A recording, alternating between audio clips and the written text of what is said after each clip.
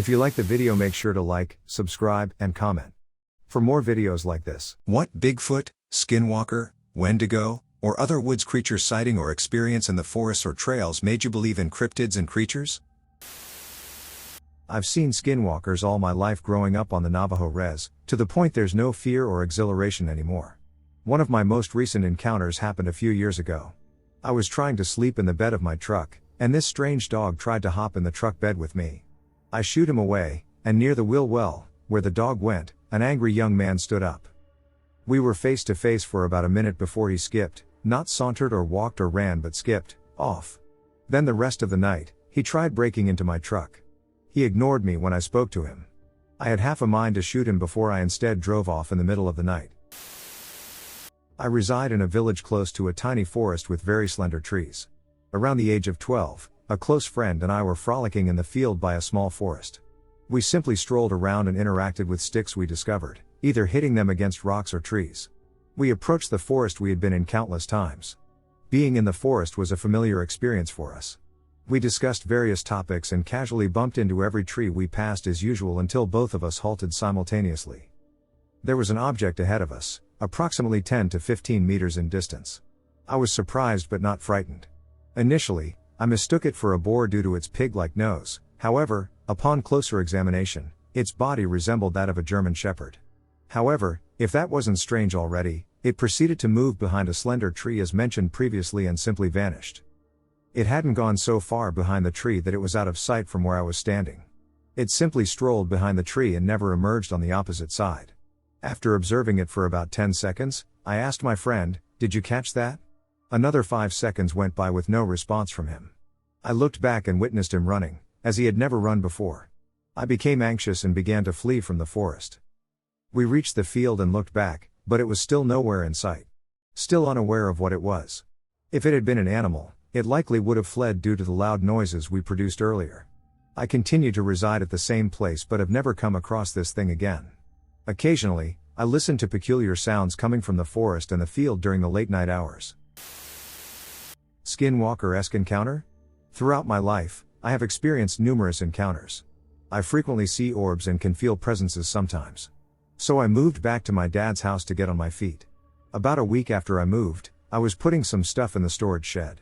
It has a handle, not a knob, and when I went to open it, there was pressure pulling the opposite direction. I just kind of threw my hands up and walked back inside. I didn't find it particularly bothersome, as I've already experienced my fair share. But a few weeks ago I was inside playing an online game with my friend. He went to the bathroom, and I heard bird noises, and I thought it was him. I asked in the mic if he was back, and there was no response. The noises continued every so often, even after he was back. I brushed it off as maybe some sort of kitchen appliance since I was near the kitchen. I get off for the night and head outside to lock my chicken coop up, have my little dog with me, and I hear an owl. I laughed, thinking to myself, ha, it was a damn owl this whole time, but as I cross the yard further, the noises are distorting, and now it sounds like a person imitating an owl. My dog starts barking and running towards the fence. I got goosebumps and immediately felt panic. I felt something on my foot. I got caught under a small branch, which then made me feel more panicked. But I would literally die for my dog, so I go running after her and pick her up into the camper. I didn't want to show fear even though I was terrified. I have 3 very important birds in that coop. I hurriedly closed it and half jogged back into the camper. I know this may not seem like a big deal, but it scared the crap out of me. A long-time Bigfoot skeptic. Part of me always believed in legendary cryptids like Bigfoot, but in my life I've never had an encounter, until this fall. I was preparing for deer season in northern Wisconsin. My family and I own several hundred acres, which include timber and a marshy swamp/bog. Throughout the land, we have various food plots and deer stands. One foggy Sunday morning, I was out checking the plots. Everything seemed normal until I came to one of the plots by the marshy swamp. The food plot had been completely torn up, and there were, what appeared to be, half-eaten winesap apples everywhere. After coming to the realization that what I was seeing was not from a deer, I heard something moving through the swamp at what seemed to be a very brisk walk/jog. My nostrils were immediately met with the smell of putrid skunk ass, so I thought it was a large skunk or maybe even a badger. The trees are thick, so my eyes could have been mistaken, but I saw what appeared to be a 400-pound ape-like man rooting around in leafy debris on the ground. This was approximately 75 to 100 yards from where I was standing. Since I wasn't fully prepared for hunting and didn't have anything with me, I stood in fear, watching as a large humanoid began to kick up what appeared to be donkey apples. As I moved in to try to get a closer look, I noticed that this beast was head to toe in what appeared to be long, thick, greasy-looking hair. My foot must have broken a twig, causing the ape-like creature to rise and bolt away. Once I was certain it had vanished, I moved closer to the sighting site. There were even more winesap apples in this location, and there was a massive pile of scat, bigger than anything I'd ever seen in the timber. The pile of shit had to have been nearly the size of a beach ball in diameter, and it smelled like a mixture of skunk ass and dog shit. It was one of the most bizarre experiences of my life, leading me to believe in the existence of Bigfoot. One sunny day in early spring, some 7 to 10 years ago, my daughter and I were riding bicycles on the Des Plaines River Trail. It's a well-maintained gravel trail, 8 feet wide, with plenty of space for 2 riders. The trail is frequently used by equestrians. It curves by the river. 100-year-old trees make a heavy canopy on some parts, but there are many sections with sun exposure. Headed north, we passed the central road and got out of the canopies at the section where the trail borders the Groot Waste landfill, a fenced area where the whole hill is made out of trash. We kept our pace quick riding when, after the left curve, I saw it lying some 30 to 50 feet in front of us, in the middle of the trail, Montauk monster. From the first moment, I knew exactly what I saw. It did seem dead, but I was only worried how my daughter, 8 to 11 at that time, would get scared to see a dead thing, remembering how she got scared to see a dead sparrow before. I rang the bell on my bicycle. The monster didn't move. It was the size of a medium-sized dog, like a Rottweiler, and smaller than a German Shepherd. Somehow I decided to ride by it, not stopping. I told my daughter not to slow down, not to stop, and not to look at it. Thank God it was dead. No stench. We continued with our ride for some half an hour. I couldn't believe what we just saw. I asked her if she got scared of a dead animal on the trail, and she was worried but not really scared, so we went back the same way. By the time we got to the same place, to my surprise, the Montauk monster was not there anymore. It had vanished. I am sure we did not see anyone riding or walking, especially not the park district crew with the small truck that I assume cleans the trail after the horse riders. We were alone that day on the trail. I did not want to talk to her about this at all, concerned that she could get upset in the hope she would forget it sooner. I knew about the Montauk monster from the internet over 15 years ago. The story goes that its carcass was found on the Montauk beach. Someone took pictures of it and they went to find some way to bring the carcass home. By the time they returned to the beach, the carcass had disappeared. Pictures depict the carcass of the beast who shouldn't exist. It has a body like a dog, claws, and the bird's beak. A year or 2 later, I was watching my favorite TV series when my daughter spotted the Montauk monster on the screen. She said, "Dad, that's the thing we saw while riding bicycles." She saw it well, from the 2-foot distance, as I did. And she recognized what it was. When I was thinking later, maybe I made a mistake, maybe I should stop and return, but we were riding that fast. I saw it too late, and I did not have time to think right. Only later did I get scared. What if that thing was not dead? And we passed it so close to it. On the other hand, I am still wondering how that thing disappeared after half an hour. The head of its carcass had been removed from the garbage landfill. I sense a connection between the garbage landfill and its contents. Crawler, skin wearer, or mimic? So, last night, while the house was quiet, my 2 cats were sleeping where I could see them. I kept hearing meows. It's cold here, and there are still 7 inches of snow on the ground. This morning, I took my Chihuahua out and saw footprints. He's little, so we are shoveling a patch for him. The rest of the yard is pristine. This morning I noticed prints around the back of my neighbor's house that looked like deer tracks, not uncommon in Michigan. They wrapped around the yard, then headed towards my porch. As they did, they began to look more like human footprints and went around to the back of my house. Looked out from my son's room, and they stopped suddenly. WTF? Any thoughts? The meows went from 1 a.m. to around 4 a.m. My son came out for a snack, and we both heard it. I asked if it was his cat. Mine and Chi were asleep within view. He replied, "No, I'm looking right at him." Any thoughts? I'm waiting tonight to see if it happens again. I had a very strange experience several years ago that I've never known how to classify. I was out walking in the evening, and it had gotten dark. Small town Ohio, and I was in a neighborhood with houses everywhere. I saw movement between 2 houses, no more than 15 to 20 feet away from me, and I figured it was a person, so I looked up.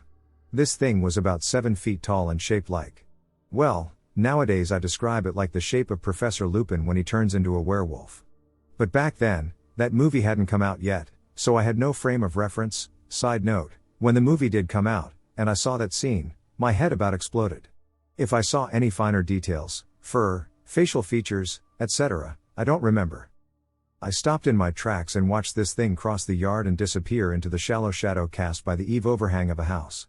That shadow was maybe 6 to 8 inches deep, at best. I was so confused and waited for it to pop out onto the porch or something, thinking the disappearing was some kind of optical illusion and that it would reappear, but it didn't. It had just walked into the side of the house. I have never in my life felt a terror response like I felt seeing that thing that night. It didn't seem to notice me, thank God. But holy crap. Does this sound like a possible Dogman sighting? Or something else? Encounter with deer-headed entity as a child. Hey folks, for years now I've been retelling a childhood experience to various friends to see if anyone has dealt with something similar. When I was probably 10-11, I was playing in a lower pasture on 80 acres of family land situated in the Santa Cruz Mountains in California with a friend and my little brother. Both were around 7/8 at the time. I remember vividly seeing a man standing just inside the woodline with the head of a stag. Dark, rough fur stopped at the collarbone, and it has an enormous rack that resembled somewhat the way tree roots look when they're blown over and pulled out of the ground. Its chest was white-skinned, muscular but athletic, and it had what I remember looking like stripes painted on it in a dark color. Not stripes like a prison uniform but occasional long marks running down an arm or from front to back. I don't remember exactly what its legs looked like, either covered in the same dark fur or wearing dark pants. Normally I'd chalk it up to childhood fantasy, but my little brother and his friend swear they saw it too. Do you have any similar experiences? It seemed more neutral in temperament than aggressive, so I'm reluctant to really label it a skinwalker. I've also had folks compare it to Kernunos. I recently brought up an experience I had in the woods almost 10 years ago, and I thought I'd share it here. I, female, 16 at the time, snuck out of the house to go smoke weed in Lynn, Massachusetts woods at about 3 a.m. It's not a large wooded area, but rather a small reservation located in the heart of the Boston suburbs, encircling the local reservoir. I got to the entrance of the trail, parked my car, and made my way to the campsites, about a 5-minute walk, where there were fire pits available. It was a popular smoking area for teenagers, and I was one of them.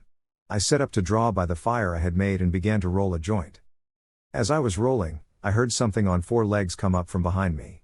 I didn't sweat it that much because where I'm from, the worst it could be was probably a coyote. But then you could hear it transition into 2 legs and walk with a bipedal gait. That confused me. Then everything went ducking silent. No crickets, no birds, nothing. The only thing I could hear at that point was the crackling of the fire and my own breathing. Then I became really concerned, like something terrible was about to happen. I call out, thinking maybe it was just a homeless dude working up the courage to ask me for some food or some money, since it was the city after all. I say hello and ask if anyone's there. Silence still, for about a minute. Everything's telling me to run, but I stay because I thought if it was an animal trying to hunt me, I should stand my ground and make myself appear I'm not worth the risk. Then whatever it was, it talked. It sounded almost like a parrot mimicking its owner's voice, and it asked to bum a light. Can I bum a light? It said. At first I'm relieved because at least I know it's not an animal, but the way it spoke was truly uncanny. I responded, yes, but please come out where I can see you. You're making me uncomfortable, dude. And then it asked again, and again. 3 times. Then I was really freaked out, and I knew something was really wrong. I then told it to duck off and find someone else to ask if he was going to be creepy about it. Then it ran off on all 4s. You could hear all 4 feet hitting the ground as it ran away. The crickets came back, the night birds started to chirp again, and the air even felt warmer. That feeling of dread washed over me, and I knew I had to ducking book it. I calmly pack all my stuff back up, put out the fire, and make my way back down the trail to my car.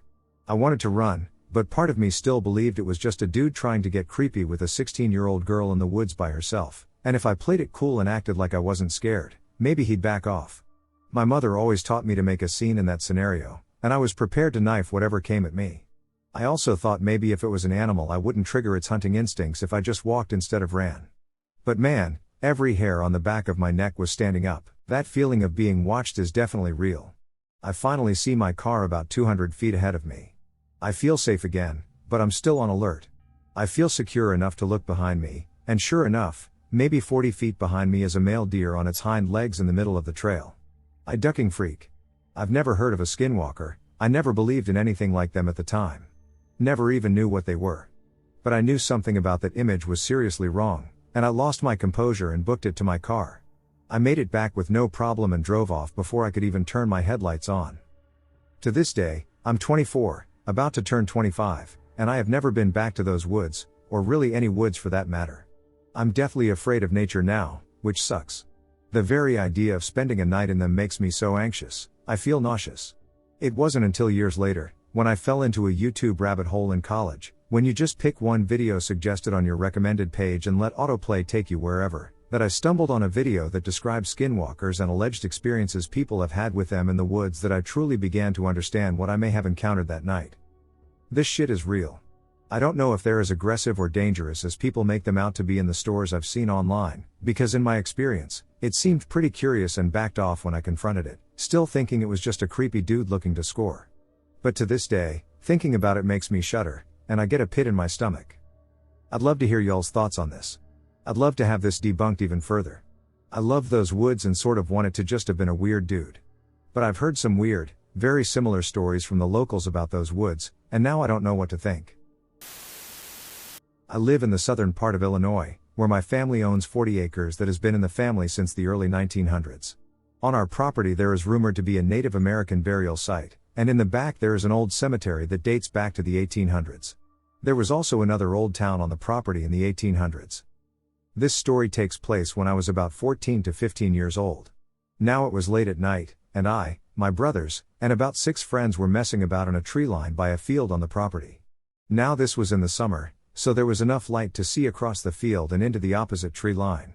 All of a sudden, one of my friends just stops and is staring into the opposite tree line. He asks us what that is and points to a spot in the tree line. It took me a little to see it, but it was a large, dark figure that I estimate to be around 7 to 7.5 feet tall, and it had what appeared to be antlers. So we are all just there staring at it when I try to look at it through some binoculars, but I can't see anything because it is getting darker. Eventually it got so dark that we couldn't see anything, so we went inside, and we have never spoken of it since. Now I'm just wanting to know what this might be. My dad has some stories from the property too. I don't necessarily think that it meant us harm because there have been many times on the property where things that should have killed one of us just didn't. An example of this is when my brother slammed a four-wheeler into a tree at 40 miles per hour and walked away with a broken collarbone. By all means, this wreck should have killed him but didn't. It also seems to want us to do good because if you're doing something you're not supposed to be doing, then something will go wrong without fail. This could be a truck not starting or running out of gas.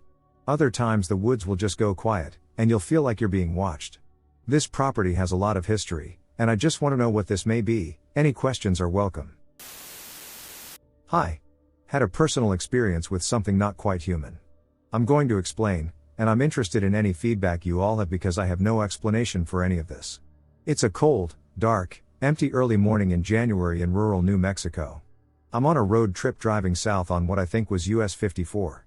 If you've driven on that road before, you know it passes through some very tiny, desolate towns, and it's very dark at night. It's mostly a two-lane highway, one going and coming, and there's a long stretch of nothing in the desert. It's about 3 a.m., and there's no one out here but me and the road. The lights on my car illuminate a good bit in front of me, but if you've ever driven through the country or desert at night, you know that you can really only see what's in your immediate vicinity unless you've got your brights on or some crazy powerful lights. On the right side of the road, I spot something tall in the distance. It's really big, bigger than one of those road signs, and at first glance, it's pale purple and leathery looking. As I'm driving towards it, I realize it's like all legs. Long, pale purple leather looking legs, and it's tall AF, and it's standing next to the road. My heart starts pumping like I'm being hunted for sport, and my foot slams down on the gas. It's like something inside said nope, I have to GTFO. This thing doesn't move or walk, it's almost like I caught it off guard, and maybe it was thinking about crossing the highway or something before my car showed up. It's just posted up on the side of the road, standing there, being 80% long-legged, purple, and gross, and not doing anything except striking fear into my heart. I don't remember if I saw a face, I really don't think I saw one, or maybe it didn't have one. All I got was a glance, but it was not human or any animal I've ever seen. I probably did almost 100 miles per hour driving away from it. I started looking into cryptids and was thinking maybe it was one of those Fresno night crawlers. It looks somewhat similar, but are those guys in New Mexico? Basically. WTF? What do you all think? Bigfoot experiences in northern Pennsylvania. I'm interested to know if anyone else has had experiences in or around the area of Sullivan County. I've camped there with family on 2 different weekends and went up hiking a few times as well. The local shops seemed to sell Bigfoot apparel, but I didn't know of anything strange going on until I had an experience a couple of years ago. I, my wife, and my kids were tent camping at a campground in Muncie Valley, a decent, well-populated campground at that, not some one site, back in the boonies BS. This was our second year staying at this campground, not having anything strange happen the first time. Well, the first night, my wife wakes me up to go get something from the truck because she was hearing weird noises outside and didn't want to go herself. At this point I was half asleep and coming to, and all of a sudden I heard loud whoops coming from the woods. Upon waking up, my initial thought was that there was no way I could leave this tent and venture out, but eventually, I mustered the courage to do so. We both heard these noises. Well, just recently, we were talking about that night because we are going back up in a couple of weeks to camp, and she mentioned that before I woke up, she was hearing what sounded like a pig getting slaughtered, and that shocked me. That's pretty much the story. That same night, when we got to camp, though, it was pretty late, and I had to pump up everyone's air mattresses, so we ended up leaving the campground to go down the road and pump them so that we weren't being loud, and where we pulled off and I got out of the truck was a very creepy place, and I was very on edge for no real reason, which was nerve-wracking. So sorry for the long story, but I was just wondering if possibly anyone on here had experiences in that area, or maybe even with Dogman, since I read a couple of things about sightings of that as well. Help. Just bought a home with some property, but something's not right. I just bought a home on the Ohio/Michigan border. It is in the middle of the woods. I only own about 5 acres, but it is surrounded by over 600 acres of woodland. There is only one other house nearby. I've noticed a few strange things, and had a few strange things happen recently. I will explain in detail. I'm worried about the possibility of a Wendigo or Skinwalker, but I am not knowledgeable on the subject and would like to learn as much as possible to protect my family. The red flags. An older single woman sold us the home. Her daughter and son-in-law were helping her sell it by owner. Many times the daughter mentioned about how her mother was paranoid living there. She had lived there for over 20 years, but now never leaves the home. Even though she is in good health. She said she would never answer the door whenever someone knocked, and there are cameras outside. There is also a flashlight in every room. They accepted our offer of almost $60,000 under asking price. We loved the property and told them that. But couldn't afford what they were asking. They met us where we could afford it. During the home inspection, the inspector tried opening a window and it was stuck shut. He went to try another and the homeowner stated, "None of the windows open, they haven't in years."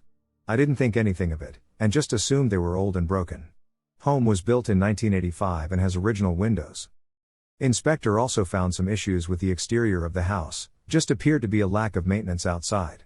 Once again the family stated that the homeowner just didn't like to be outside anymore and spends all her time inside. I met with the homeowner at her house again so I could gather some measurements. While I was there she showed me how a few things in the home work. She made it a point to show me a light on a pole outside. She said, "If that light ever goes out, replace it immediately. It is way too dark out there without it." She has also stated that at night, we will hear coyotes right up against the house, as they like to gather by a bush near the front porch in the winter. A co-worker of mine has lived in the woods 2 counties over for years. He just went through a rough divorce and was forced to sell his home. He just gifted me an Axis deer skull with antlers. He said it was gifted to him when he bought his property and he kept it by his front door. He now wants me to have it, and suggested I hang it up outside. I'm a hunter and thought it was cool and never thought more of it until now. My fiancé and I have both been having nightmares. Not about a Wendigo, but my nightmare is about my newborn son getting possessed by something. I've had the dream a few times. My fiancé won't tell me about her dream. We haven't taken possession yet, but we will on November 6th. I'm concerned something is going on with this property and want to know if you all think I have anything to worry about. If you think I do, what can I do? Possible Wendigo encounter. So my whole life I've had paranormal experiences, from seeing ghosts to objects moving, but what happened to me and 2 other family members was truly like nothing I've experienced before. This all happened last year, in early October. My brother and I both have an adventurous side and love anything paranormal ever since we experienced seeing a ghost in our first family home. So this particular night we wanted to go ghost hunting. Keep in mind we're not experts, but we felt confident we would experience something at least on our recorder app on our phones. We had my brother's wife accompany us along just to have more company. We live in Virginia Beach but traveled all the way to Jamestown to go to the battlegrounds and do an EVP or recording in the dunes there. Anyway, we arrived around 1 a.m. and were excited because the night fit the mood. I was feeling really cocky, so I went ahead of them about 6 feet away. My brother was the only one with an actual flashlight, and the rest just had our phones, but our lights weren't on. We only had them for the paranormal apps we had installed on them that we were going to use once we got to the dunes. Anyways, it was about 10 minutes from when we got there. So far we were walking, and all we saw were plaques about the history of the battlefield and tall grass, above 6 feet, in certain areas of the battlefield. We saw the dunes in the distance, and while we were walking towards them, I noticed movement in the tall grass, so I turned towards it and saw a tall creature peeking out of the grass in a hunched over position. It was long and lanky. It was the shape of a human, but everything was longer: hands, fingers, and face. Its color was white, more like a fluorescent white. It resembled the glow of a full moon. It was just looking at me, and the second I noticed it, I heard my brother in the back say, "What the duck is that?" referring to the creature. He shone his flashlight at it, and the creature turned towards him and vanished behind the grass in a blink of an eye. I believe it was going to go towards me, not knowing my family was behind me. I'm assuming he thought I was alone by the way he turned towards my brother, almost like he was confused too. As soon as it vanished, I took off running back to the car, but my brother yelled at me to walk because it might chase us. So I just speed walked to the car, trying not to yell at the top of my lungs. When we entered the car, we locked it, and I asked to describe what they saw, and we all saw the same thing. Safe to say we're never going back there again at night. They feed on your fear, I should know. I was in my late teens. It was nearing the end of summer, at my parents' house at about 2 a.m. We were all pretty worn out at that point, so we got ready for bed right away. It's important to know his grandparents own a trailer. So you all know how those are set up. The room Lucy and I were staying in was at one end of the trailer, their grandparents' room was at the other end, and D&D stayed in the living room. Dillian, Lucy, and I went outside to have a couple of hits of our joint before we turned in. That's when Dillian, trying to be funny and messing around, started whistling. A lot. We told him to stop, but he didn't. So we said we were done and headed to our room. We brushed our teeth and laughed and chatted for a minute when we heard something outside our window. We froze. Looked at each other for what seemed like a long time. Eyes wide. Lucy jumped on the bed and pulled the curtains down as fast as she could. Then she looked at me with her finger on her lips, telling me silently to shh. Still frozen, staring at the curtains over the window, that's when a man clearly, walked by the window outside. We jumped and let out a little scream. Clutching each other, we said in shaky voices to get the duck out of here or our BF was going to shoot them. Then we heard an unfamiliar sound. Can't explain it. Can't mimic it. It's been a while since I've heard it, but the sound was unsettling. I've honestly never been so scared in my life. The sound began sounding farther and farther away. Like he was leaving. Getting farther from the trailer. The next thing was so incredibly loud. It shook the whole trailer. Then I heard, running straight for our room. The sound of horse hooves, running at full speed down our hallway, shook the house and drew closer and closer. I was in such shock and bewilderment, like I literally hear a freaking horse running straight for us in a trailer home at 3 a.m. and is about to bust through that door any second now. Lucy grabbed me by my shirt and pulled me back, yelling, "Get under the covers. Whatever you do, don't look at it." It all happened so fast. The next thing I know, Lucy and I are under the sheet, staring at the silhouette of a half-human, half-horse just standing over us. I could see it breathing. Chest rising and falling. I don't know how long we were like that. Seemed forever. It never spoke. We never spoke. Then it was gone. It turned and was gone. No sound on its way out like on its way in, though. We threw the sheet off and sprinted down the hall to the living room where D&D were. We must have looked like ghosts because the look on their faces when they saw us was scary. They didn't hear a goddamn thing, though. I was shook. How did they not hear anything that just happened? I don't know, but I do know one thing. Skinwalkers are 100% real people. I've never had any other experiences since then, but I also stay away from the desert. I now live in KC, Mo. My grandpa is half Cherokee. When I told my mom about it years and years later, she said we were protected from that kind of magic.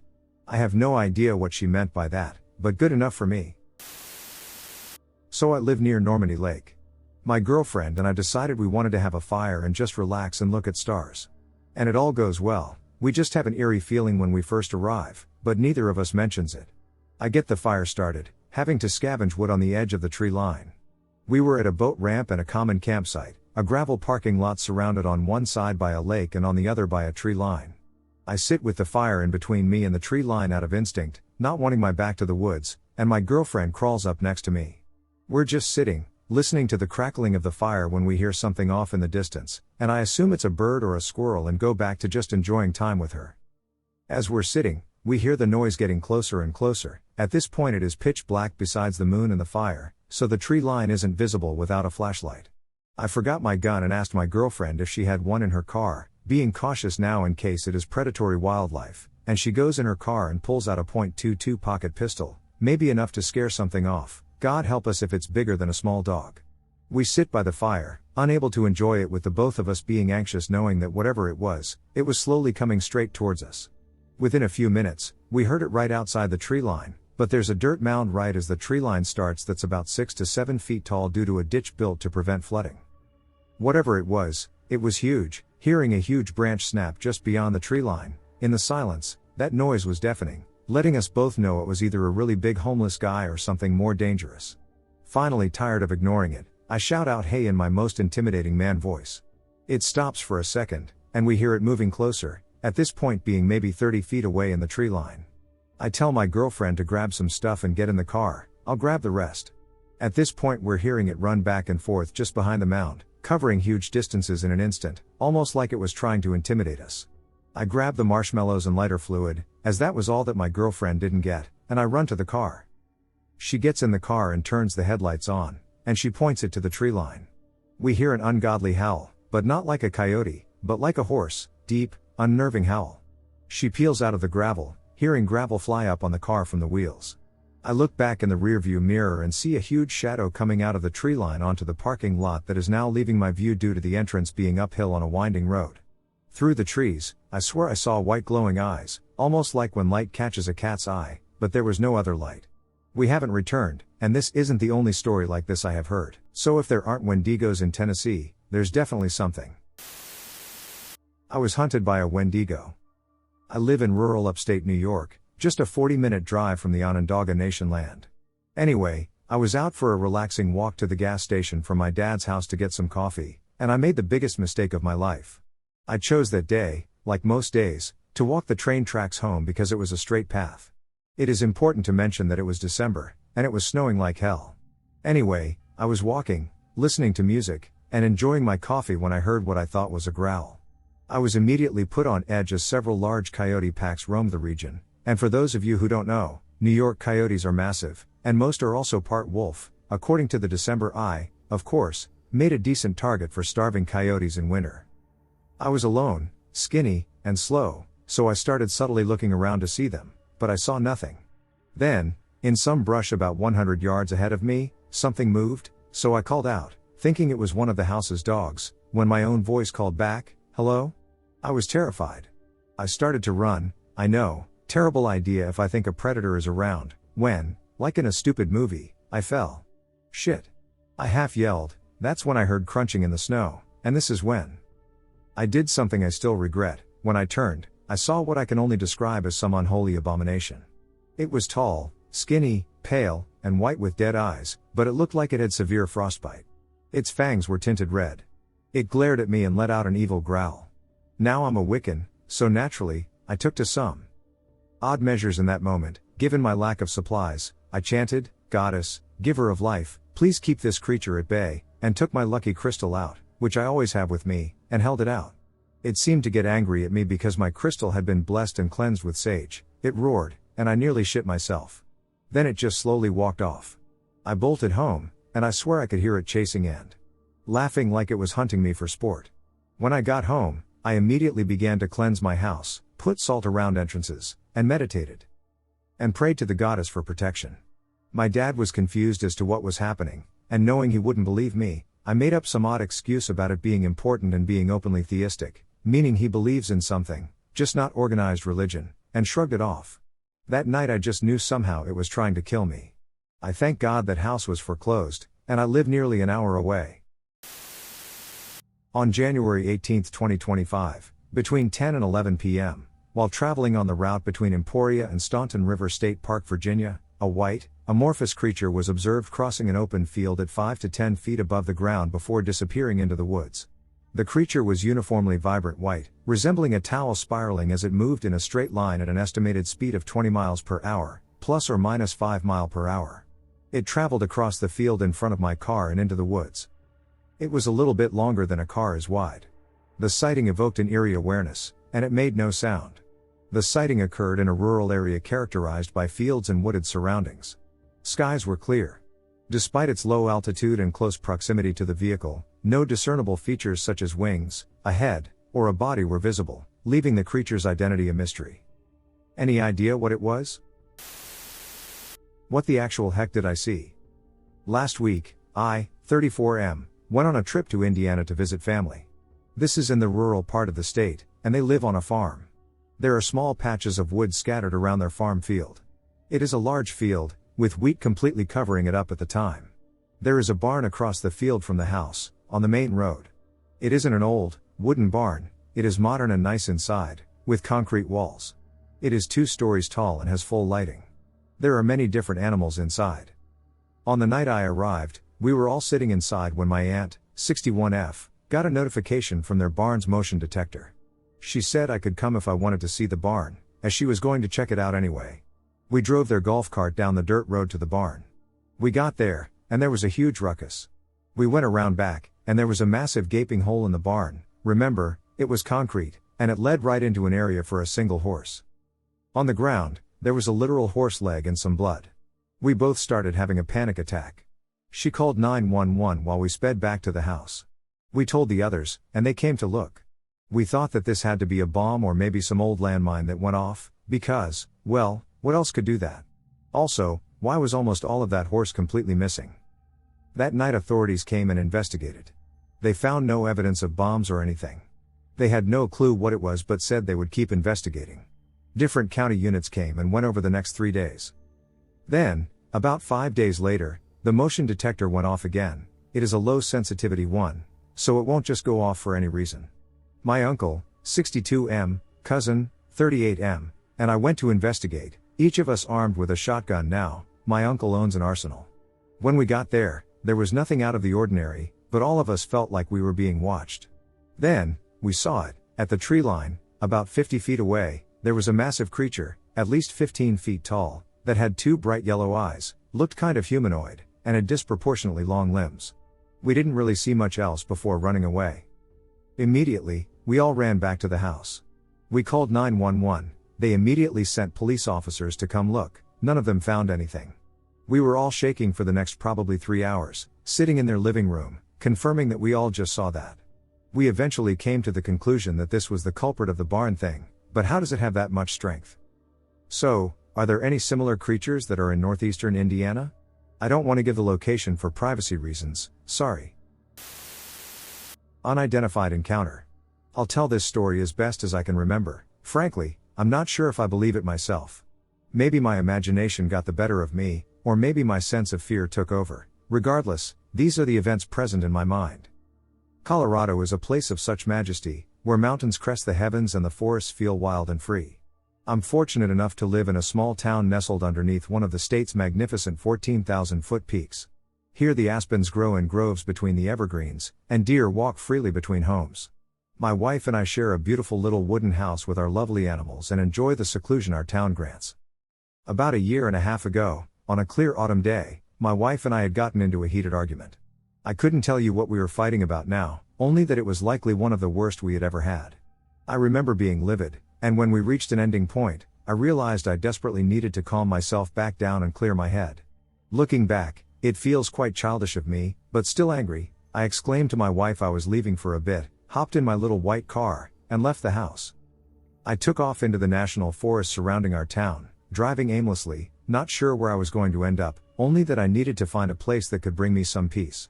I drove for about 30 minutes, and without much thought, just turned left down a long dirt road known for having a few campsites and a state park.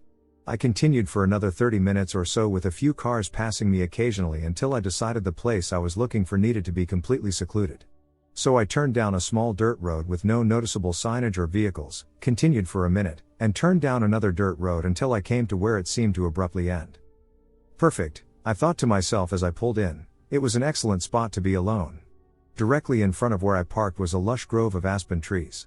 As I got out of my car, I was enveloped by the sound of the wilderness. The birds were singing, the wind was blowing, and I could hear little squirrels dancing across the treetops. Peace. Perfect peace. I walked down an unmarked path that winded through the aspens and soaked in the feeling.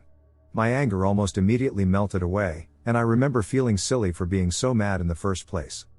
After about 5 minutes of walking, I looked deep into the aspen grove beside me. I could feel it calling to me to walk amongst the trees, and I was more than pleased to oblige. I stepped off the path and walked through the untouched grove, enjoying every minute of the nature around me. The feeling of peace was overwhelming. I felt like a new man and was refreshed. The shimmering yellow leaves twirling in the branches above me were gorgeous and reminded me of video game graphics where the pixels dotted on and off. The wall of white aspens was mesmerizing, continuing row after row in all directions. The sound of the birds. Wait. I couldn't hear any birds. I stood there frozen and listened. Suddenly, I could no longer hear any birds singing, nor any other animals like squirrels or chipmunks scurrying. There was only the faint sound of the wind blowing amongst the branches. It felt eerie. I began to walk back to the trail when I could swear I heard something that sent a shiver down my spine. Each of my footsteps made 2 sounds. I turned around, my eyes darting in every direction. I couldn't see any movement in the rows of aspens. I resumed my walk, and to my surprise, I heard a second set of footsteps trailing behind me. Maybe my mind was playing tricks on me, but if I were to guess, I'd say whatever was behind me trailed by maybe 20 meters. I stopped and looked 2 more times, trying to find some shape in the rows and rows of trees, but I couldn't see anything. I started walking faster, my body covered in goosebumps and my heart racing. I could hear it matching my pace, but the footsteps were inching closer and closer from what I could tell. At one point, something in me told me to not turn around again. Keep going. Get to the car. I made it back to the clearing where my car was parked, facing the forest I had left. I unlocked it as soon as I saw it.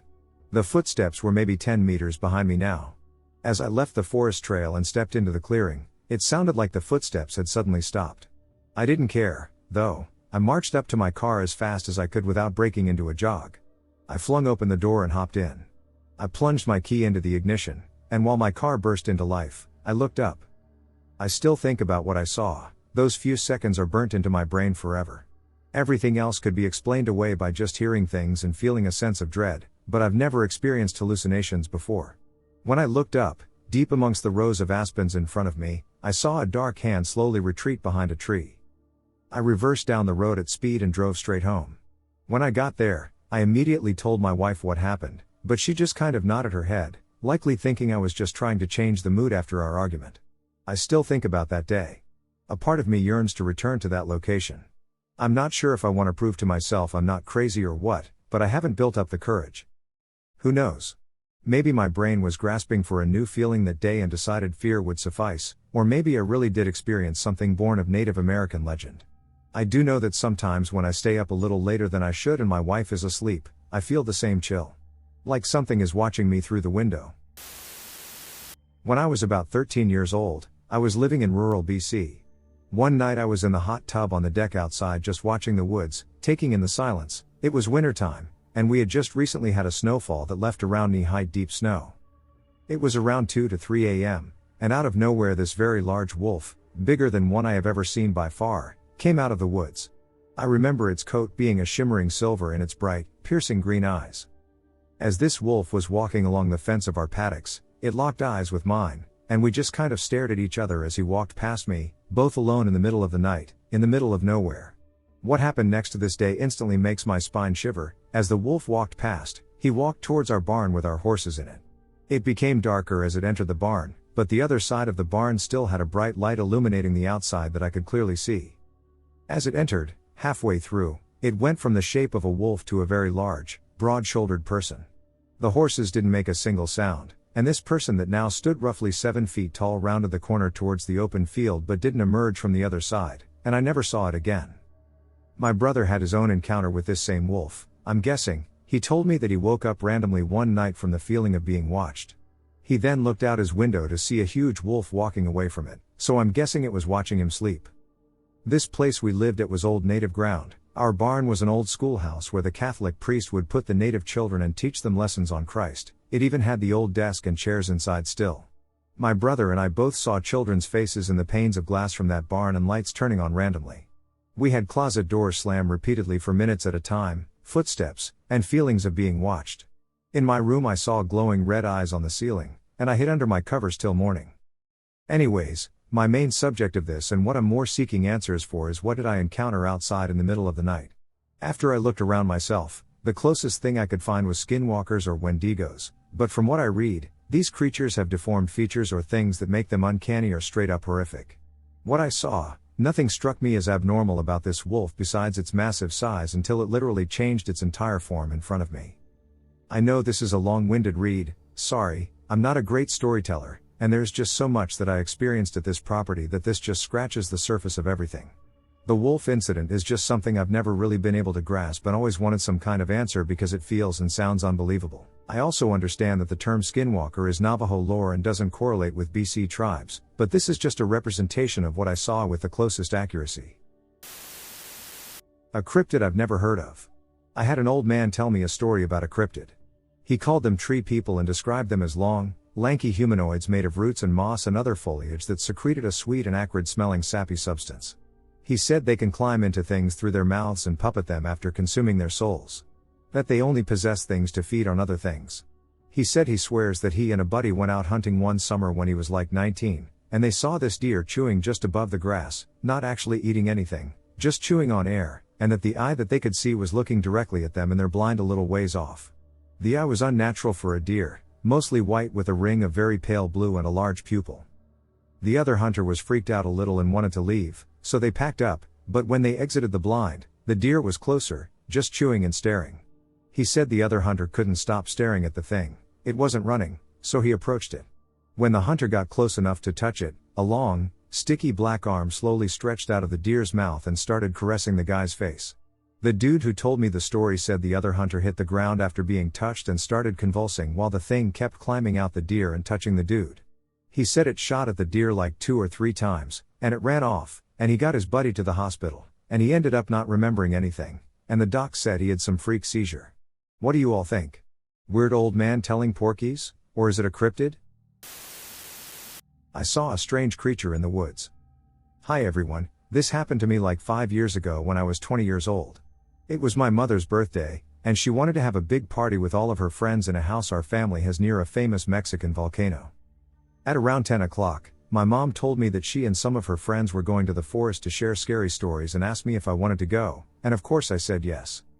We walked for about 15 minutes in the dark and stopped at a little cliff. I don't really know how to describe it. We were on top of a dirt path, and there was another path like that but down a couple of meters from us, and there was just a lamp post down there, which was the only light source near us.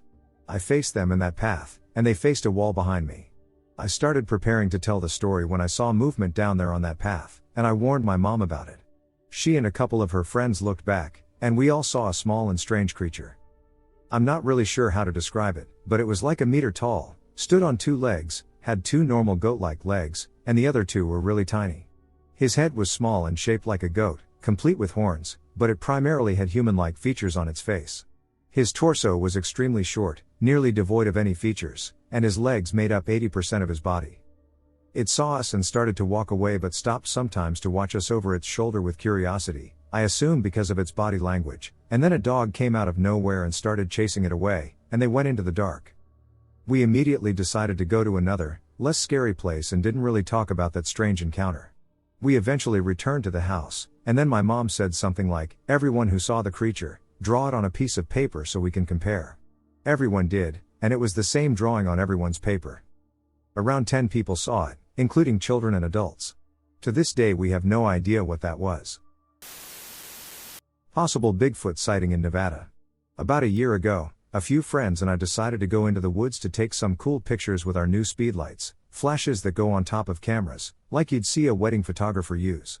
We drove about 30 minutes northwest of Las Vegas to Kyle Canyon. We stopped at a place where I have explored before with a few slot canyons and caves. When I first explored it, I was alone, and I had a very uneasy feeling about the area, but I denounced it as me just being scared. We arrived around 10 p.m. It was a very dark night, the moon wasn't very bright that night. We made a few jokes about there being no cell reception and to not get killed up here because nobody will find us. We made our way into the slot canyons when one of our friends, who had never touched a lovely camera before, decided to take a picture of a cliff beside us. His flash went off, and at that exact moment, we heard something roar/scream at us. I have spent most of my life outdoors and have never heard an animal make such a noise. We immediately ran to my car, where the passenger took images through the window, while I checked my friend's camera to see what he had captured. The image number was deleted off of the camera somehow. He assured us that he doesn't know how to work a camera, let alone delete an image.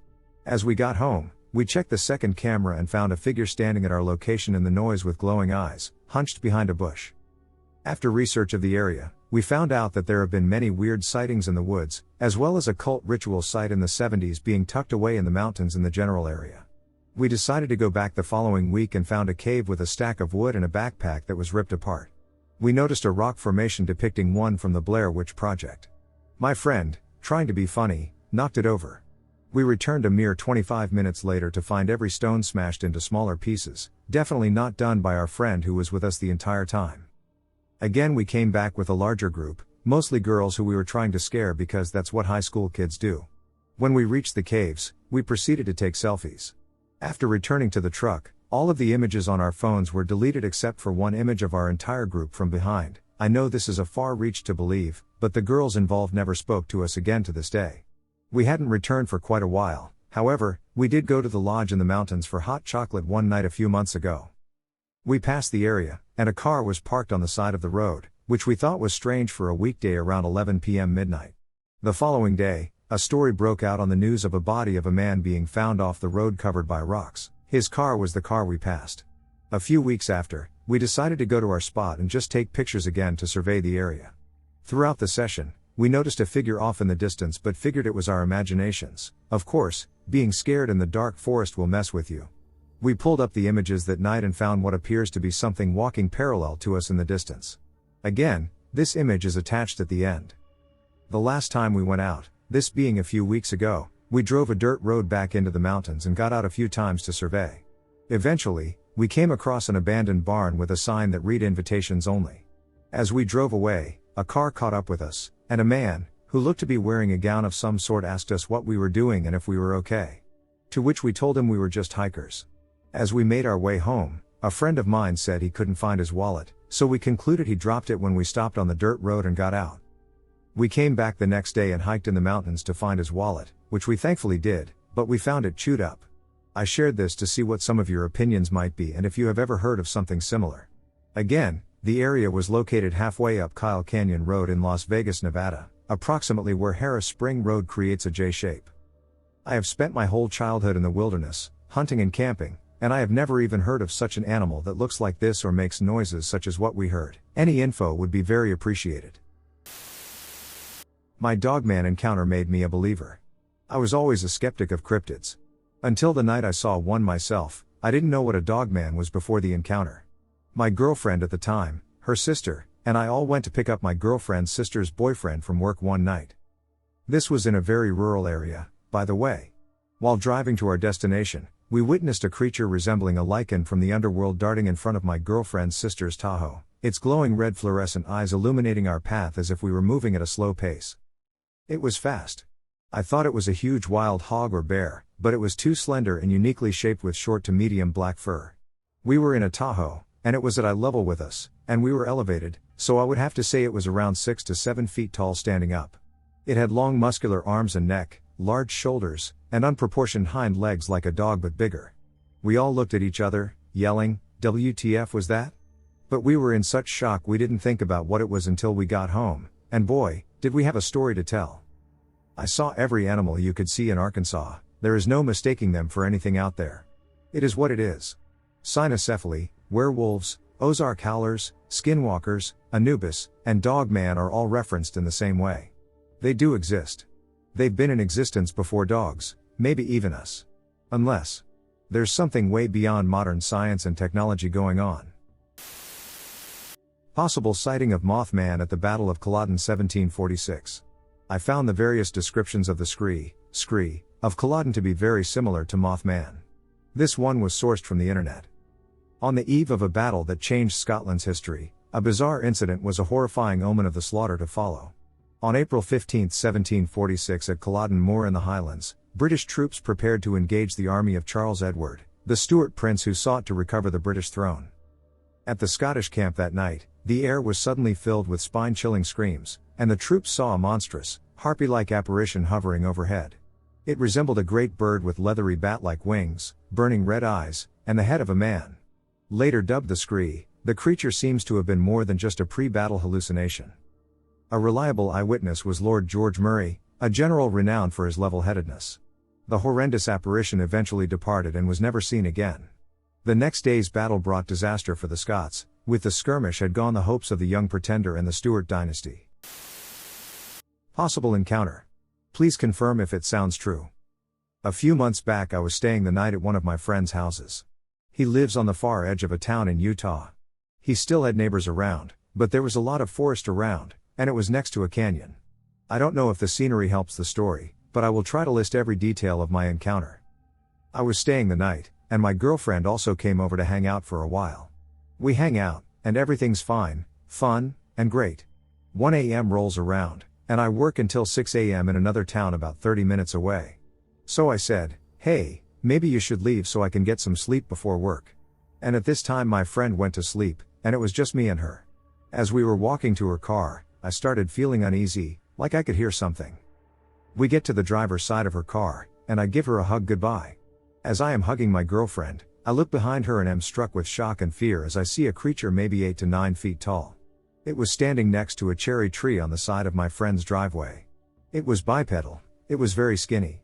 The moon was out so I could see the creature clearly but not so much color details. The legs were bent backwards like deer legs or like the back moose legs. It slouched a lot, and I still couldn't see its face as it was in the leaves of the cherry tree, which has to be 11 to 12 feet tall. I remember not being able to talk much except goodbye to my girlfriend. I don't know why, but I couldn't tell her to look behind her. Before I let go of her, though, I saw the creature move. It took off, running toward the tree line. What absolutely baffled my mind was the speed of the creature. It looked impossible, as if it were blurry when it started running. I remember it looking right at me through the leaves even though I couldn't see its face. What was the worst thing about the experience was the emotions attached to seeing what I saw. I felt like my confidence and emotions were attacked. I have never felt the feeling of fear like this before, and I have been charged by full-grown brown bears. After my girlfriend got into her car, I stood in that very spot from when I hugged her until she left the driveway. I don't know if it was more out of fear or making sure she left safely. I didn't know what to do, so I slowly walked over to my car and got it. I called my friend multiple times, and he was asleep and didn't answer. I looked out my window after several minutes, and I looked to the left and saw my friend's cat, Avery. And I tried to think logically, if my friend's cat, which probably has better senses than me, is out here, then I am probably seeing things, and it is safe. So I got out and stood next to Avery. Next thing I know, it sounds like there's a Clydesdale horse running through the deep growth of the forest. Avery started running for the door, and I sprinted faster than Avery and got inside. For the next 3 hours, I sobbed and cried like I did when my dog died when I was 12. The fear I felt was indescribably powerful. I also remember it had long arms, and when it ran, it used all limbs. Please, someone tell me if this is a real creature. It gives me goosebumps to this day talking about it. And writing this brought me to tears. Just thinking about it is scary. Owlman. I am from the UK. Growing up, we lived near an ancient woods that we frequented often. During our nights over the woods, we had several interactions with what we ended up assuming to be a man making owl noises at us in the middle of the night. It became almost an every week interaction, not a nice interaction at that. What made us believe it wasn't just an owl was the way it always came closer to us. The hoots always got closer and closer, like a man getting braver and braver, terrorizing kids. On one specific occasion, really close behind us, walking down a dark path in the woods, the owlman made what I can only describe as an angry owl noise/hiss at us. We were moving away from this owl, which was actively following us and making frustrated noises at us. I didn't understand why. I have one friend who was witness to the hoots but has blocked it out, another who believes with me and has experienced it with me, and lastly one who went to march into the darkness to fight Owlman. The further I get away from it, the more I think, it was probably just an owl, but at the time I was certain it was a man making owl noises. Years later, Owlman unexpectedly surfaced in a conversation with someone who had never heard of such a thing. They proceeded to Google Owlman, a search we had never conducted before. He then discovered the Owlman of Cornwall, which is a cool story and all. However, I never considered it to be a cryptid up until this point. But it got me wondering if anyone else in the UK has had any Owlman sightings or interactions. I was asked to water my neighbor's garden.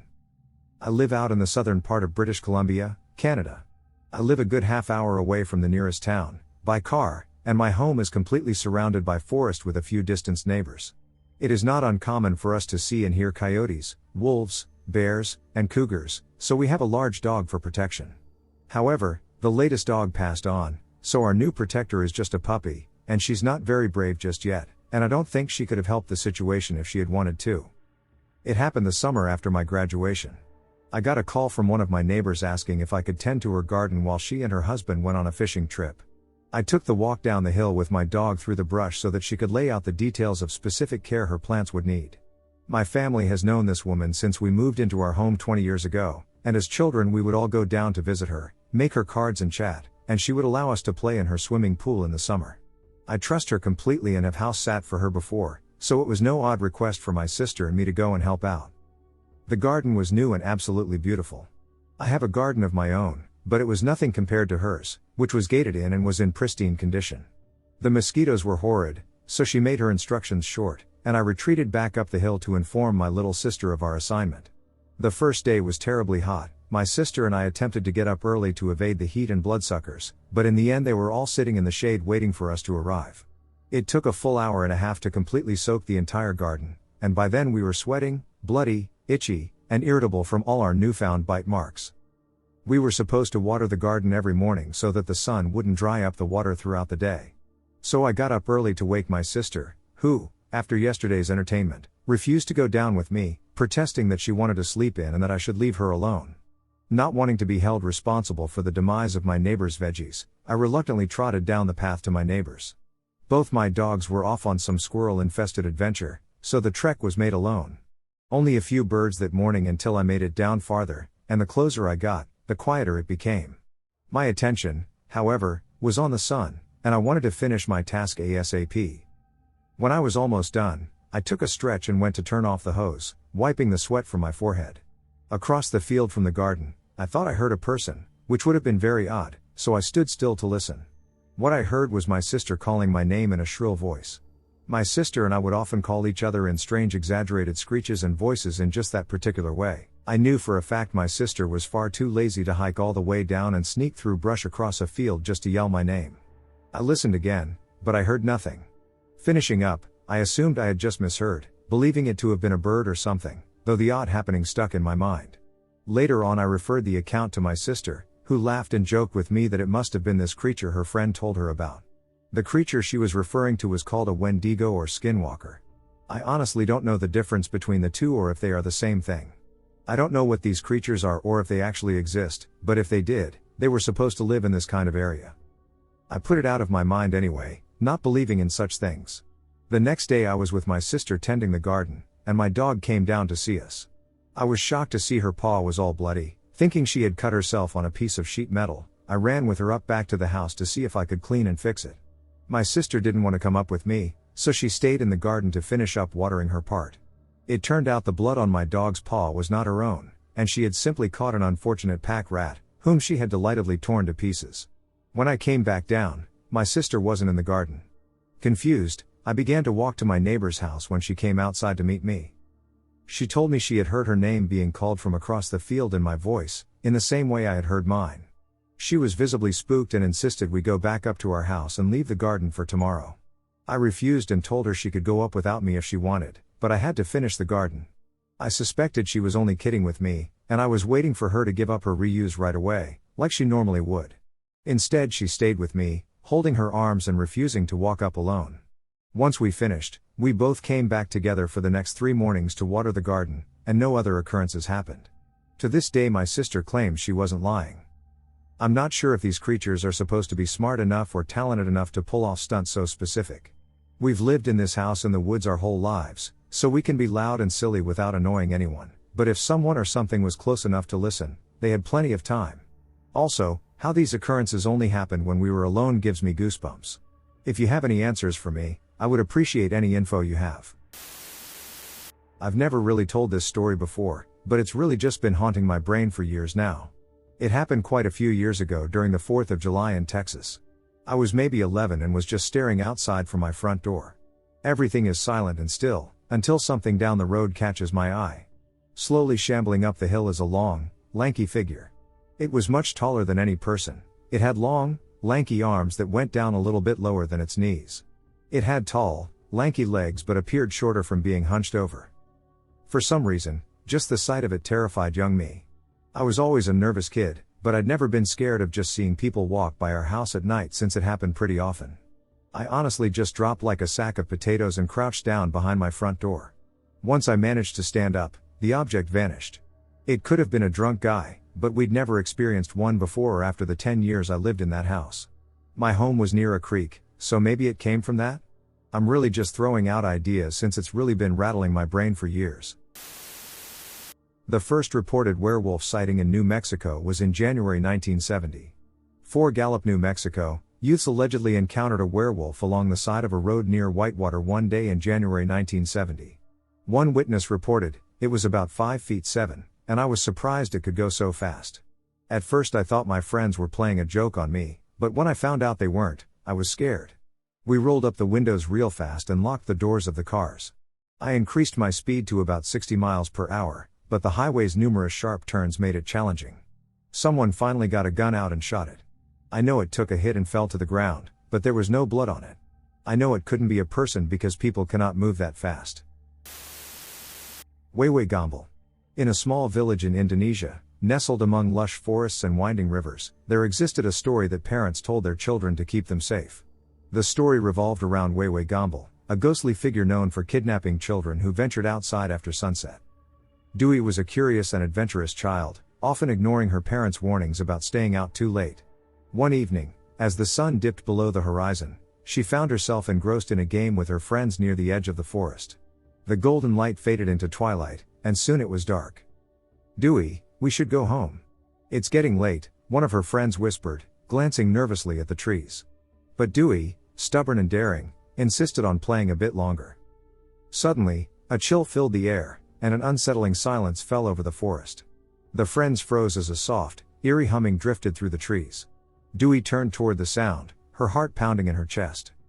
There, emerging from the shadows, was a tall, gaunt woman with wild hair and hollow eyes. "Weii Gumble," Dewey whispered, terror seizing her heart. The ghostly figure moved closer, her bony fingers reaching out. "Come with me, child," she beckoned, her voice like the rustling of dry leaves. Dewey's friends scattered in fear, but Dewey was rooted to the spot, unable to tear her gaze away from the apparition. Weii Gumble's eyes bore into hers, filled with a sorrowful longing.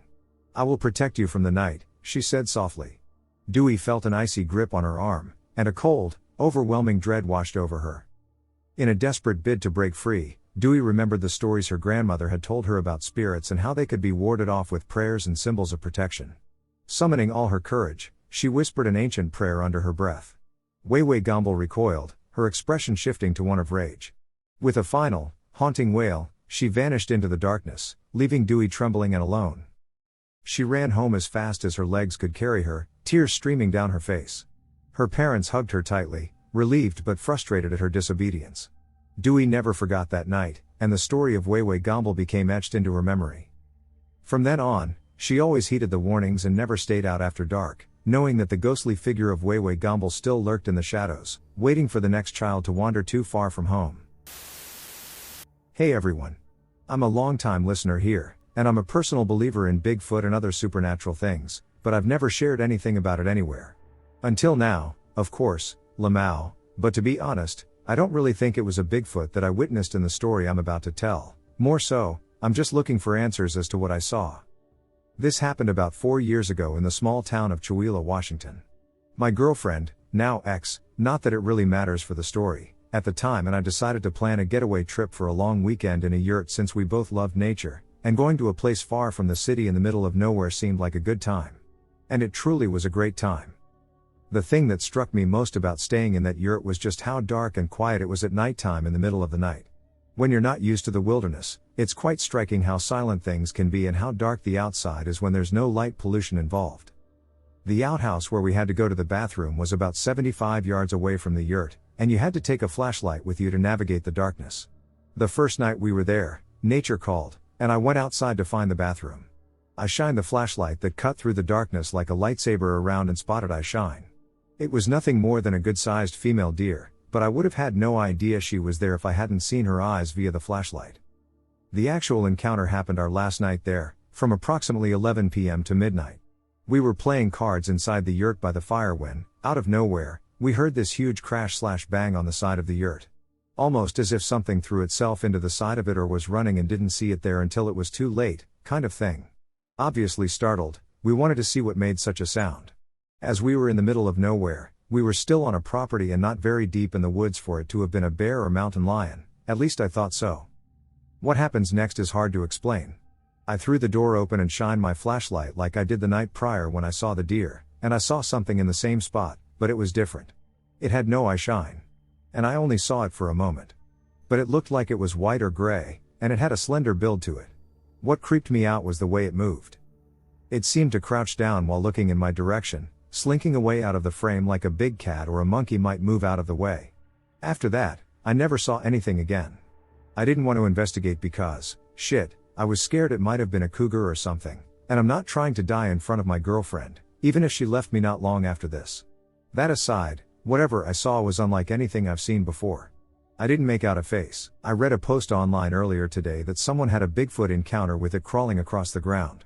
And for whatever reason, it made me remember this encounter, and it sent shivers down my spine. I'm not claiming it was a Bigfoot sighting. Hell, it could have been something normal, I guess. I did only see it for maybe a few seconds at most. But I have never seen anything move like that in real life or even in a movie or TV show. It was strange, and I'm sorry if I'm rambling, but I guess I'm wondering if anyone has had a similar encounter or an explanation for what I could have seen. I live in the Sierra Nevada foothills of California. The majority of my 7 acres of land is densely forested and wild. There is a huge pond half a mile behind my house on a neighboring property. My closest neighbor was this old lady who left her home because her husband passed away and she couldn't take care of herself, so for many years it sat abandoned. 3 years ago I was outside just before sunset working around my side yard, and I looked over at my neighbor's house. This house was about 100 to 130 yards away from my house. I saw this large creature walking upright. The creature, completely black from top to bottom, was walking upright and heading downhill towards the pond. What weirded me out at first was that the arms were too long. My brain kept trying to assume that it was a person carrying something. It moved quickly. And the temperature was hot outside, so it would be bonkers to be wearing an all-black suit on empty property with no vehicles around and walking straight into the dense woods. I called my neighbor, who was staying with her children in another city, immediately and asked her if a large person was supposed to be on her property. She said, no. Right after that, I started looking into this whole Bigfoot thing and became a believer. Also, black bears live in the area and occasionally hit up my trash can, but this creature definitely didn't walk like a black bear. My best friend and I saw a skinwalker at my parents' house. Around a year ago in May in 2020, my parents were going on their annual trip to Florida with my 3 brothers for the week. My mother asked me if I could go by their house and feed the family dogs or stay and house sit.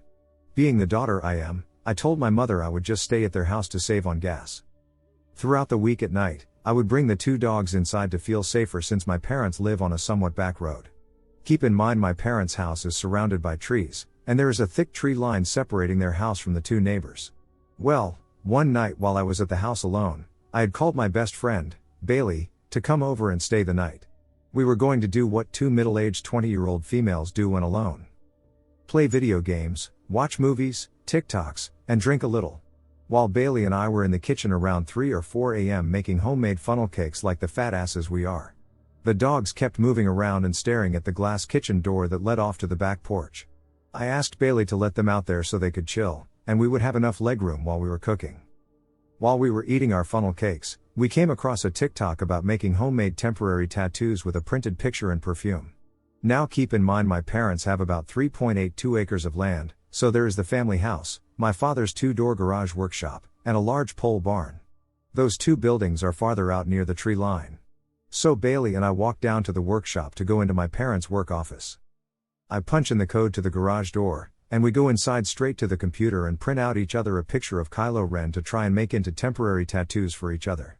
Before I go any further, a little side note, my parents have security cameras all around their property. And inside the office is a television above the desk showing all of the live footage from the cameras. So while I was cutting out the tattoo for Bailey, she said, "What is that?" I stopped cutting and look up at the cameras.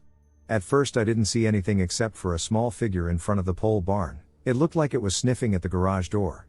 I shrugged it off and told her it was probably one of the many stray dogs that roamed around the area. Bailey nudged my arm quickly after I said that and pointed to the screen again.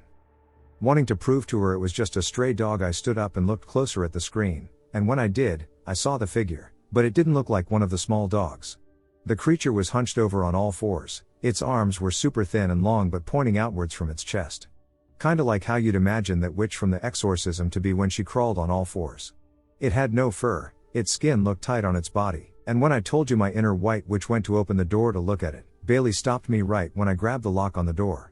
Looking back at the screen at the creature, it looked like it scratched at the door of the pole barn. I immediately said, "What the duck is that?" And the creature turned its head straight at the camera. This was a scene from The Office. When its head turned, I couldn't make out clear facial features, but it looked like it had a human head with two big glowing eyes. Bailey and I screamed, and it bolted, and I mean bolted off screen. Clearly freaked out, Bailey and I hugged each other like it would protect us. Then something smashed against the garage door not once but twice. You know what it sounds like for someone to smack a garage door from the outside with their hand? Yeah, just like that. I called my grandmother and told her we thought we saw something and to stay on the phone with us until we ran into the house. Once we got into the house, we brought the dogs in, locked every single door, and took shots of Crown until we fell asleep. Now we talked about this a few times, and I think it was a Wendigo, but Bailey believes it was a Skinwalker. We live in GA. I didn't think they were near here. Help anyone? I grew up on a semi-rural property, an orchard on one side, a ranch on the other, and 4 tall climbing trees. During the summer, orchard workers frequently knocked on our door, asking for favors such as using the phone or getting a glass of water. We had a border collie that slept tethered near our porch, and at night she would bark for hours at anything from crickets to the wind. My bedroom was at one end of a living room, and to proceed through the house, I would turn right to face a big sliding glass door. The dog's mat was at the foot of that door. One night in the summer of 1997, I woke up really late to the characteristic PNNG of knocking upon large glass. Great, some picker got drunk in the orchard and needs an ambulance, I thought. I got out of bed and started towards my parents' room, ready for them to be annoyed. Sound emerging from grogginess, it struck me as strange our dog wasn't barking. She's friendly, maybe they got close enough to pet her, I thought. As I stood from my bed, the knocking stopped. The pale yellow of the motion-activated floodlight spilled into the living room, and when I saw through the sliding glass, I stopped and backed away. A pair of unclothed legs, slender and hairless and as gray as concrete, stepped out of view, heading towards the end of our driveway. I couldn't see the upper body connected to them. There definitely had been something there, though. The infrared sensor for our floodlight did not face the dog's bed, and she was fast asleep. I know that whatever I saw was gray because the floodlight was bright enough for me to see in color. It wasn't wearing clothes, it triggered an infrared sensor, it did not wake up our dog, and it wanted inside. This is a true story. This happened to me just last week, and I have been scouring a place to tell my story, and I finally found it. I live in Phoenix, and it's the summer, so my friends and I plan a trip to Fool's Hollow Lake in northeast Arizona. The camping site is serene. We were fortunate enough to get a spot right by the river, and luckily for us, we happen to be the only campers in our designated campsite. We set up the tent, and I, being the genius I am, I decide to set up my tent near the entrance to the woods, isolated from my other friends' tents. I dodged the wind, and this way I could give my friend and his girlfriend some space just in case. The first night goes fine, but there was something not right about the area. There was a shocking lack of wildlife in the area, minus a couple of squirrels we nicknamed Jeffrey and Dolmer. Jeffrey was a charming young squirrel, but on the other hand, something wasn't right about Dolmer. He was nearly twice the size of Jeffrey, and whenever you looked at him, he would maintain eye contact. That is not a common practice among animals, and especially not among squirrels, but I shrugged it off as nothing more than a cool anomaly. We settle in for night 2, and this is when things all come to pass. We all checked out around 8 p.m. since there wasn't really anything to do besides eat, and it was night at this point. It was around 11:30 when I woke up because I heard the faint sound of duct tape unwrapping. That's a sound so unique it was unmistakable. I freeze up thinking, why would anyone need duct tape, and there isn't supposed to be anyone for miles near us? I try to rationalize it as a dream, but then I hear a slow rustle of leaves, but not loud. It was as if someone was trying not to be heard. I quickly undo my bear spray and stay as still as I can, listening for what is coming next. I can hear them clearly, 2 sets of steps, one very close and the other a slight distance off. My tent is a 1-person tent, and I'm a 6 feet 4 inches 20-year-old dude, so to say I don't fit the look of my tent is an understatement. I can now see a silhouette of a man walking beside my tent. This is where things take a turn. He doesn't try to hide as he glides his hand across my tenting. What still gets me to this day is his laugh.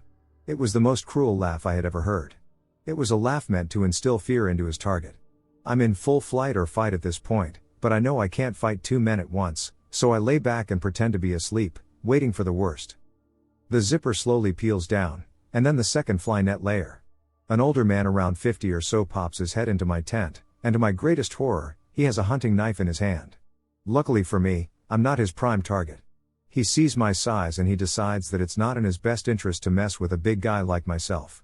He slowly eases back and zips the tent down.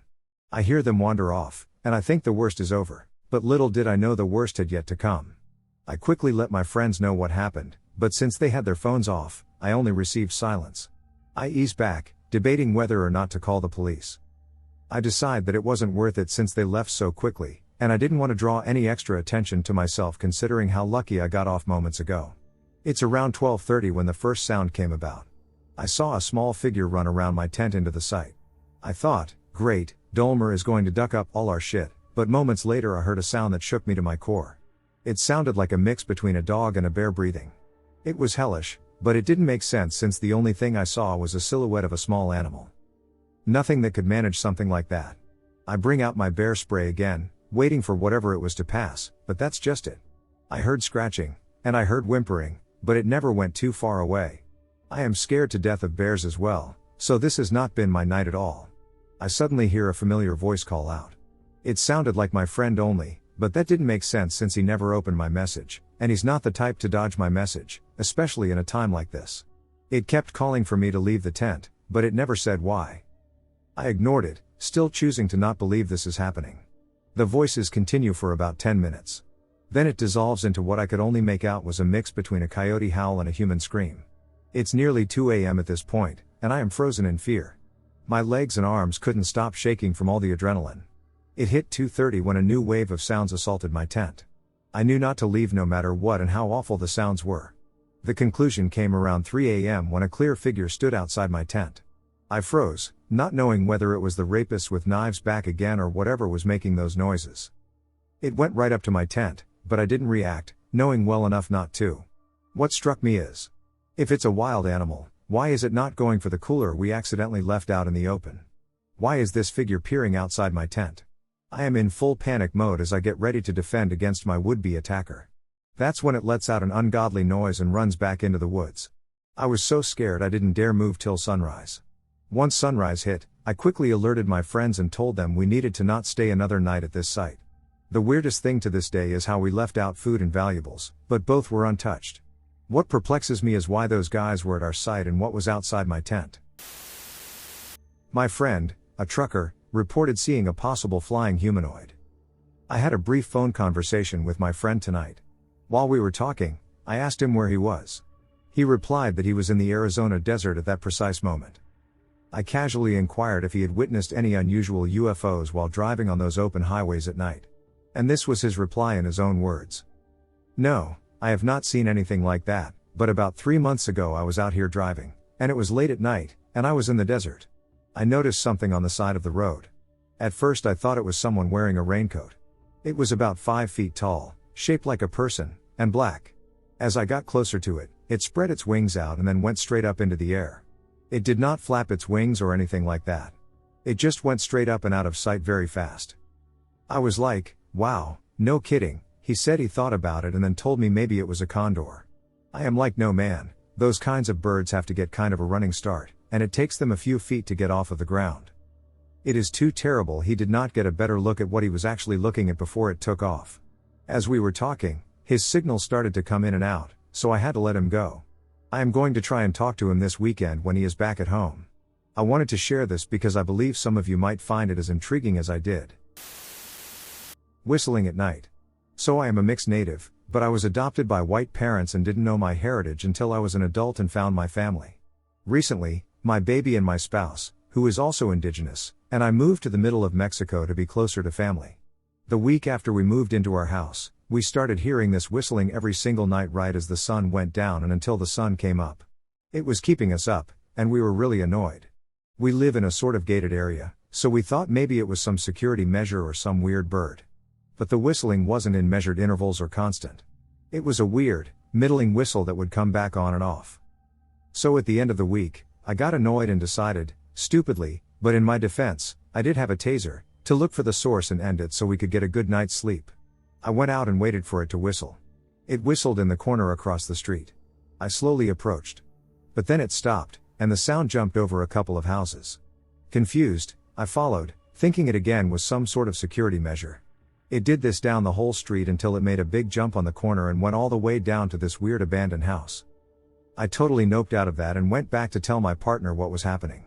My spouse nervously laughed when I told them it reminded me of some indigenous legends of Skinwalkers / the dead whistling at night. I then repeated the same process I had just done, and the whistling tried to get me to follow it again. So I said, "Hail Naw," and really did think I was overreacting.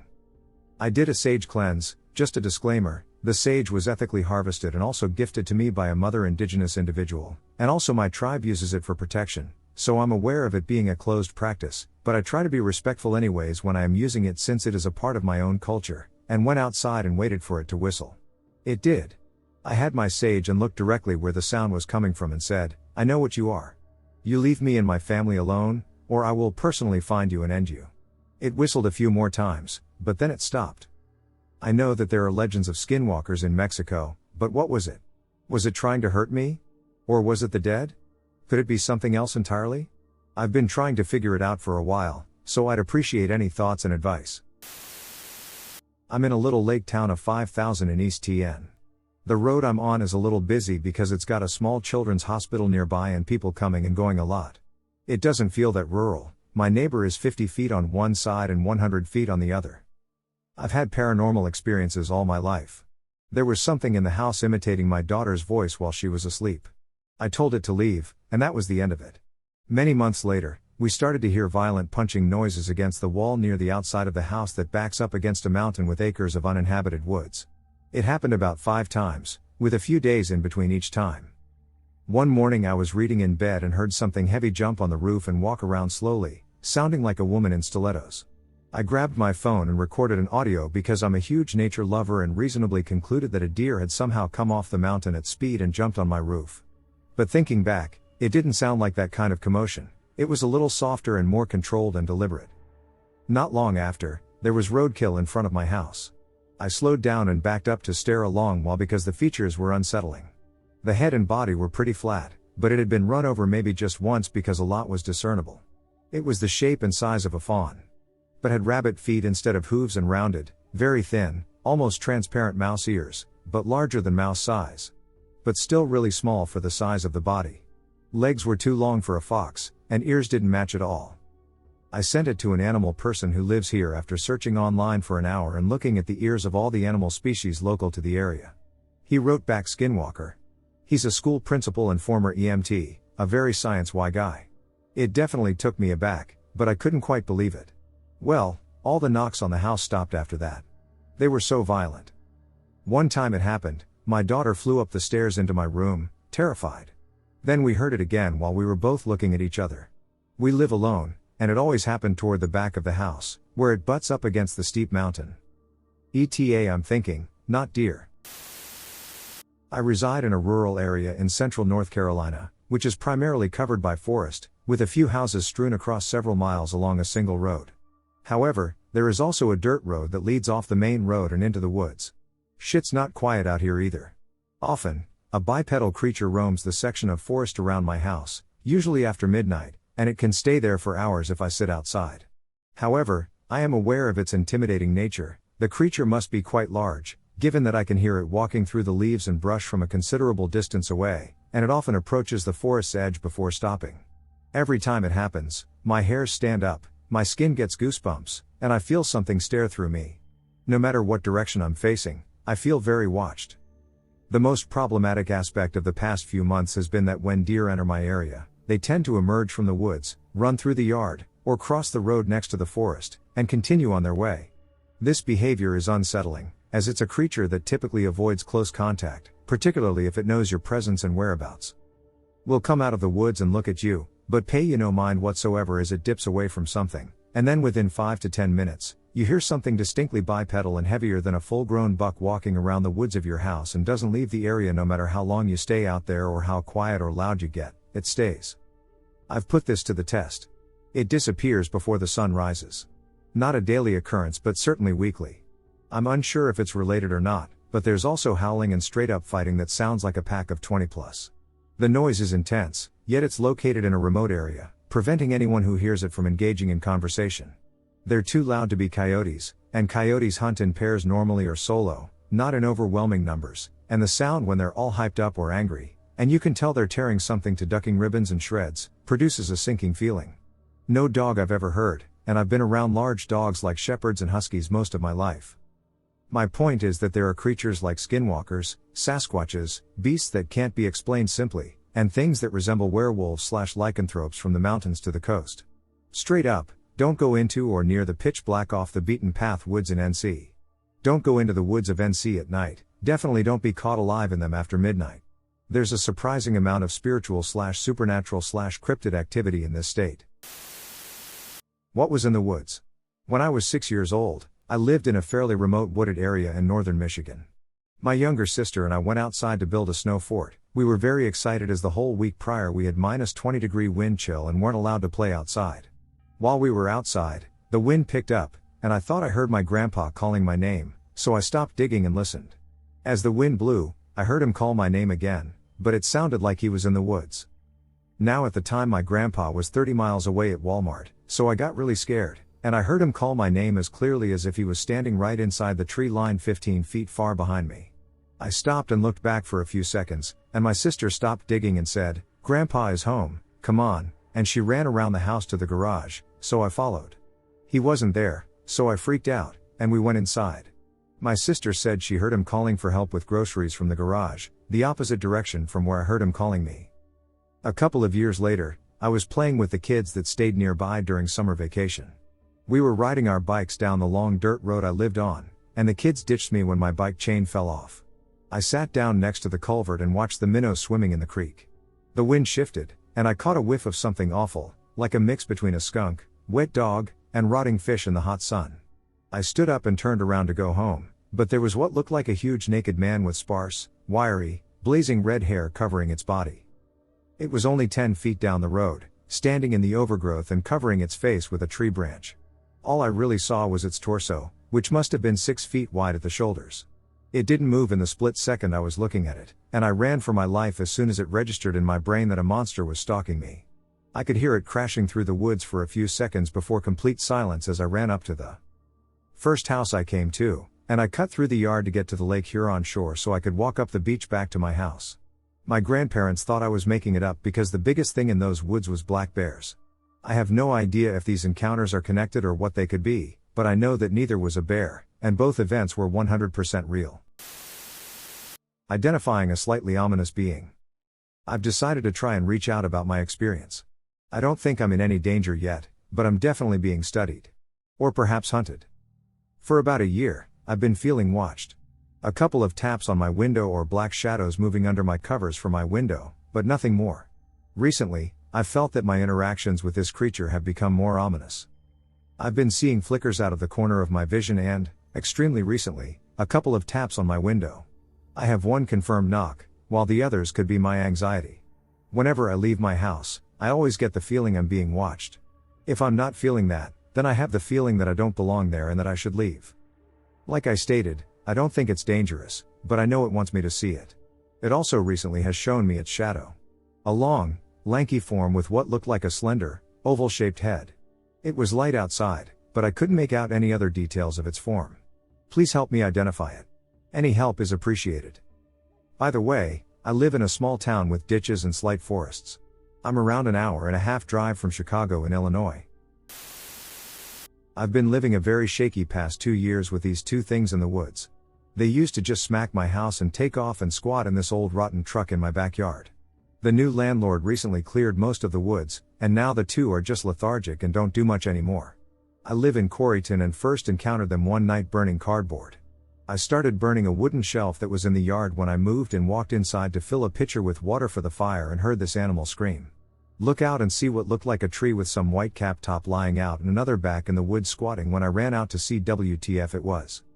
They've just been there ever since and killed coyotes at my and my neighbors' yards but stopped after the clearing happened.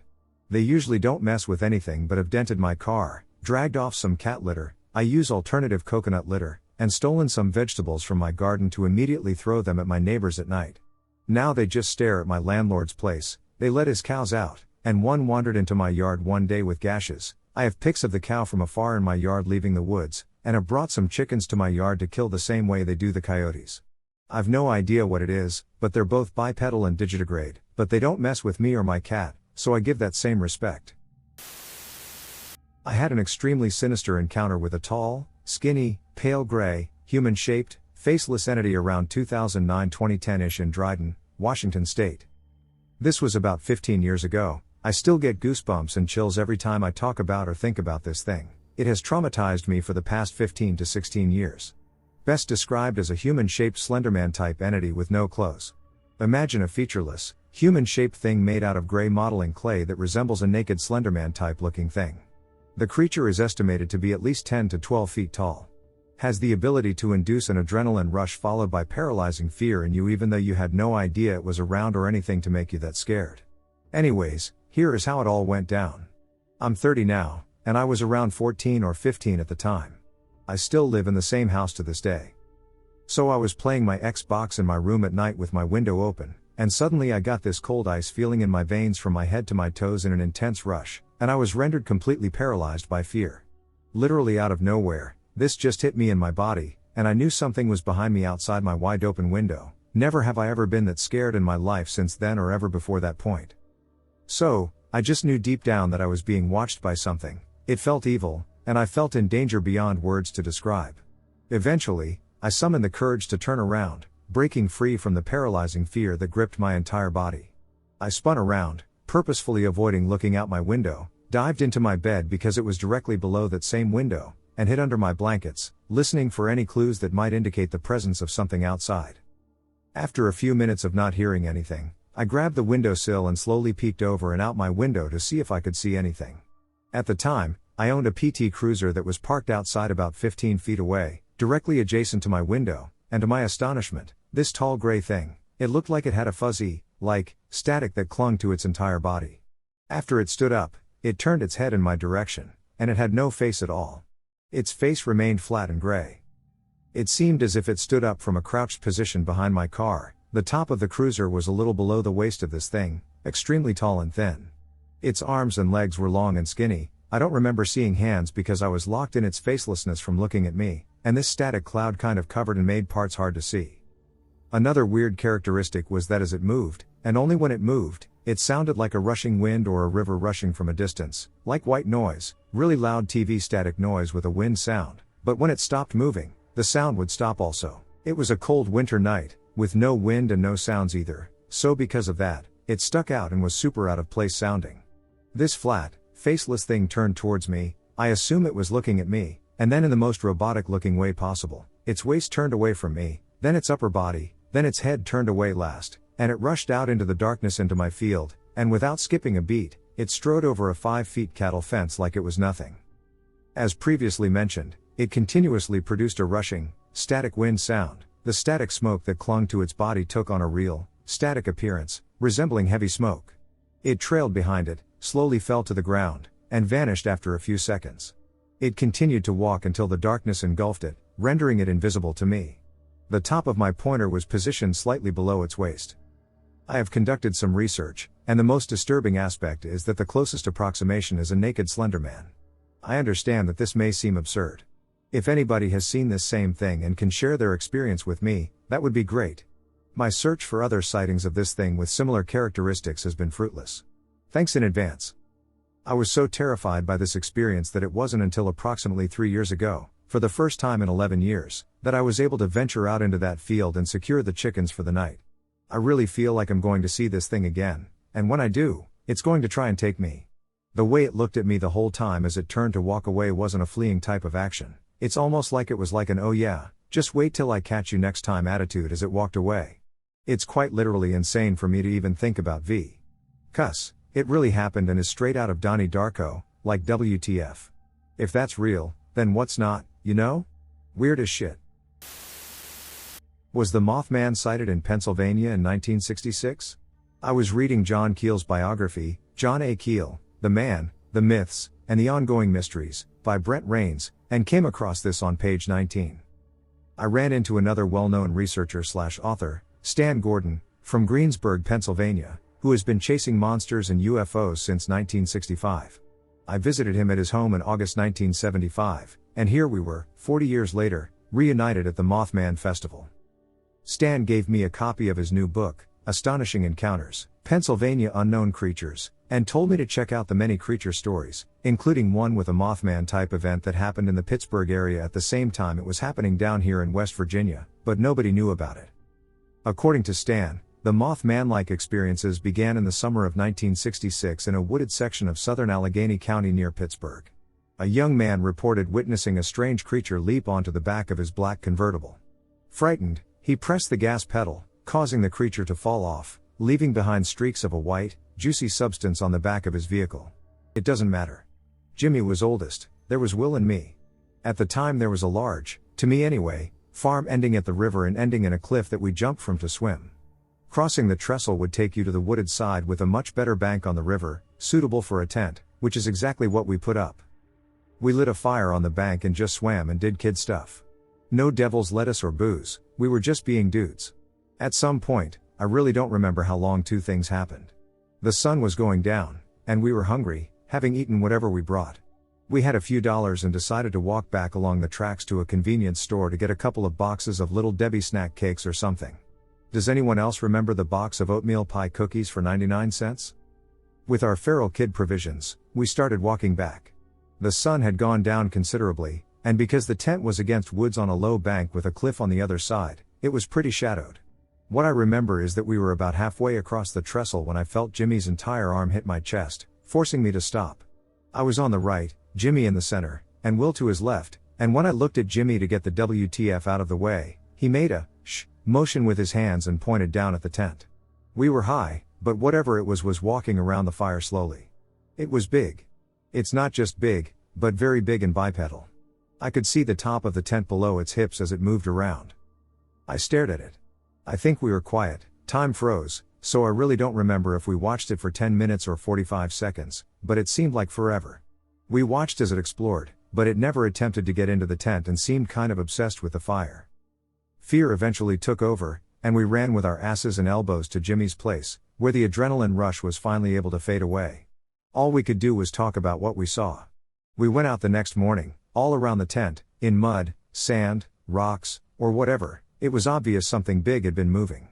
Very large depressions were visible everywhere, and as you might guess, the stuff we left was undisturbed and exactly as we left it. Adult me would have gone into the woods. Young me firmly rejected that idea. We quickly packed stuff up and got it home. We never crossed the trestle again. We did go swimming through, and the summers went on as they do, but we never went into the woods ever and never left the group. It's not a fantastic story, and I've never told it publicly before. It is something that makes me watch shows and read from time to time. Like others here will probably tell you, once you see something like that, you take those images and memories with you everywhere you go. It's haunting. Hi, guys. I have been a lurker for a long time, but this is my first time sharing. I had a fleeting but strange experience several years ago while traveling in Peru. I would greatly value your perspective on this matter. I'll try to keep things brief and to the point. This happened in June 2010. While backpacking in Peru, I took a 22-hour bus trip from Lima to Cusco. We left Lima in daylight, traveled through the night, and by the next morning were high up in the Andes Mountains. The scenery was beautiful, and I'd been glued to the window since the pre-dawn hours. Since it was light enough to see, We had been following a winding mountain road that followed a narrow river. There was virtually no traffic, and we hadn't passed through a town or village for some time.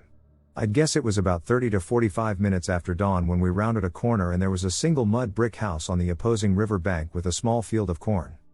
Something massive and hairy stood up on the edge of that field, turned to face away from the road, and took 3 strides off into the corn before I lost sight of it. It had long, dark gray hair, was approximately 6 feet tall, bipedal, and had large shoulders. It had no visible neck, like its shoulder muscles just continued right up to its head. And that was it. Whatever it was out of sight before we'd passed the house. The whole sighting lasted less than 15 seconds.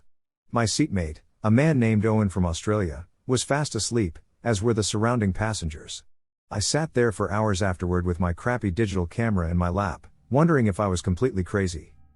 That was the extent of my, maybe, sighting. I've never been able to find much on an Andean Bigfoot/Yeti. I'd really appreciate any more educated perspective on this, and I'm happy to answer any questions. My Bigfoot story. I'm a Silicon Valley, San Jose, native and have frequented the adjacent Santa Cruz Mountains all my life. This incident happened on the Loma Prieta Grade Trail in the forest of Nisene Marks SP in the late summer of 2019. Basically, my girlfriend at the time and I were hiking on a Wednesday morning. There were definitely already people around. This is a popular trail, as it's a really beautiful locale. That said, there were also stretches when it was just the two of us. I think it's a 5-mile-ish hike total, and we were about an hour in when my girlfriend had to pee. There were thick trees on both sides, so we looked for a clearing on our right side. We saw not really a path but an opening, and we walked past the tree line, maybe 20 to 30 feet in.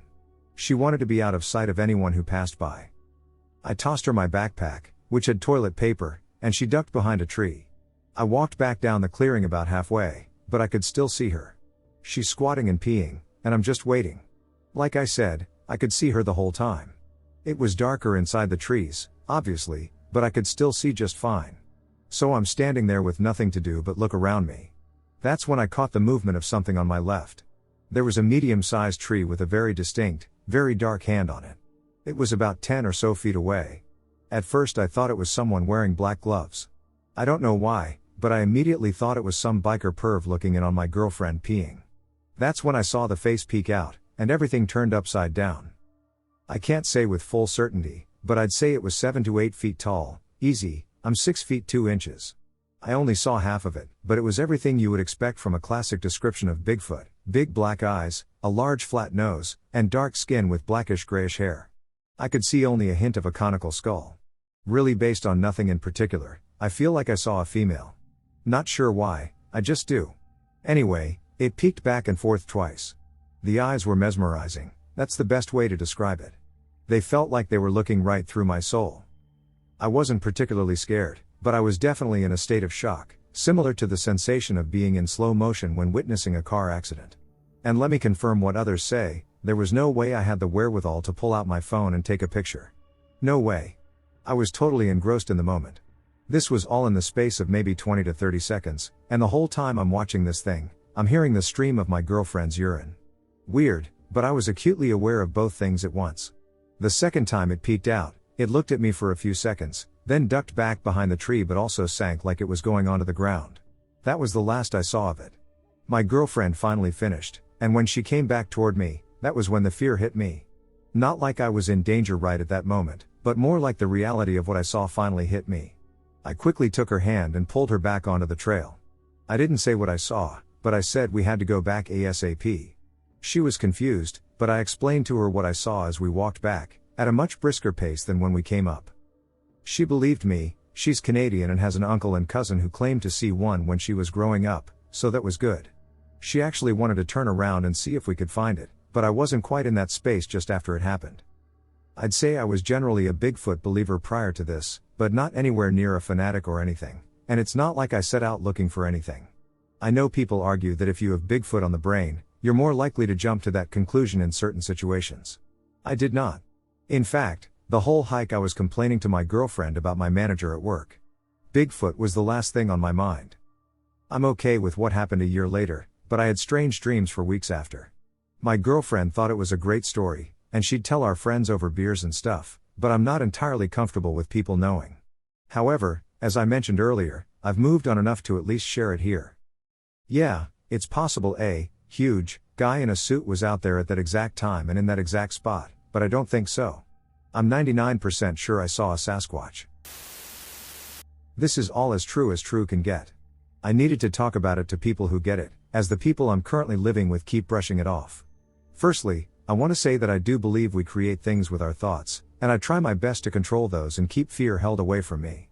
Second, I want to say that some of the parts of this are stories told from my grandmother and my father, both members of the Six Nations in northeastern Pennsylvania. They never had a name for this but told me these things without ever speaking to each other about them. They both spoke of it as a cautionary story, not something just to scare me. I've lived near the Jacks Mountain Ridge part of the Appalachians all my life apart from a few years when I lived in the valley of the Allegheny Mountains. Both locations I've experienced things I can't really explain. My grandmother and my father, two separate families and different tribes, also have lived in the central PA area most of their lives as well. The first story was told to me by my dad on our picnic table in our backyard at night when I lived there as a 5-year-old. This same house was the childhood home of my grandmother, who had given it to my mom, her daughter. My dad warned me to only go outside at night if he walked with me from the house, or if he was in the shed a few yards away from the house to take long steps but not run, and go straight inside with him, not to screw around in the dark. That same year I was watching my favorite VHS in my bedroom, which at that point was previously a screen porch but now covered by sliding glass doors. Outside those doors we had many stray cats on a little ground level deck. Behind this house are woods for miles going up the mountain. That night my curtains were open so I could watch the new kittens that were just born run around and practice hunting bugs under the old light mounted on the outside wall. But the kittens and their parents had gone somewhere else while I was watching my TV in between. A few moments after I noticed that they were gone, I heard a heavy weight creak all over the deck. Then I covered most of my face with my blanket when I saw a dark-colored or soaking wet cougar looking right into the glass doors at me, just watching me for a long time but not making a sound. It eventually left, but I had trouble sleeping that night, and my parents wouldn't allow me to sleep in bed with them anymore. We had cougars in our area, but most of them stayed in the mountain where there was a surplus of deer, and my street had many houses where my extended family lived, and they'd all shoot guns and fireworks so big animals wouldn't frequent through, usually only a small bear wanting to eat my aunt's pear trees. The really scary part is that I told my grandmother about that experience offhand a few years later. She sighed, stopped for a moment, and told me that the same happened to her as a child living in that house, but it was at their front door, which was just an old beaten screen door. She also described it as a black panther, which I don't think we have up here unless it migrated from the south. This must have been at least 40 years in between. She also revealed to me that her parents told her not to go out at night, no whistling even in the daytime, and don't go close to the farm animals that used to be there, 2 cows and a horse, at night. She said when she married her husband at 14, Christianity started coming into her life around that time, so traditional stories and values eventually were seen as demonic, especially those stories, so she put them at the back of her mind. The next part comes when I lived in 2 different places. In our next family home before my dad passed, we lived less than a mile from a woodmill tucked into the same mountain. The woodmill would start its loud noise at around 6 a.m., but some mornings I would wake up before that when I heard flute music coming from the mountain. This sounds corny, but it is definitely what I heard.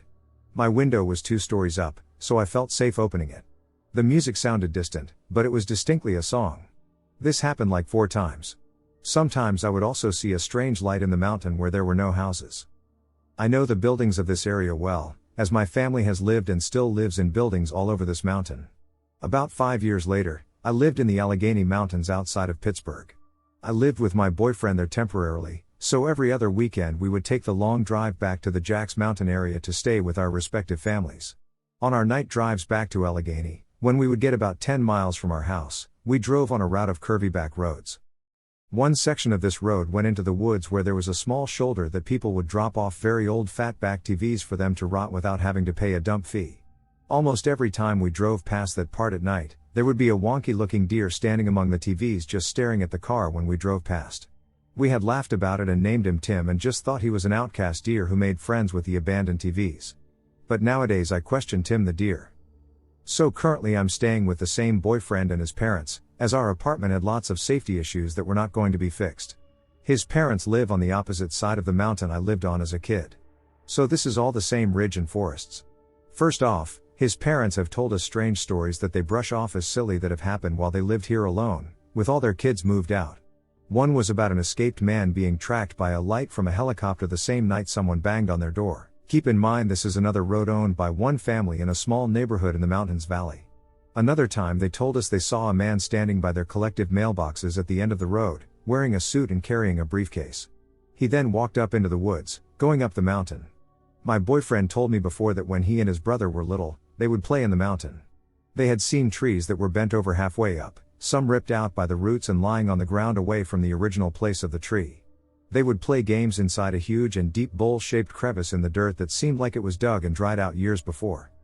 My boyfriend used to smoke weed in secret in 7th grade out of his ground-level bedroom window. No screen in the window so he could stick his head out and blow smoke out, but with the blinds pulled down while he played video games. He'd done it many times before, but one night he heard an incomprehensible deep voice talking in what he described as what English would sound like if you didn't speak English, right outside his window and shuffling in the garden beneath. He slammed his window shut, turned the lights off, and hid until he fell asleep. A few months ago, when spring was turning into summer, he and I took our old dog out front to go to the bathroom around 9 p.m. We were right in front of the house, which is catty-cornered from his grandparents, all on a stone road surrounded by grass and trees.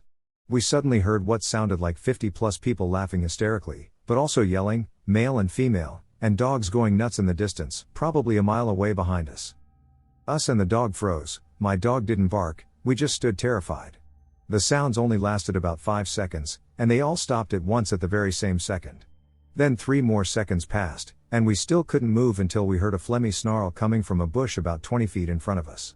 We were both in shock that we would hear 2 terrifying sounds we'd never heard before that seemed far away from each other happen so close together. We pulled the dog inside and ran with our stomachs ready to shoot out our asses. A few weeks later, while I was out in the daytime, I heard what sounded like something mimicking various cat noises coming from the backyard. I didn't bother investigating and just wanted to forget the sound, as it sounded unnatural and not like any bird I'd ever encountered. Cut to last night. I work evenings, so I stay up late on weeknights, sometimes until 2 or 3 am. Last night I went to take my dog out to pee at around 1:45 am. Earlier in the night I took him out at dusk and heard 2 men whistling getting in a truck down the road, and my mind went straight to what my grandma had said about whistling. When I took him out later that night in pitch black, I stood in the doorway with the leash in hand while he went off the front porch into the yard. Fall is turning into winter now, so I try to stay inside. It's usually fine with just frogs and other night animals making noises. But last night my dog barely walked onto the porch and started barking to the right of the woods in front of the house. Something was coming toward us only about 30 feet away, parting the bushes, and I saw a big flash of cream color before I ripped him inside. I feel bad about pulling my dog, but I would rather him be pulled by me into safety than whatever TF was coming at him. We've had a small bear come through here before, but he is very shy and runs from our dogs no matter how small they are and is quickly chased off by a flashlight. Never has he ever come towards us, and it wasn't a cream color, just a simple black bear. I wish I had stood a little longer to see the shape of this thing, but my adrenaline kicked in, and I had to get my dog and me back inside and locked the door swiftly. Boyfriend's parents woke up because the door caused their dogs to bark. Also, my dog continued barking when inside, which he doesn't do as he's a super meek and quiet 16-year-old dog. I was up shaking for like an hour after that, and my boyfriend's dad keeps writing it off as the bear, but I am insistent there is no way it was a bear. His dad still doesn't believe us about the sounds we heard previously and writes it off as a party going on. But what party have you heard where the people act like dogs, yell and laugh, and suddenly all cut off at the exact same time? Didn't think so. They don't even want to believe in the many ghost experiences we've all had in this house. We do have a Ring doorbell camera, but we switched Wi-Fi providers a few days ago, so it's not synced up to a phone right now until my BF gets home later to connect it, but it may still be recording. If I'm able to see last night's footage after we get it reconnected to a phone, I will post anything it caught. I know this is long and all over the place, but I was hoping someone could read and maybe help me make sense of all this. So this seemed like the closest or possibly most helpful place I could find. This has all happened over the course of 25 years, not including the stories of people who lived before me.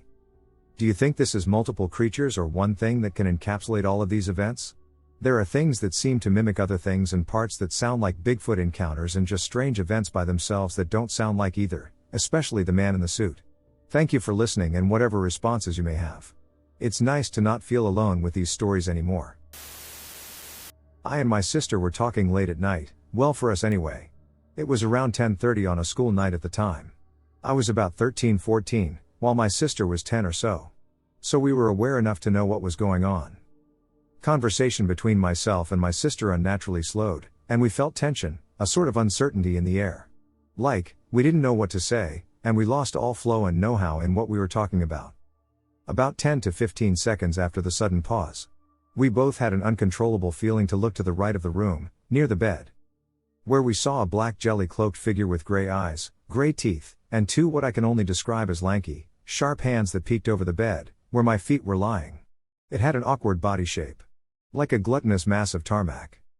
I know what I saw, as we both had this sudden urge to look at that particular corner of the room, not knowing it was there, despite the eerie occurrence of being watched. I've never really fully experienced a flight or fight response until that moment, and my brain couldn't process what it saw except to get the hell out of there. Once we got out, we swiftly closed the door and screamed so that we could wake our parents immediately. Obviously, both my parents didn't know how to react as we were both jumping up and down uncontrollably with fear and shock. We told them what we saw, and luckily my mom is quite spiritual after she claimed to see fairies in a nearby woodland. She managed to use incense to smudge around the room, etc., while saying some words that I can't remember. I must note that from previous occurrences before this event, I personally have experienced some sort of unusual stuff in the house, but only downstairs. I'll tell you quickly, but I suppose they can easily be brushed off. But in contrast, potentially vital in identifying this being or spirit or whatever. We used to have big double doors that separated the living room and the dining room. Scraping was often heard across the glass on the door at night. And it was terrifying when I had sleepovers, as we would just sleep on the far sofa bundled up. Major floor creaking. And some light moans in the utility room were often heard. Now since the major encounter, I haven't reported anything, and I still live in this house. Even though it wasn't that long ago. If anyone can help with this encounter and tell me what I and my sister saw, that would be great. Many thanks, and thanks for listening. Wendigo outside the camper. I realize how unbelievable this story might be, but I assure you it's entirely true. I've had countless experiences with the supernatural since I was 4, I'm 33 now, but this is one of the most terrifying ones I've had. I've looked at some of the stories in this community to see if there's anything I haven't discovered yet. I thought that if I shared my encounter here, there might be someone who has some information that could help. Please don't comment if you don't believe in the supernatural. I've seen skeptics plastering their 2 cents on some posts. I'm looking for legitimate information. My questions are at the end of this. Thanks in advance. I had an experience with a Wendigo this fall in early October in northern Minnesota in a state forest, very close to, if not on, a reservation. I've always heard that speaking of them can draw them to you. But I hadn't thought of or listened to any Wendigo stories any time close to my encounter. I was staying with some very dear friends, I'll call them M and C, and they have a camper in their yard by the lake for guests to sleep in. I had walked down to the camper from the house with my miniature dachshund, Ebony, around midnight and found that I needed to set some things up, primarily the heater. By the time I finished organizing everything, it was around 1:30.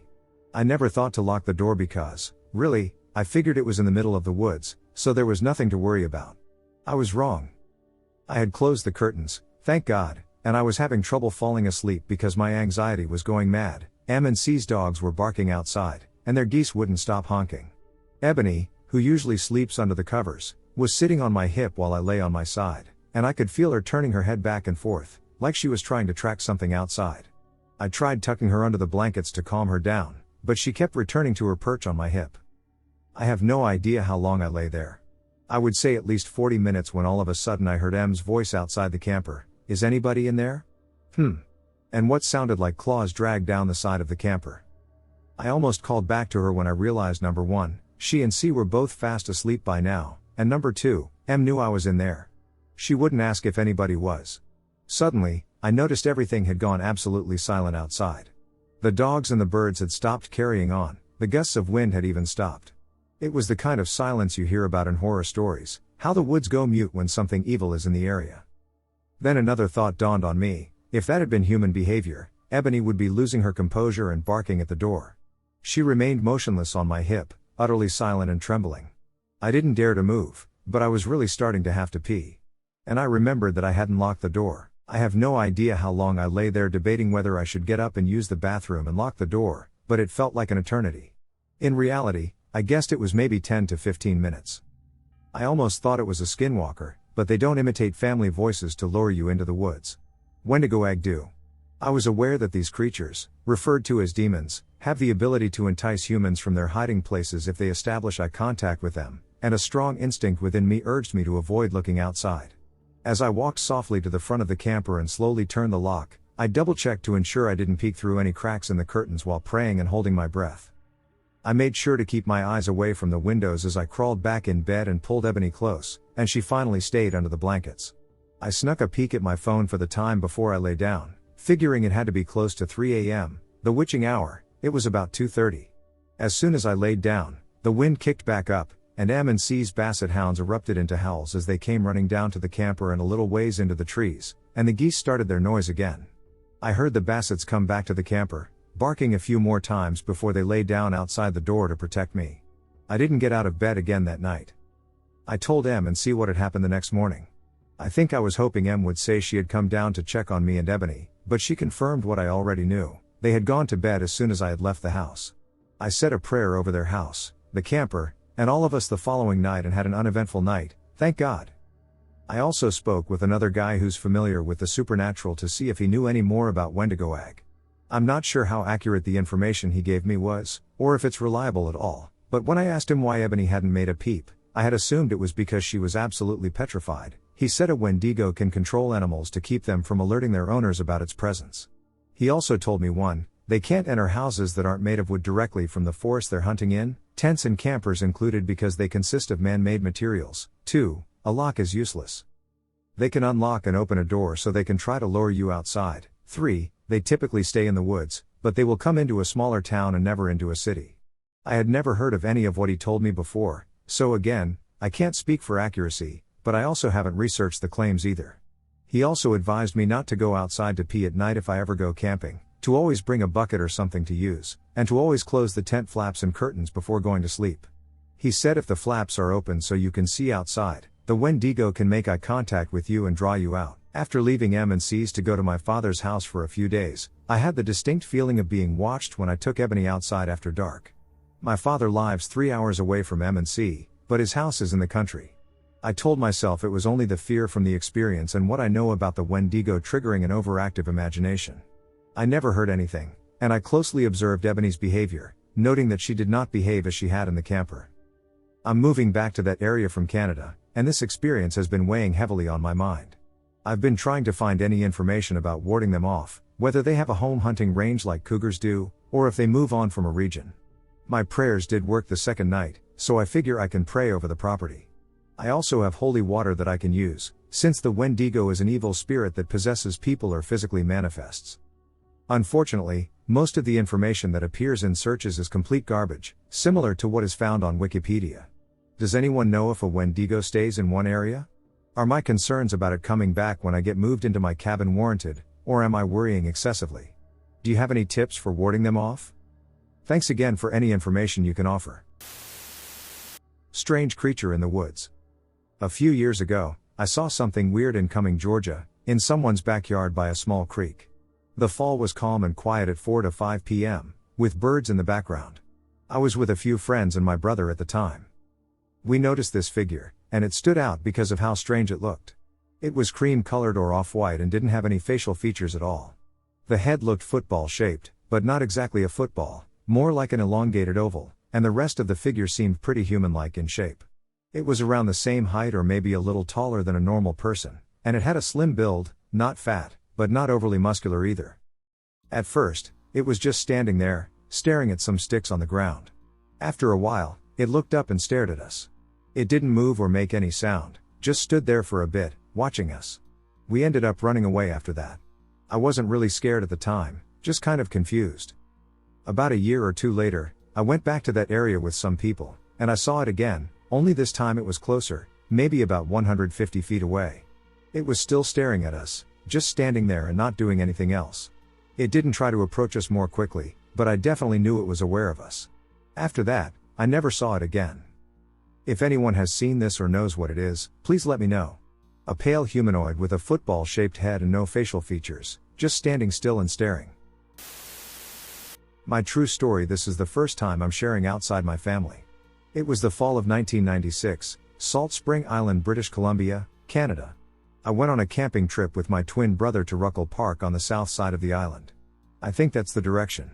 We caught a ferry to Full Ford Harbor early in the evening. We set off for an approximately 8-kilometer hike through county roads to the camping grounds before it got dark. We both headed off with our backpacks. After about 40 minutes of walking along the country road, the light was starting to fade, and the darkness was coming. We started to hurry along, talking and planning our route. My brother suggested we maybe hitchhike if a car passes. I thought it was a good idea since by that time it was getting dark by the time we first saw a car coming. We were about 4 or 5 kilometers out, I know the area, and finally a car pulled over, and it was now dark. I was a little surprised it was a young lady with a small child, and she said, "Hop in, and I will give you guys a ride to the park entrance." I introduced us both, and we got into the car. My brother got in the back seat, and I jumped in the front seat beside the driver. We headed off down the road, and after just a few minutes, in the headlight we saw this creature. On the side of the road the young lady slowed the car down, and we all stared out the front window in amazement. Slowly walking across the road was this creature. It was about the size of a bear and kind of looked like that, but also a wolf. It had long black hair. I could see patches of skin and muscles. It didn't look well, a short snout nose. Cross between a bear and a wolf, it looked towards the car, its eyes reflecting a little, and its muscles moved in the lights. Slowly, it walked across the road on all 4 legs. The back legs looked dog-like and strong, the front legs were strong, and the body was skinny but strong. The black hair was bald in places. If I had to describe the creature, I would have to say werewolf. I know it sounds crazy. Maybe emaciated bear? It was horrifying. As it crossed the street, it looked up and leapt across the ditch up an embankment. I didn't notice any tail, just a strong back and hind legs, and it was gone. We all just said, "What the heck was that? Deer? Dog? Bear?" No, it was a cross between a bear and a wolf. It looked maybe sick. It's very scary.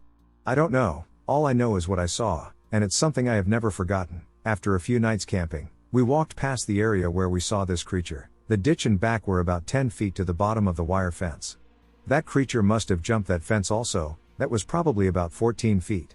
I don't think bears can jump like that. This young lady maybe remembers this night she picked up 2 twins around 1996. That evening, if you're out there, you know the story. You know what we saw that night. I will never forget. I am still not sure I want to share this since I can't explain what I saw, but I feel the need to share it with someone. I live insanely close to a section of the Appalachian Trail, in my backyard close. Being in the woods alone, Lyme disease, and other people were the only things that ever made me nervous growing up here. That was until I moved here. The first incident took place during the summer a couple of years ago. My children were playing in the backyard on their trampoline and had mentioned seeing a dog, but considering my neighbors all have dogs, I didn't give it too much thought and gave them a safety talk about not approaching strange animals and to come get me if they see anything else. When I went out back to check on them, they were fine, but across the field, right at the tree line, some movement caught my attention. It was a shaggy black dog, wolf. It was really big, as there is a fallen tree in that spot, and it gave me a fairly good reference for size. It turned and silently hopped over the tree and into the woods. It scared me, and my kids spent the rest of the day never leaving my eyesight. It was surreal. I've never seen anything like it. The second incident happened this morning when I let my labs out to do their thing. I caught a glimpse of something on the tree line again while waiting for them to finish. I initially believed my eyes were deceiving me, as upon turning my gaze, the object had vanished. I searched for anything that could trigger my brain to form a pattern but found nothing. What I saw reminded me of the Fresno nightcrawler, but it had arms and a head. It was tall and thin with thick, long white hair/fur. I feel crazy just typing this out, but I know I saw something that I really can't explain. In October 1955, the witness, William Rowe, was working near a little town called Jean-Cache, British Columbia, about 80 miles west of Jasper, Alberta. William Rowe witnessed a Sasquatch in the woods at close range. The witness advised, "Ever since I was a small boy back in the forest of Michigan, I have studied the lives and habits of wild animals. Later, when I supported my family in northern Alberta by hunting and trapping, I spent many hours just observing the wild things. They fascinated me. But the most incredible experience I ever had with a wild creature occurred near a little town called Jean-Cache, British Columbia, about 80 miles west of Jasper, Alberta. I had been working on the highway near Jean-Cache for about 2 years. In October 1955, I decided to climb 5 miles up Mica Mountain to an old deserted mine, just for something to do. I came in sight of the mine about 3 o'clock in the afternoon after an effortless climb. I had just come out of a patch of low brush into a clearing when I saw what I thought was a grizzly bear in the bush on the other side. I had shot a grizzly near that spot the year before. Despite being 75 yards away, I didn't want to shoot it because I couldn't get it out. So I sat down on a small rock and watched, my rifle in my hands. I could see part of the animal's head and the top of one shoulder. A moment later it raised up and stepped out into the opening. Then I saw it was not a bear. This, to the best of my recollection, is what the creature looked like and how it acted as it came across the clearing directly toward me. My first impression was of a huge man, about 6 feet tall, almost 3 feet wide, and probably weighing somewhere near 300 pounds. It was covered from head to foot with dark brown, silver-tipped hair. But as it came closer, I saw by its breast that it was female. And yet, its torso was not curved like a female's. Its broad frame was straight from shoulder to hip. Its arms were much thicker than a man's arms and longer, reaching almost to its knees. Its feet were broader proportionally than a man's, about 5 inches wide at the front and tapering to much thinner heels. When it walked, it placed the heel of its foot down first, and I could see the gray-brown skin or hide on the soles of its feet.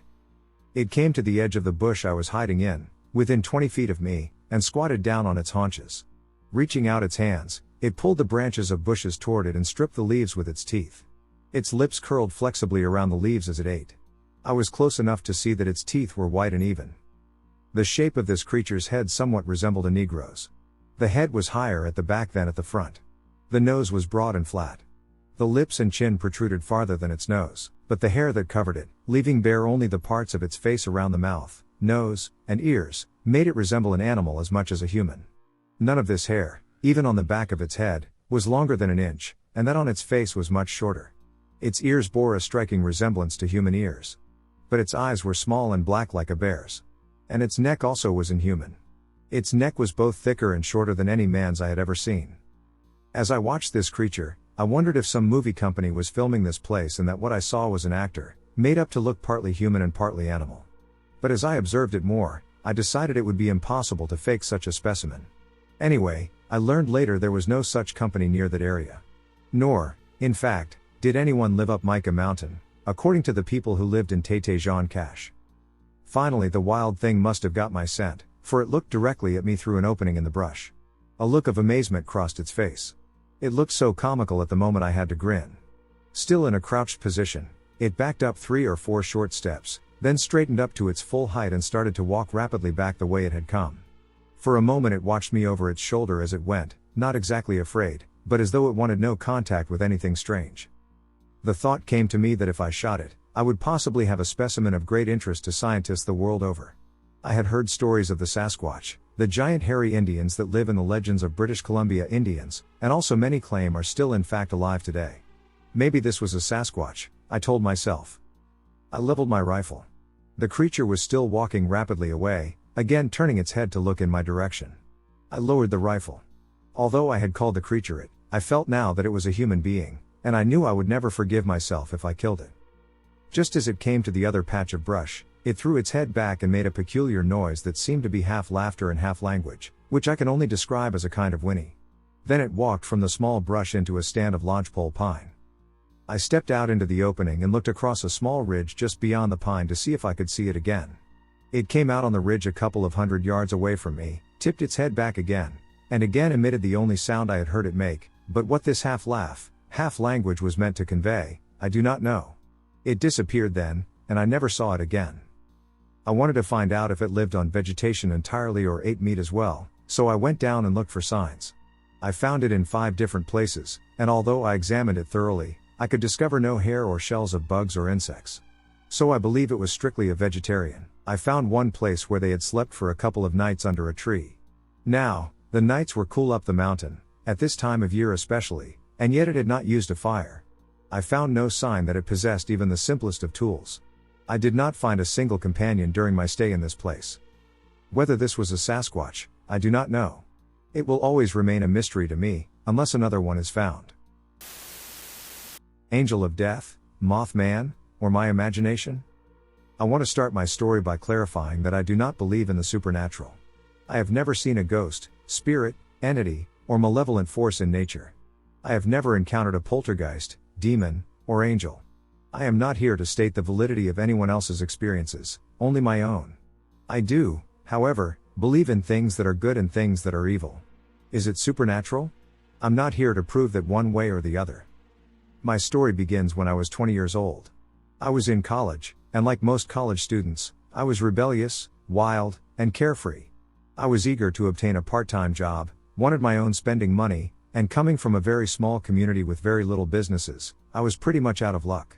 My sister, who is 7 years older than me, was newly married with a baby, my nephew, and she worked at our hospital, the only hospital that is in our hometown.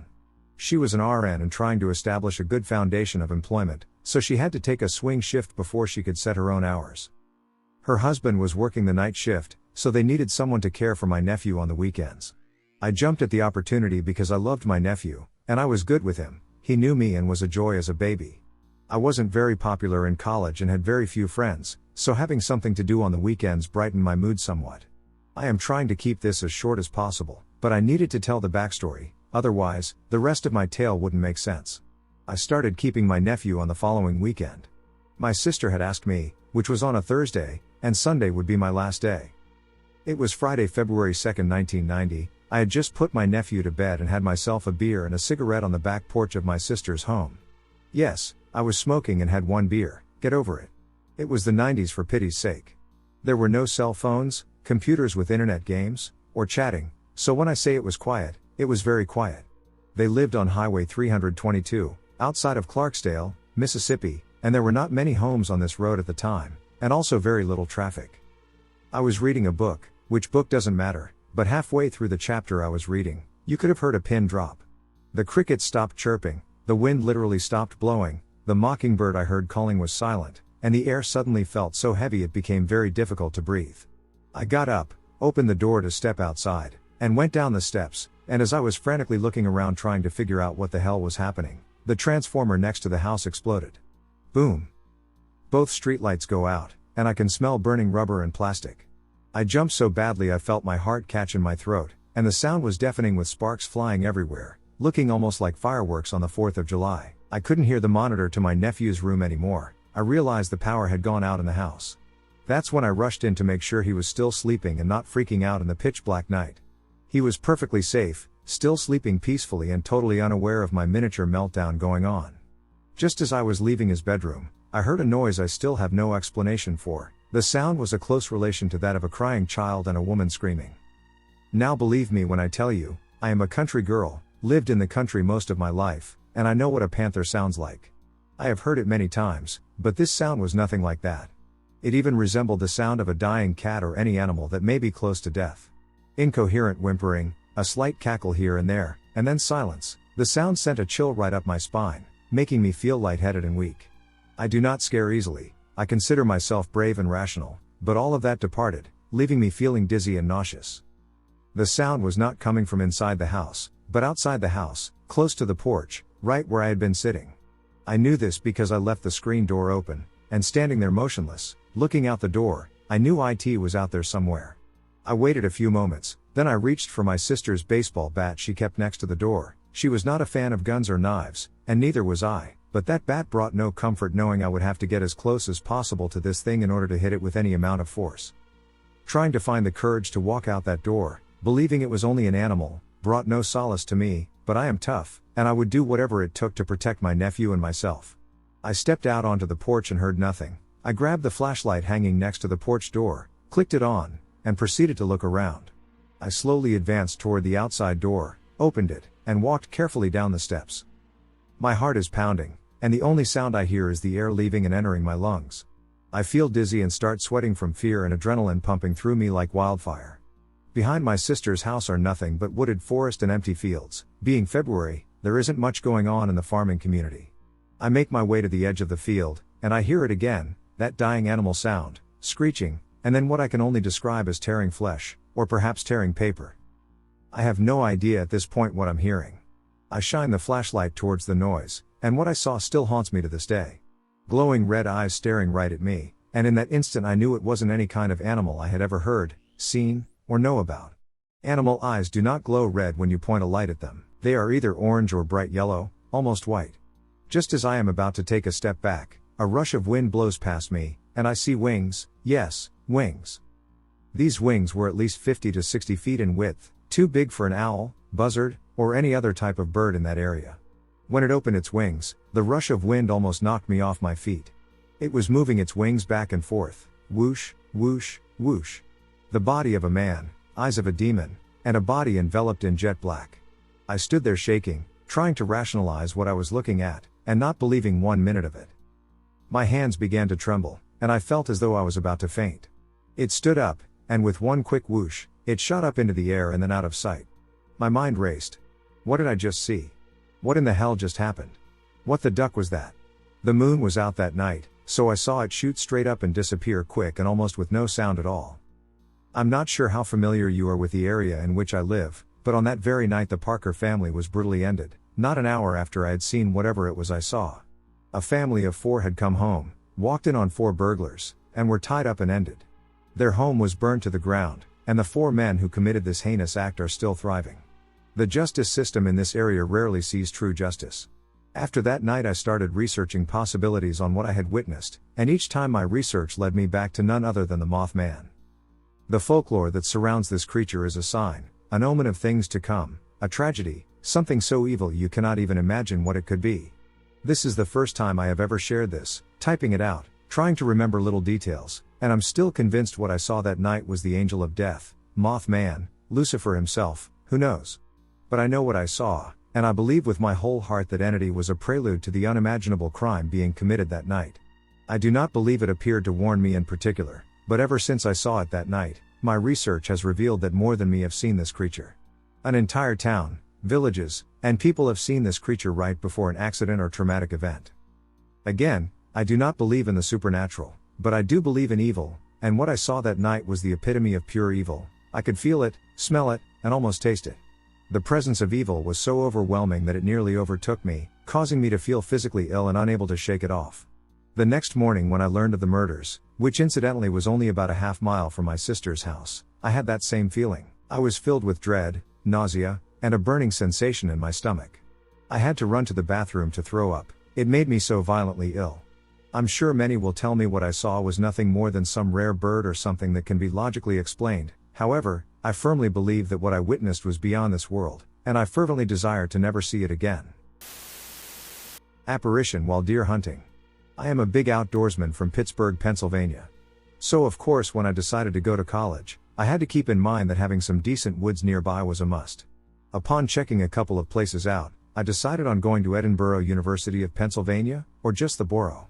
The biggest plus about going to that university is that my Uncle Fred lived up there and was a well-known name in the community. He owns, to this day, a framing shop right in the middle of the small town area.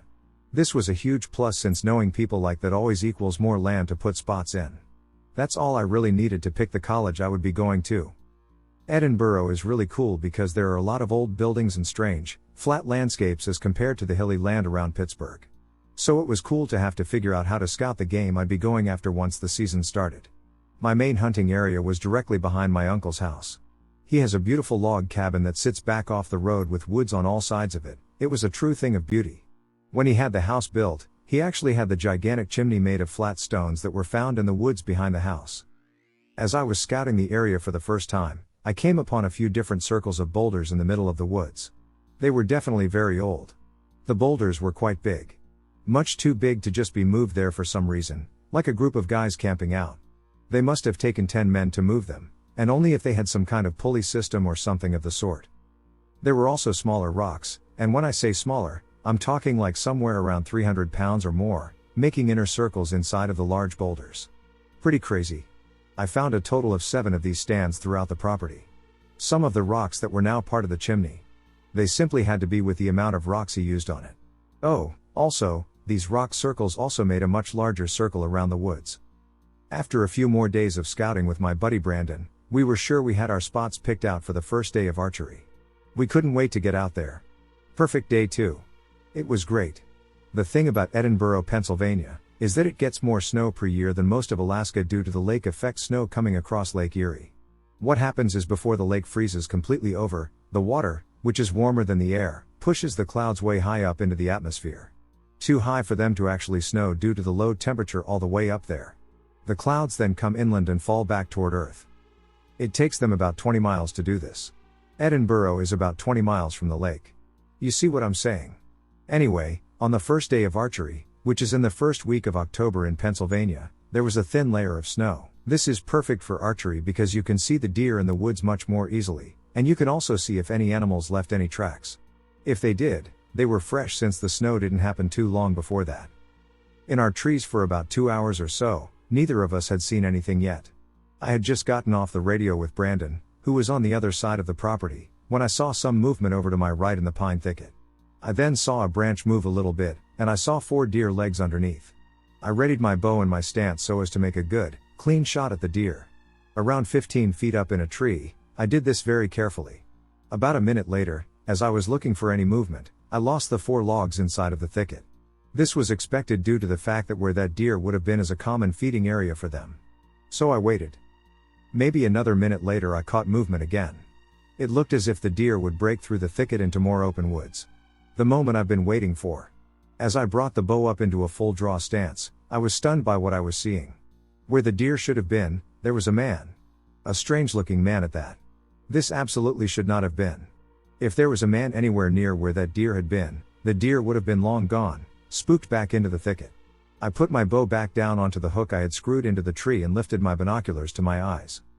At only around 35 yards away, I could now see great detail in his physical appearance. He was rather rotund, with his belly leading the way. A white, long-sleeve shirt on with ruffles down the middle of it. Just like the pirate shirt in that one episode of Seinfeld, if any of you so indulged. It was tucked into thick, brown canvas pants, with the pants being tucked into white socks directly below his knees. Further down, where his shoes should be, was absolutely nothing. He had no feet whatsoever. He lacked any calves, shins, or shoes. With my eyes wide open, I mouthed to myself, "What the duck?" Instead of walking, he seemed to float through the woods, going from right to left. This is when I started noticing other extremely strange things about him. I looked through the binoculars at his head. It was cocked back with his chin resting down on his lower neck. His very large, red, bulbous nose is up in the air a bit in a sort of snobby overall look. The hair, it was covered by a wig that judges in England wear. A white wig with 3 curls on the side of it where his ear would have been. I noticed that he didn't just seem to float through the woods, he was floating through the woods. His arms stayed stuck at his sides, unmoving, as he traveled. He also never looked down. The way his head was cocked, he could have only been looking upward. This is not any person or animal walking in the woods, constantly looking down and around for obstacles that you may trip over. All of this happened within a time period of maybe 20 seconds or so. He had come out of the thicket behind a medium-sized oak tree, and then when he hit the next oak, he never came out from behind it. I watched in absolute astonishment for another 5 minutes, waiting for him to break his cover so I could see him again. This never happened. I told Brandon what had just happened and was immediately made fun of. I expected that was what would be coming through the radio after I got done talking. He was saying I should have taken a picture of the only deer/human minotaur remaining in the world. I told him he won't be laughing when the deer came over to his tree stand and smacked his ass right out of it. Even though it was the middle of the hunt, I had to get down to see what the hell just happened. I knew where he would have walked. Not only would I see footprints in the snow, but it would also have been very easy to see even better tracks due to the fact that the area where he was full of muddy ground. A freaking hummingbird would have left tracks in this muddy mess. As you probably guessed, when I got over to the spot where he had been, I saw not one track from him, or a deer, or anything else that lives on planet Earth. I was utterly amazed. What happened later that night was just as creepy. After I got done checking out the muddy/snowy ground where the man should have left some kind of sign or footprints, I went back to my tree stand and climbed back up to the height that I'd been hunting from earlier. I radioed Brandon and told him I was back up the tree and secure. We always did this as a precaution in case something happened while we were climbing the tree or securing the platforms of the portable tree stand. My old man's buddy Bunky actually saved his left eye from being completely blind and useless. He was practicing shooting from a raised platform when he slipped and fell off, driving a stick right into his eyeball as he hit the ground. This has nothing to do with the story, but all you hunters out there should adopt this practice. You know, the more you know and all that shit. I digress. We hunted the rest of the day, but not without periodic ragging from Brandon making fun of me about the deer tour throughout the rest of the hunt. I knew I'd be hearing about it for at least a week or so, maybe longer. That is, of course, if the rest of the night had been a normal one. Unfortunately, that was not the case. As twilight approached, I radioed Brandon and told him I was going to start getting out of the tree.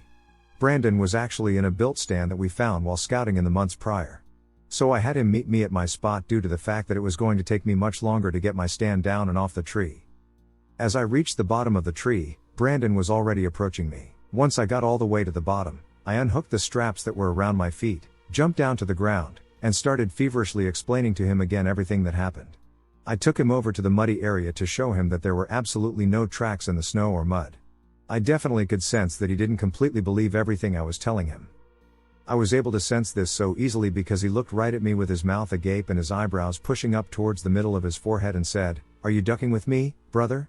He also was able to tell that I wasn't messing with him when I looked at him with what I'm sure are some of the craziest eyes he's ever seen and said, "Hell no, I ain't ducking with you." When he realized that I was 100% serious, he started taking inventory of all of the things that I had previously told him, and we went back and forth trying to make any kind of sense of what I had seen at all. While we were talking to each other back and forth, we had failed to notice that nighttime was already upon us. It was one of those Stephen King full dark, no stars kind of nights, too. Due to the fact that we were looking for signs left behind from the ghost guy, we were in a patch of woods that we weren't very familiar with. We may have been pretty close to where my stand was, but once night falls in the woods, it's a whole new ballgame. Still, the patch of woods we were in was enclosed by a triangle of roads. All we had to do was walk in a straight line, and we would come out somewhere on one of the roads and then just walk that road back to my uncle's house. So we started walking. Walking in a straight line in the woods is almost impossible to do without a compass, which I didn't have. So we were both figuratively and literally in the dark when it came to where we were. A couple of minutes into the walk, we heard a loud scream, as if someone was being murdered. Now I know what every animal in the woods around here sounds like, both normally and in panic mode, making death cries. I see videos often on YouTube of people recording a sound in their backyard that they think is a person who needs help, only to be a rabbit screaming from being attacked by some predator like a coyote or fox. This was not that. At all. After waiting a couple of minutes to see if the screaming would continue, we started walking again in the direction we thought we should be going. We didn't talk much about what we had just heard, probably because of the anxiety we were both feeling. We couldn't ignore it for long, though, because we heard another long, blood-curdling scream. It was closer this time, and sounded different. At first we thought it sounded like a woman being attacked. This new scream sounded threatening. Ironically, we felt like we were the ones being stalked and hunted at this point. Still we pushed forward. After walking about another 100 yards, we came across something very strange. Directly in our path were these weird, clear, gelatinous masses on top of the leaf litter. Now I am 32, which isn't an age that necessarily screams wisdom from experience, but I've been in the woods since as far back as I can even remember. My old man taught me everything there is to know about the wilderness around us. So take it from me, these clear globs should not have been there. The only thing I could think of that could even slightly look like it was tree sap. And this was absolutely not sap. I poked one of the masses with a stick, fearing what they were made of. I had read a story about a town that had clear, gelatinous globs rain down on them. A lot of these people got very sick, and if I'm not mistaken, I think a couple of them even died from it. So needless to say, I was taking precautions. Their consistency was that of a thick gelatin. Like if you made jello with only 1 cup of water instead of 2. Once we started walking again, we started to come across a good amount of this stuff. It wasn't all over the woods, instead, it was directly in front of us as we walked. Almost like someone or something knew which route we would try to take and marked it with these globs. Another scream. This time even closer, and with a little something added in. This time, not too far away from us, we heard leaves rustling and a couple of twigs snap. Something was definitely there. It could have been a deer, but this was unlikely. Whatever it wasn't spooked at all. Not from us or the threatening scream. It's easy to tell when you've spooked an animal and they start running.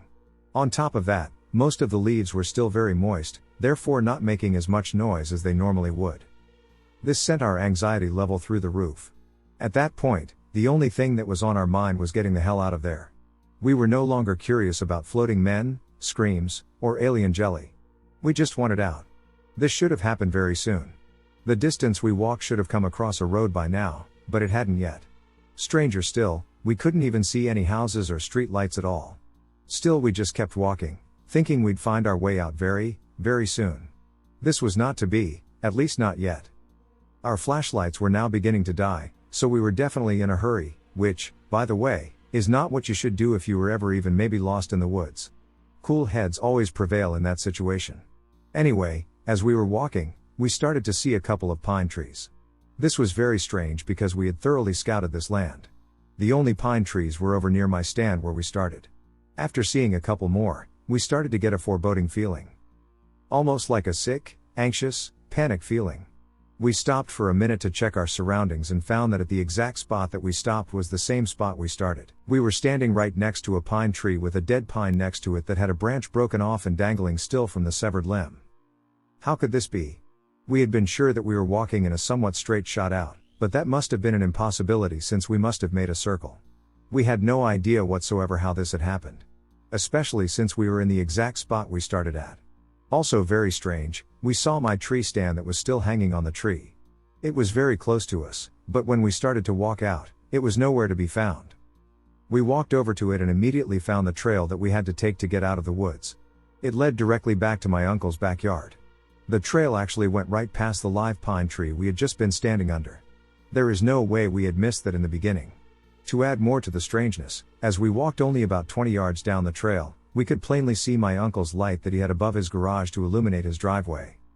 Our minds were blown, but at least we were able to get out.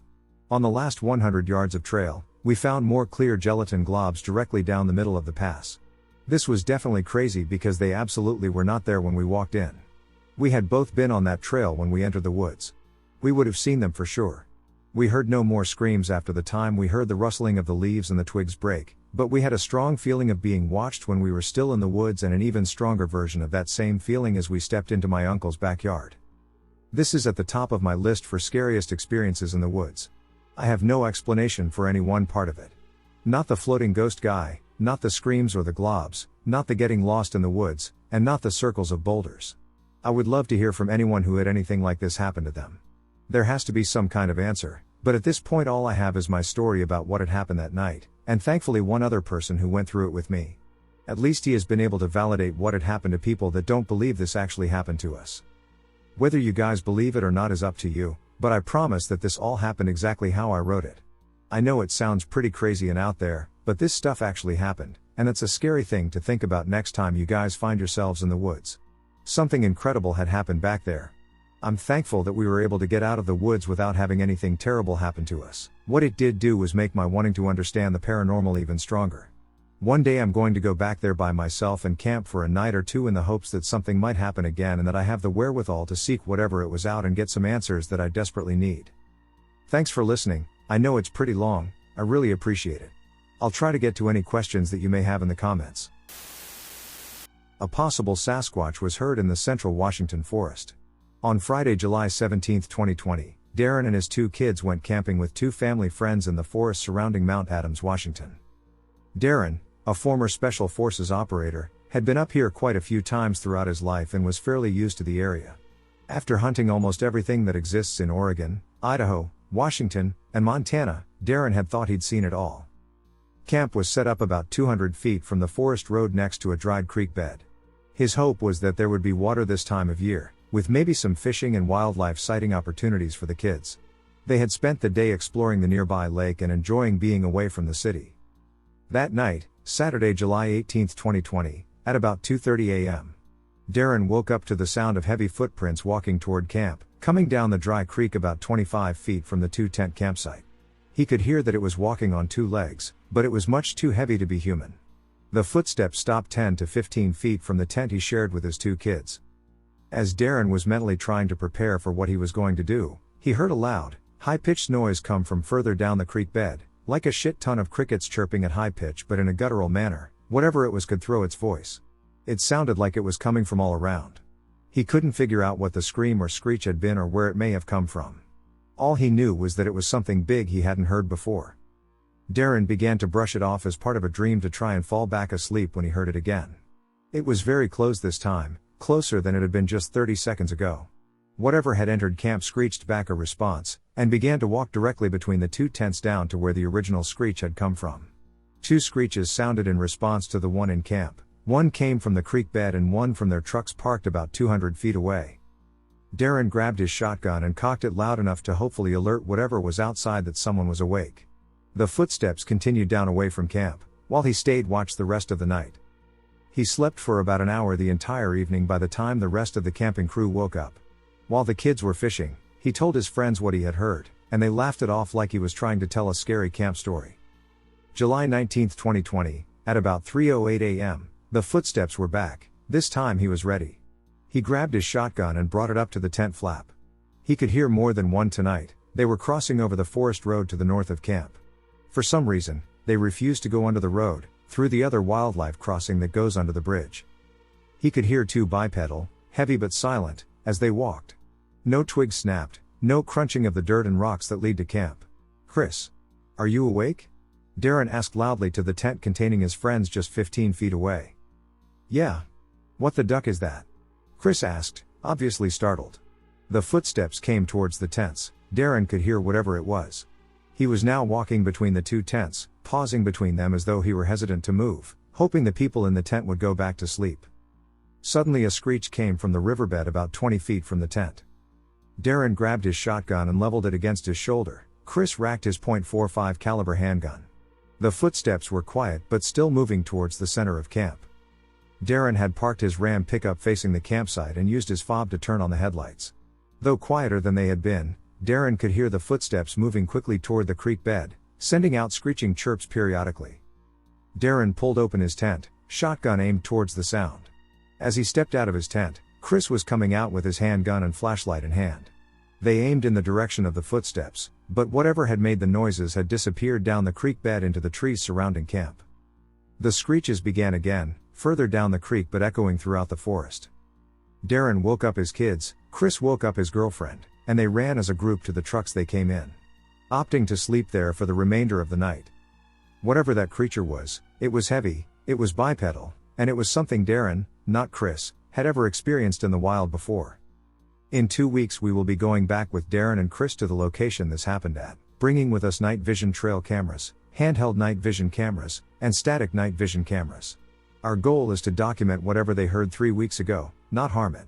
For a special forces operator to say that he was scared says a lot about the experience. Darren isn't afraid of shit. I'm amped. I think there's something strange living in the woods near my house. I live in a rural area in Mississippi, I won't say exactly where for privacy reasons, and the area is surrounded by a vast forest that is littered with deer camps and thick foliage. I've seen something weird in there since I was 13, but before I get into that, I want to give some context. My family has lived on the property since my grandparents moved there to start a family. My dad and his siblings all grew up there, then my dad and mom moved into the house next door, and my uncle moved into the house down the street. From there, I lived in the house for the next 18 years before I left for college, and I've since moved to a nearby town. The property holds several acres of dense woodland, hills, and steep embankments, with several footpaths tracing throughout that lead to deer camps and hunting stands. Some of the paths also lead to hunting camps that belong to other people who live in the area. When I was 13, I was walking along one of these footpaths when I heard a tree branch break and something land with a loud thud a couple yards off the path. I glanced over in time to witness a humanoid creature, clad in all fours, hurling itself into the forest. It was naked, and its skin was paper white. That was all I could discern. I could only see it for a couple of seconds before it disappeared. I didn't see it again for several weeks, until I was coming out of the forest through a path behind my grandparents' house. It was raining, and I was running to make it back home when I heard something shuffling around in one of the sheds in my grandparents' backyard. I thought this was weird considering the sheds were full of clutter and old junk that we didn't even use, so there shouldn't have been anyone in there. I looked inside, and that's when I saw what I've come to call the pale man up close. It was completely hairless and crouched down in the piles of junk with its back turned to me. It was very thin, with a human-like body with visible ribs and strangely long limbs. It looked back over its shoulder to look at me, and I could see that it had deep, black eye sockets with wide eyes staring back at me. It didn't have any lips, just teeth, and a mouth pulled back in a horrible grimace. It also didn't have a nose. It screeched at me, and that's when I ran back to my house. I told my dad what had happened, but when he looked to check the shed, gun in hand, he found it completely empty. The next sighting isn't mine, but one I learned of by complete happenstance. I was participating in a summer work program this past summer, and I struck up a conversation with one of the other participants while we were waiting for orientation to begin. It came up that we were both interested in Native American folklore and urban legends when he asked me if I'd ever heard of the rake. Since the rake is the closest thing I've been able to find appearance-wise in regards to what I saw all those years ago, I told him my story. He looked shocked when I told him this and lamented that he had had a similar experience, and the details shook me to my core. It happened in 2014, the same year as my experience. It was deer season, and he was sitting up in his deer stand before the sun had come up. While he was waiting, he heard something scaling the side of his deer stand, which stood 15 feet in the air. He looked over and saw a skeletal face peering into the window. Something was clinging to the side of his stand. Whatever it was startled and fell to the ground. He heard it thump against the ground and watched it limp off into the forest. He described it as looking like the Wendigos from the game Until Dawn, a point I also made to my college friend who introduced me to the game. I asked him if he could take me to the place he saw it, but he said he doesn't visit that stand anymore because he's too afraid. I still asked him what general area it was in so I could drive through it and see if I found anything, and he did give me an answer, and this is what really startled me. I can't give the exact address, again for privacy reasons, but he said, "So, you know it was right up the road from there." My house was directly on the intersection of those two roads, meaning that whatever he saw was in the general vicinity of the thing that I saw. I didn't get any more information out of him, but I suspect that it happened at one of those deer camps that are connected to my property. This spurred me to look into the matter a bit more seriously. I consider myself an amateur paranormal investigator and have been going on searches through the area in previous weeks. Every now and then, I'll hear something enormous walking out of sight in the forest nearby, either obscured by trees or on the opposite side of a hill that I'm walking around, somehow always being out of sight. It will walk in sync with me, and when I stop walking, I'll hear it take a few steps before it stops, restarting only when I start walking again. An incident like this happened about a week ago, when I heard it trailing directly behind me as I made my way along a small creek just off one of the paths. There was a steep hill on my right side, and I walked around it and started going in the opposite direction. I could still hear the creature on the other side of the hill. I looked up, and I thought I saw something humanoid moving at the top of the hill, ducking to hide behind a thick tree. The hill was too steep for me to climb up to the top and investigate, so I missed out on that opportunity. I'm not 100% sure that I actually saw something in this instance. It was just a fleeting glimpse, but I do know that I didn't hear any more footsteps following me after this. I went for a full-blown stakeout yesterday. I camped in a clearing near a deer stand, which is only a couple hundred yards from where my friend had his sighting and an even shorter distance from where I had my first sighting. I revisited the area where I had my sighting and I saw something that piqued my curiosity. The area is full of very steep hills and washouts where rainwater erodes the dirt between these hills, making the area very precarious. There was a downward slope just off the path where I had my encounter, and I saw a collection of sticks stacked together against a tree in the washout. I actually climbed down into the washout to investigate this further. The sticks were assembled almost like a lean-to against the tree, but they also curved, kind of in a bowl shape. It appeared as though someone had skillfully constructed a nest from twigs, large enough to accommodate a man. It also used larger branches, sometimes 3 inches thick, to strengthen the structure. I don't know of any local animal that could have built something like this, and I don't think it was naturally occurring. If this was the work of the Pale Man, I don't think he'd used it recently. I couldn't find any bones, droppings, footprints, or any sign of something actually living in it. I then returned to my tent and watched the area until the sun went down, and I went to sleep, planning to wake up around 3 a.m. to perform my stakeout. When the time came, I stayed inside my tent and looked out into the night through my tent window. I soon discovered that it was incredibly difficult to see in this much darkness, and I couldn't see anything clearly far beyond my tent. I did see something, however, an indiscernible shape situated at the base of 2 conjoined trees. It was way too far away for me to discern exactly what it was, but I know it was about 2 to 3 feet tall. I'm sure you're wondering why I didn't use a flashlight. My answer is that the only one I had available was the one on my cell phone.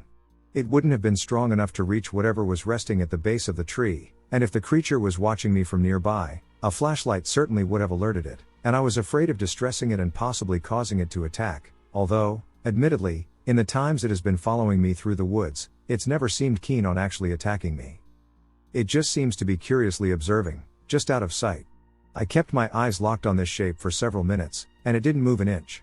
After about half an hour of nothing happening, I determined it must have been a bush that looked weird in the complete darkness. I was tired, and what animal could have possibly kept it still for so long? Soon after that, I fell asleep, and then I woke up at 8 the next morning. While I was packing up my things, I looked at the 2 trees where the thing was tested beside. There was absolutely nothing there. Not a bush, not a tree stump. The spot where I saw something was completely barren. Maybe there actually was something watching me. I don't know. I don't know if it means anything, I don't know if anything happened or if it was a trick of the eyes or what have you. This is just what I noticed. That's my story. Like I said, I consider myself an amateur paranormal investigator. I'm only sharing this on here because I'd like the community's input on where I should go next with this investigation, as well as any information that you think would help. Whatever I saw very closely resembles the rake. In fact, that's really the only thing I've been able to find that matches up with it. That being said, it's very difficult to find any reliable information on the matter, so I figured I would come here. I will be continuing my searches through the area, and I will be continuing stakeouts, and I do expect to keep you guys updated if anything comes up. Please feel free to post any questions, theories, hunting tips, or anything that you think will help. I want to know what this thing is. I saw something a couple of years ago when I was a host at a restaurant. While working there, I learned to identify assholes, nice people, and weird people. As soon as he entered the restaurant, I knew he was weird. His eyes stared straight forward, he didn't blink once, and his arms never moved an inch as he walked, even down the steps. But I wasn't scared until I saw his face. This was when we all wore masks in public spaces, or should have, at least, so I didn't see his face until he took it off. When I saw his full face, my heart dropped into my stomach. Now, for comparison, I used to sleep with a serrated knife under my pillow every night for years. I was almost trampled by a bison while hiking in Yellowstone. I was in a car crash on the side of a mountain, etc., but I have never ever felt fear or dread the way I did when I looked at his face. I never want to feel that way again. It was like an automatic, instinctual response. Gave myself a motivational speech. You have to tell him to put on his mask, you have to tell him to. I just kept repeating it in my head right up until he was close to me again, and I actually managed to say it. I managed to say, sir, you have to wear a mask, but he didn't acknowledge me or even react to what I was saying. He just walked right past me and out the door. When the door closed behind him, I felt like I could finally breathe again. It took a few moments to really recover from it, but once I did, I asked the bartender what she thought about him. I felt like I'd been going crazy by reacting to him the way I did because he actually didn't do anything to me, it was just a feeling. But what she told me totally validated everything I thought. She said that she felt terrified and extremely uncomfortable. She described his voice as monotonous yet profound, and his eyes as enigmatic. She told me that he only ordered a raw steak with no sauce, sides, or spices, but she didn't even send it to the kitchen. She said that she knew he'd leave. I felt paranoia for the next few days, like he was watching me, but I couldn't find him. I think about this encounter all the time. I still worry that I'll see this thing again. And yes, I say thing because I don't think that he or it was a human being. I don't know what he or it was, and I can't find any information about what he is anywhere. The closest I've come is the real Men in Black, but this thing I saw wasn't in their clothing, and I don't know why one of those guys would be at a random, crappy restaurant. I thought they always wore the same stuff, and I've never heard of them being undercover. Sasquatch/Bigfoot sighting near Juneau, Alaska, summer 2010. Thought I'd share an encounter a buddy and I had near the Eagle River outside Juneau, Alaska. It was summer 2010, and my friend and I were at Summer Boy Scout Camp. We were 14 at the time. It was the last day of camp, and the staff had us play an after-dinner find the camp counselors game. We basically had to let the counselors run out into the woods and then go find them. This is summer in Alaska, so there was still plenty of light out, although it was getting later in the day. My buddy and I stuck together because we thought we'd have better chances finding the older counselors that way. Most counselors were older teenagers or young adults. Partway through the game, we saw a counselor behind a tree, so we started chasing. They ran to the nearest dirt road, so we chased them. Following them around a bend in the road, we lost them, so we started heading back down the road the way we came. On our right side were the woods we had come from when chasing the counselor, and on the left was a field, probably 300 to 400 yards across, with the ocean on the other side of the field. I happened to notice a person walking up from the beach on the other side of the field, and I found that pretty curious. It was a warmer day, for Alaska, so I was surprised to see that they were wearing what seemed to be a lot of dark clothing. It should be noted that the field tapered to a narrower width in the direction we were moving, which was the direction the person I spotted across the field was heading as well. This meant they were gradually getting closer to us as we moved down the road.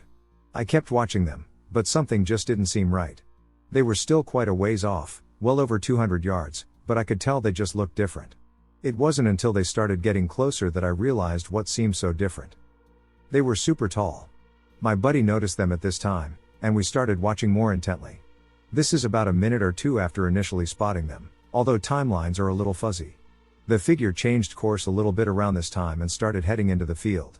Directionally, it looked like they were headed for the forest and mountains at the far end of the field.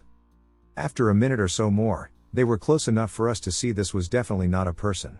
A quick note, from 13 to 14 years old, I had a huge growth spurt and hit 6, and I had grown into a size 13 shoe.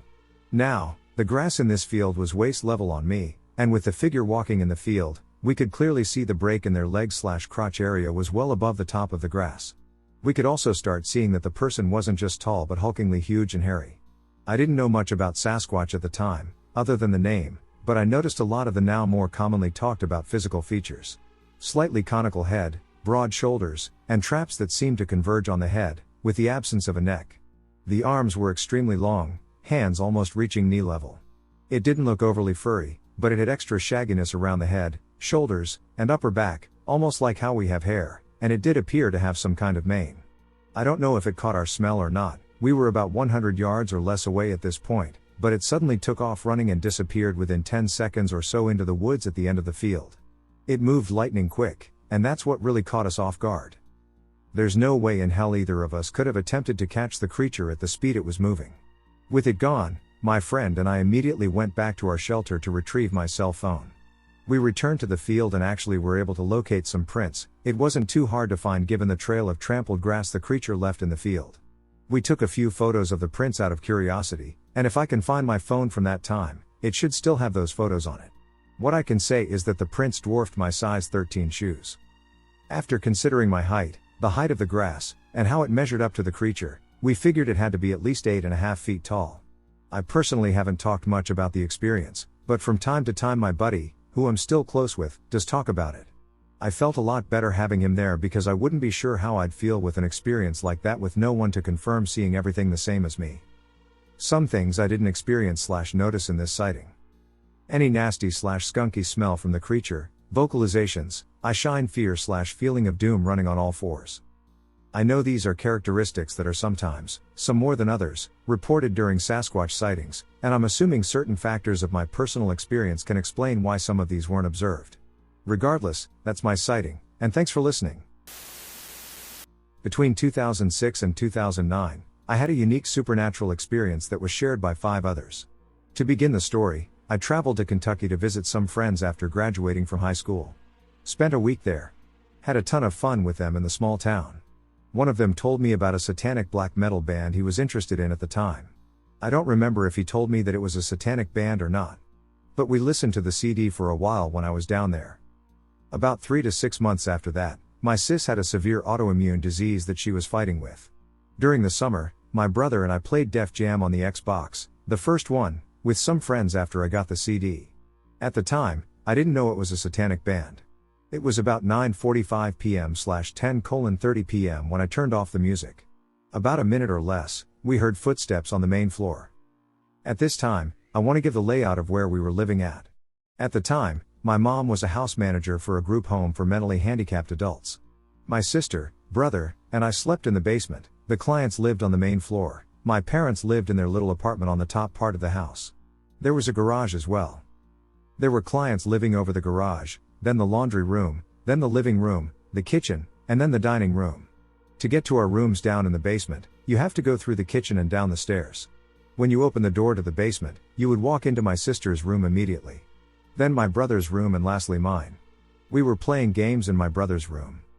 So when I turned off the music, we heard heavy, pounding steps above our rooms. Since we lived in the house for some time at this point, we know who sounds like what. The footsteps came from the living room to the kitchen. 4 of us heard it. We all looked at each other and knew 100% we were not going crazy. Then the footsteps started up again near the stairs to my sister's room, and within about 5 seconds after that, my sister started to scream bloody murder. Keep in mind that my sister was so sick that she couldn't walk, stand, or hardly move on her own due to her body attacking her liver. We hurriedly entered the room, finding her lying in her bed. After escorting her to our parents' room, the 4 of us, armed with Bibles, began to walk around the house, blessing the windows and doors. When I went to the front door of the house that was between the living room and the laundry room, about halfway, a wolf's head appeared eye level with me. At 5 feet 3 inches, I possess a keen sense of the size and height of people and objects. If you know how big a timber wolf's head was, this was bigger than that by about a 1/3, give or take. At eye level, it appeared to be snarling and drooling for a split second. I jumped up and back. I firmly told it that it was not welcome in this house and had to leave by the blood and name of Jesus. During that whole time, there was a heavy feeling around the house. Like a heavy fog, but we felt it on our bodies and souls. When my sister woke up the next day, she said that a black shadow was in the corner of her room with red eyes near the ceiling. From the floor to the ceiling, it was about 8-ish feet tall. She said it was about 3 feet wide. She said that it told her that it would get the whole family, kill us, eat us in front of her, and save her last. I was wondering if anyone else had something like this happen to them. Does anyone know what the wolf-like head was in the supernatural realm? Finally, does anyone know what it was in my sister's dream that prompted her to scream bloody murder from a sound sleep? The Black Shuck in a paranormal park. I have always believed in ghosts and have seen several, as well as one with video evidence. I even saw what I think may have been a demon one time. But those are all different stories. The reason I mention them is that the events I'm going to describe only cement my belief in the paranormal. The Black Shuck, it was late one night sometime between 12 and 2 a.m., the exact time and date are foggy in my memory, in the late summer of 2009. I was 15 at the time. A few friends and I had planned to meet up at the park, namely Brentwood Park, to smoke and hang out for a little while. There were several entrances to the park, but the entrance we were going to meet at was on a street called Mockingbird. This entrance, like the majority of the others, was somewhat hidden. Just an obscure sidewalk path that goes in between two houses. It comes to a large, narrow staircase down, with a canopy of trees from the side skirts of the yards on either side. At the bottom, a sewer exit pipe was immediately to your right, with a stream coming out of it that led to the nearby creek. There was a patch of woods directly ahead and an opening to the sewer on the left a couple of meters away. At the landing of the stairs, you find yourself on a patch of land above the sewer pipe that has lost any chances of growing grass and has become a dirt patch. The canopy of trees from the stairs conjoins with a canopy from the patch of woods ahead in the surrounding area, which is also partly to blame for the dirt patch. Right where the sewer pipe opens into the open stream, the dirt patch stops, and the canopy opens up to what used to be a small baseball field, basically abandoned with grass having grown over the diamond. Across the field from the sewer pipe is the creek, and far off to the left past the baseball diamond's fence is the rest of the, basically abandoned, park. Over near the creek at the edge of the field was a massive old tree. These descriptions of the environment of this setting are important for most of these events. Some things are different about it now, basically just a giant flower field as everything was removed and let grow out, but this is how the park setting was for all of the following events. So I and another friend waited for our other two friends to come along, standing at the sidewalk that led between the two houses. After about 10 minutes of waiting, they showed up. I've always been a little socially distant, so after a couple of minutes of conversation, I separated myself from the group, eager to go down to the park to smoke and disinterested in the topic they were talking about. The moment I reached the bottom of the steps and turned to the right to head out of the canopy and into the park, I saw it. Even in the dark, the moonlight giving light to the open space of the park showed it to me clearly. Just where the dirt patch and canopy ended, in the path to the opening of the park, a giant black wolf stood there. It looked to be the height of my shoulders while on all fours. It stood facing me, yet with its body to the side as though it was trying to block the entire path, its front legs in a position of attack/defense.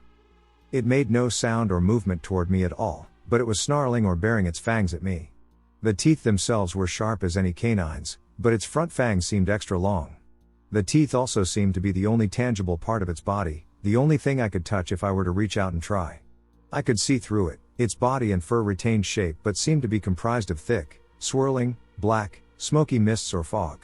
Its eyes glowed a deep and bright blood red. I was terrified, and I barely ever get scared of anything. I immediately turned and ran up the steps as fast as I could and out to my friends, who were still chatting and just beginning to make their way to follow me down. "Guys, don't go down there, there's a ghost wolf down there." They questioned me nonchalantly in disbelief, and I begged them a second time not to go down there. But they, again, disregarded me. I reluctantly followed them down. But once we were down there, it was gone. Unfortunately, that only served for my friends to shrug me off in disbelief with even more conviction. I know what I saw, though. It wasn't some illusion or a trick of my mind or sight. I play a game called RuneScape, and I was telling this story to a friend of mine I'd met on there who lives in New Zealand. I'm USA. He said, "Bro, that wasn't just some ghost wolf, that was a black shuck."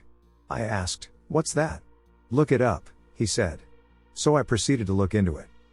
For those who are unaware, black dogs, also known as the black shuck, hellhound, and various other names. There are numerous names, and a real hellhound differs from a black shuck, represent entities that are akin to a dark omen. Oddly, the only reports of anyone ever seeing it have been located in the British Isles, yet I'm in the USA.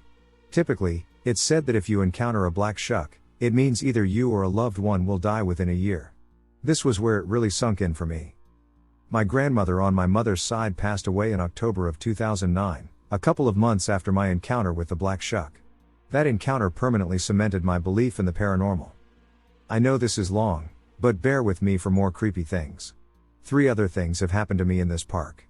The first thing I'll describe happened in the literal exact same spot as I'd seen the black shuck.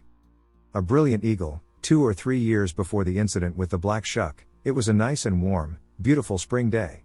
I was going to cut through the park to meet up with some friends to hang out. I went down those same steps, and in the exact same spot the black shuck was standing in, there was a giant, bright white eagle. As soon as I got down there, it noticed me before I noticed it. As soon as I noticed it, its back was facing me, and it was turning its head back forward, away from noticing me. It began to start taking off. Before it did, I took note of its colors and size.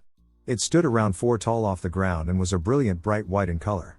After it took flight, I noticed its massive wingspan, looking to be around 7 to 8 across. Its physique looked akin to an American bald eagle, just way bigger. I've spent a long time trying to research what exactly it was that I saw and have come up empty-handed. The only birds on the planet with a relative size are harpy eagles and albatrosses, which neither of those are the same thing as what I saw. The only other eagle of similar coloration is more gray and much smaller. There are no myths, legends, tales, or lore that I can find describing anything like giant white eagles. If anybody can tell me what I saw, please do so. My odd sensation, this one happened sometime after seeing the eagle, but long before my black shuck encounter. In a nutshell, a group of my friends and I were hanging out at the park, planning to visit a place we called the Spot, a section of the nearby creek that had a lot of concrete debris lying around and a neat little arrangement for people to hang out at. We were in the field under that massive old tree at the corner of the field near the creek, standing, goofing off, and talking before we went to the spot. Suddenly, I got a strange feeling over me, telling me we needed to move. "Guys, I think we need to move," I said. A few of them responded in tandem, "What? Why? What are you talking about?" I said, "We just need to move, please." They agreed, to humor me, and so we did. The second we were clear from under the tree, a huge branch fell from it right where we had been standing. I was pleased to have saved all of our lives and grateful they listened to me. The Ghost Army. From now on, when someone tells you a ghost story, it would be wise to believe it. I always believed in ghosts, but when I was confronted with this story, I just didn't believe it. There were always rumors that Brentwood Park was haunted, and many people had differing stories of things that would happen down there. Many of them are very believable, others are highly skeptical. This one was a skeptical one, so I didn't believe it. The crazy part is it wasn't my experience. This was the first event that ever happened to me in the park. So an older kid came to my friend and me with a story about the park, talking about a girl that was murdered there and her ghost walking around the park at night sometimes, looking for revenge. My friend and I didn't believe it. There were a lot of terrible things that have happened in the park, and I've been there at night plenty of times and even slept there at night without something crazy happening. The funny part is that the time I slept there was long after this event. We said this, and the older kid told us we had to talk about the event while we were down there. So we did. That night, my friend and I went down to the park, sat at one of the baseball field team benches, and began talking about the event, giggling and joking about it because we didn't believe it. What happened next almost made us defile our pants. Suddenly we started seeing bodies. Bodies everywhere. Dead bodies. All over the ground, all over the park, everywhere we looked. But they were glowing white bodies. So what we were looking at was a bunch of ghost bodies all over the park. We started freaking out and left the park as fast as possible, running and jumping over the bodies as we went. As I ran, I noticed something extremely odd about the corpses. Half were wearing British Imperial Army uniforms, and the other half were wearing kilts and Scottish plaid attire. Why these ghostly corpses were in the United States always made me wonder what on earth I saw that night. My conclusion is that Brentwood Park itself is an anomaly, attracting odd and paranormal creatures and events to it. It would make sense, seeing that so many different things have happened to so many different witnesses down there, specifically including my last story about the Ghost Army. For anyone that stuck around to hear my encounters at Brentwood Park, I thank you. Always be wary that there are things we do not know about this world. And with that, have a great day. I have had sightings and interactions with 2 separate cryptids, and no one I tell in person cares or believes me.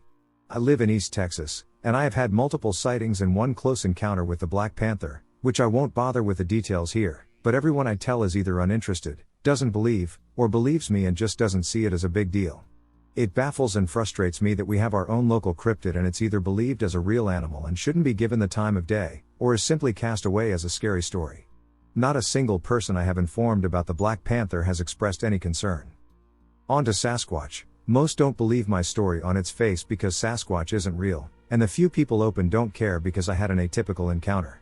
In short, I was walking on my property and saw a head and shoulders sticking around a tree with its arm wrapped around it. I stood in bewilderment as I took a few moments to process and think of what to do. After approximately 3 seconds of my first view, I drew my EDC revolver, took aim, and fired.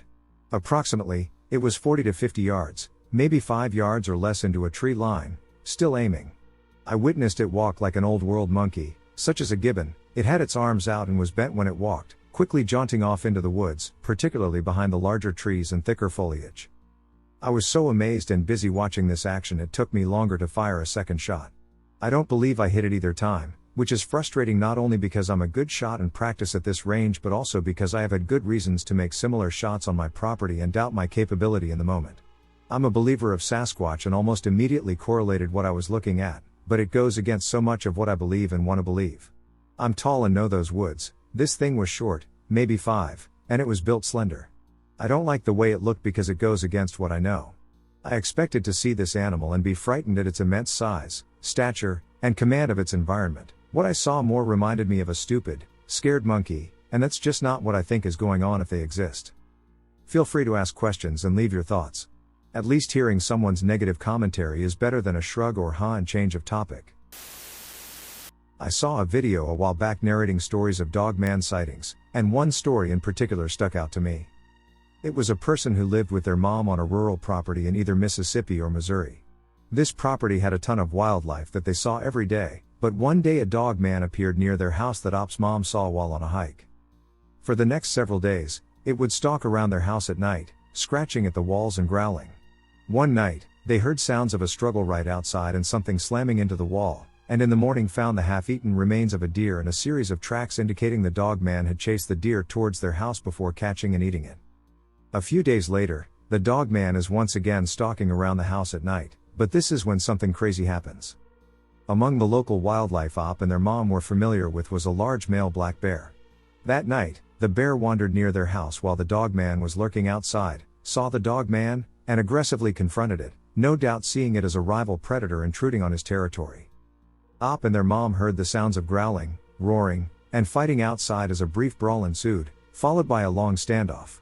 Eventually, the black bear successfully chased off the dogman, and it was never seen or heard from again.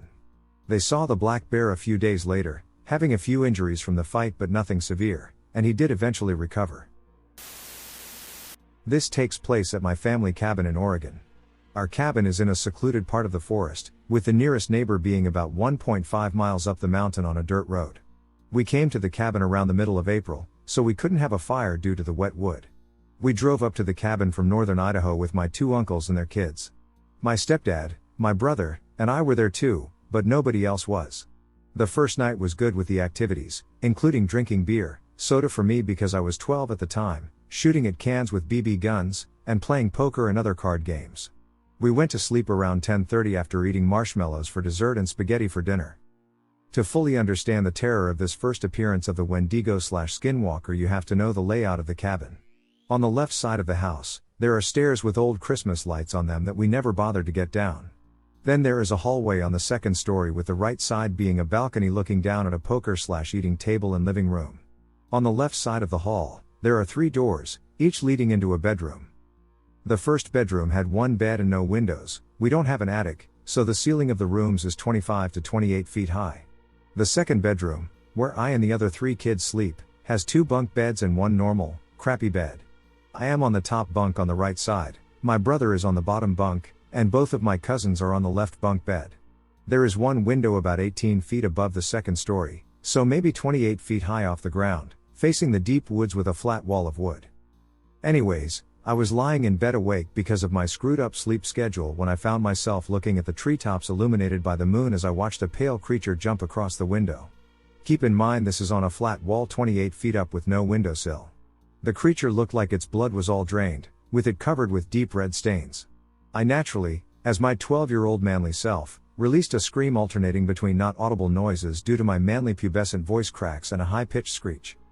I awoke everyone in the cabin, and my oldest cousin, 12, fell off the bed, bottom bunk, no severe injury, and 3 minutes later I was being frantically asked what's wrong. I then had to tell 3 adults and 2 kids younger than me about the scary pale naked man 28 feet above the ground covered in blood. They told me it was probably a vivid dream, but I told them I was awake the whole time. They told me to get my flip-flops on. When we went around the cabin to the back, I saw the window, and there was nothing there. The next day I looked up at the back wall, and what we failed to notice last night was that there were small scratches the size of pine needles moving diagonally, crossing the window, moving up towards the roof, and then they just stopped. I had also noticed that a tree limb with deep scratches along the bottom and top had fallen from the tree across from the end of the scratch marks. I was naturally prone to being frightened, so I spent the rest of that day in a state of shock. I noticed that the beer cans we had been shooting at had vanished. I assumed that the adults had disposed of them, as I discovered a can 45 feet away, riddled with holes and strange tears. Strange considering we had portable trash cans, but who cares? We had a near identical day eating leftover spaghetti and going to bed at 10:45.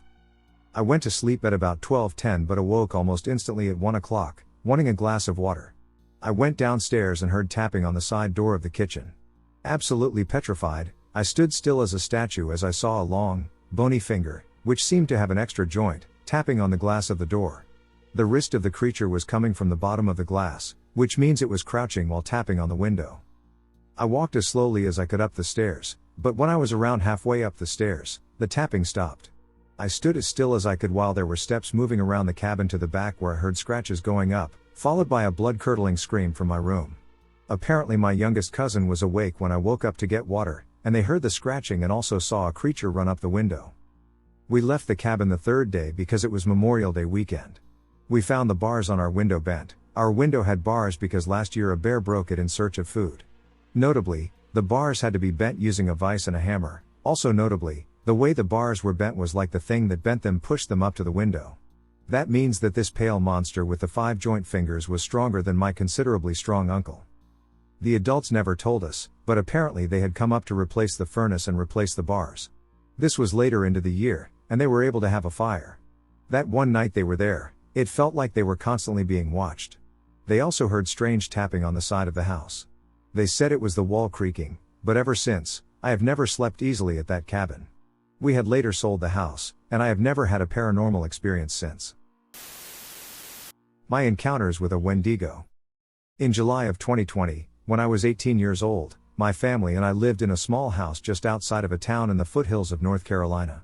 While we weren't deep in the wilderness, we might as well have been. Our house sat on the edge of a dense forest, surrounded by trees that stretched far into the mountains. From our front porch, you could just barely see the town 5 minutes away. Occasionally, we could hear the distant hum of traffic or the barking of a neighbor's dog, but for the most part, the stillness of the surrounding woods gave everything an eerie sense of isolation.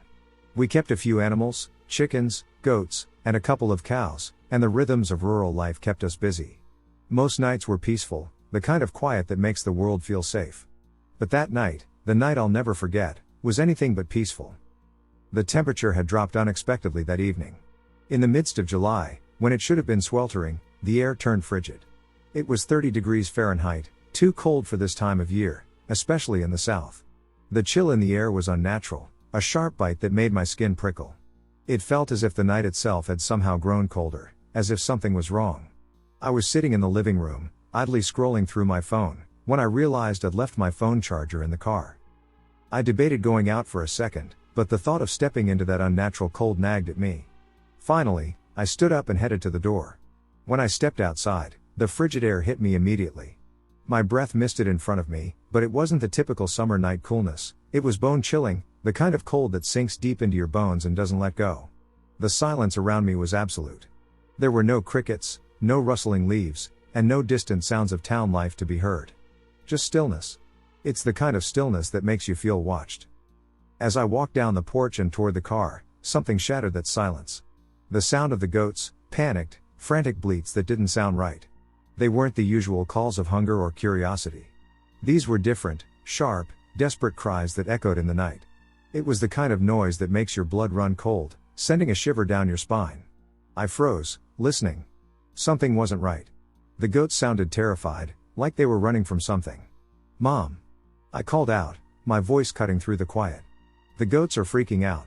I quickly ran up to the second floor, my heart beginning to race. The closer I got to the window, the more the panic in their voices rang in my ears. I didn't wait for a response. My stomach was already turning in knots. I grabbed my rifle, a weapon I was well trained with, but tonight, it felt different. It felt like the weight of it was nothing compared to the weight of whatever was out there. My hands trembled as I checked the magazine, chambered a round, and clicked off the safety. Something about the air felt wrong, heavy, like it was pressing in from all sides. I stepped back outside, my boots crunching on the gravel, and immediately the cold hit me again. The night seemed unnaturally dark, like it was holding its breath, waiting. As I jogged toward the goat pen, I couldn't shake the feeling that something was wrong, something beyond the goat's fear. The darkness felt alive, and I couldn't explain why, but I knew I wasn't alone out there. When I reached the pen, I stood for a moment, scanning the area. The goats were huddled together, wide-eyed and shivering. But it wasn't just fear, it was panic. Their eyes were darting around, as if they saw something I couldn't. I counted them to make sure they were all there, but that didn't make the dread in my stomach go away. The pen seemed too quiet now, and the deep, oppressive silence surrounded me. I walked the perimeter of the pen, my flashlight beam cutting through the darkness. My boots crunched softly against the gravel as I checked for anything that might have spooked them. The distant sound of a dog barking in the neighborhood, a dog I'd heard countless times before, seemed far away, like the world had been stretched out. The beam of my flashlight swept across the yard, catching nothing but the shadows of trees and the occasional flicker of movement. But then, at the far end of the pen, I saw something. It wasn't an animal. It was something worse. At first, it was just a vague shape crouched low near the fence. I thought it was a deer, maybe a wild animal. But as the beam of light hit it, my breath caught. It was a figure. And it wasn't human. Not entirely. It was unnaturally thin, its limbs stretched out at odd angles. Its skin was pale, almost ghostly, and stretched so tightly over its bones that I could see the outline of its ribs. It was crouched low to the ground, its back arched in a way that made my skin crawl. But its face was the worst part. Where a face should have been, there was nothing. Just smooth, pale skin stretched across a blank space where its features should have been. No nose. No mouth. Just smooth, deathly skin. Its eyes were the color of milky, empty clouds, pale and unseeing, but not. They looked wrong. The emptiness in them was far worse than any blindness. It felt like something ancient and hungry was staring back at me. I couldn't move. I couldn't breathe. My mind screamed at me to run, but I couldn't. I was frozen, my body paralyzed by the sight of this thing. It didn't blink. It didn't even seem to breathe. It was just watched. My heart pounded in my chest as I forced myself to raise my rifle. My hands were shaking violently, but I steadied the barrel, trying to focus. I reached out for safety. The second my finger touched the lever, the thing moved. Not walked. Not run. It vanished. Just like that, one moment, it was there, crouched, watching, and the next moment, it was gone. There was no sound, no movement. It was like it dissolved into the darkness. The shock hit me like a wave. I couldn't comprehend it. My legs finally moved, and I didn't think, I just ran. My boots pounded the gravel, my breath coming in ragged gasps. I didn't stop until I was inside, slamming the door behind me. My mother was in the living room, staring at me with wide, worried eyes. "What's wrong?" she asked, her voice soft but tinged with concern. I couldn't answer. I couldn't tell her what I had just seen. "Everything's fine," I said, my voice shaky and unconvincing. She didn't push me. She didn't need to. I could see it in her eyes that she knew something was wrong, but neither of us dared speak it aloud. Later that night, as I tried to sleep, a noise broke the silence. It was a scream, a woman's scream, but twisted, distorted, and far off. It echoed through the trees, sending a wave of terror through me. I tried to convince myself it was an animal, some twisted cry from the forest, but deep down, I knew better. I knew what I had seen. The next morning, I grabbed my rifle and went to check on the goats. The sound of traffic from town was faint in the distance, and the barking dogs from a neighbor's yard reminded me that I wasn't as isolated as I sometimes felt. But as I neared the goat pen, my heart sank. The dirt around the pen was disturbed, like something had dragged itself through the ground. As I walked the same path I had taken the night before, I froze. There, just past the fence, lay one of our goats. Its body was intact, but its head, gone. Ripped clean off, like it had been torn away with inhuman strength. I stood there, staring at the gruesome sight, feeling the chill of the night creeping back into my bones. Whatever had come for us was still out there. And it was watching. Waiting. It wasn't just a nightmare. It was real. And I was the prey. This is not a local legend, but rather a family story. My grandmother swears up and down that one night decades ago she drove past a giant bipedal dog creature. We all call it her werewolf story. Apparently it was late at night, she was driving through a rural area from her nursing shift at the hospital, and she thought she saw a big black dog off the side of the road. She loves dogs, so she slowed down to see if she could call it over, but when she got close, it stood up on two legs and was at least as tall as a person. Claims it stared her down as she sped off in absolute terror. Personally, I'd put my money on a black bear. She'd recently moved from a state with no bears at all, so I can see how someone exhausted from a long night shift who's never seen a bear in person might mistake one standing up for a terrifying man-dog creature in the dark. However, as a child, I firmly believed that my grandmother had actually seen a real werewolf. I live in a small town in northeastern Pennsylvania, surrounded by endless forests and farms. As a kid I spent most of my time fishing for trout or building stick forts. Now I have bonfires and deer hunts. So as you can imagine, I'm outside most of the time. At this point I know almost every paw print or call of the local animals, and I can identify it almost immediately. At the age of 13, I went over to one of my friend's houses for his birthday party, mid-June, alongside another two guys. We used to hang out a lot, but after this incident, things happened, and we broke apart and went our own ways. Anyways, we were crazy and imagining exploring abandoned places and finding paranormal spirits as all the YouTubers did at the time. About 3 miles into the forest, there was an abandoned quarry. All of us were excited to explore it, so we got the birthday boy, whose name is Aiden, to lie to his dad and say we were going for a walk through the woods. Aiden's dad said yes, but to not wander off too far and to pay attention to the trees due to the number of mountain lion sightings in the area recently. Many say they don't live here in Pennsylvania, said to be a boogeyman of sorts, but I've seen one with my own eyes, and I can tell you they're here, along with wolves. We geared up and grabbed our phones and knives. Well, at the time I didn't have a knife, but I borrowed one from one of the bigger guys. His name was Clayton, and he is a little out of shape, putting it nicely. He usually brought up to 10 knives to our parties like some sort of serial killer. Sometimes he made me worry. He also gave one to our fourth guy, named Marcellus, more ghetto than country boy, but it's okay, we got along at the time. As we packed our bags and got ready, we poked fun at each other. Me insulting Aiden's choice of footwear, wearing a pair of black and white Vans, while the rest of us wore boots. Clayton is poking fun at me for being the smallest guy in the group. And Marcellus is backing up Clayton's insults. As we headed out the door, excited for what we were going to find in the amazing abandoned quarry and imagining old mineshafts deep in the ground where coal was mined or copper, the air seemed to change. Change it too as is heavier, like when a kid in class threatens to kill everyone in the room. Yeah, that's kind of heavy. Almost a primitive fear. As I early looked around, curious about what instilled this primitive fear into my system, the others talked about what we were going to find. I think we are going to find some coal, maybe we can sell it to some local farmer, commented Clayton in an almost wishful sort of way. It's a quarry, dumbass, not a mineshaft, yelled Aiden, furious with Clayton's idiotic comment. Aiden had a tendency to get angry over the stupidest of mistakes, even a misspoken word was enough to set him off. Same thing. Mineshaft, quarry, your mom's SS, all things worth exploring, Clayton said in a mocking tone. Shut the FCK up before I rock your world, fat SS, Aiden yelled in rage. Almost about to throw a fist and knock his teeth out. As Marcellus calmed both of them down, I zoned out, as we were walking into the woods now after going through a long field. The feeling of dread was getting stronger, and I almost wanted to run. I knew I was being watched. I always know when someone stares at me in class. I usually look directly at them when I notice the feeling. I started to scan my surroundings. Maple trees, rocks, cliffs, bones, birds, beehives. Wait. Bones? I backtracked to where I had seen bones and looked a little closer. About 60 yards away at the bottom of a cliff was a dead deer, fresh, blood still on its bones, flesh hanging from its skull. I imagined the thing that could have mutilated it so badly and thought of a 1,000-pound black bear with rabies.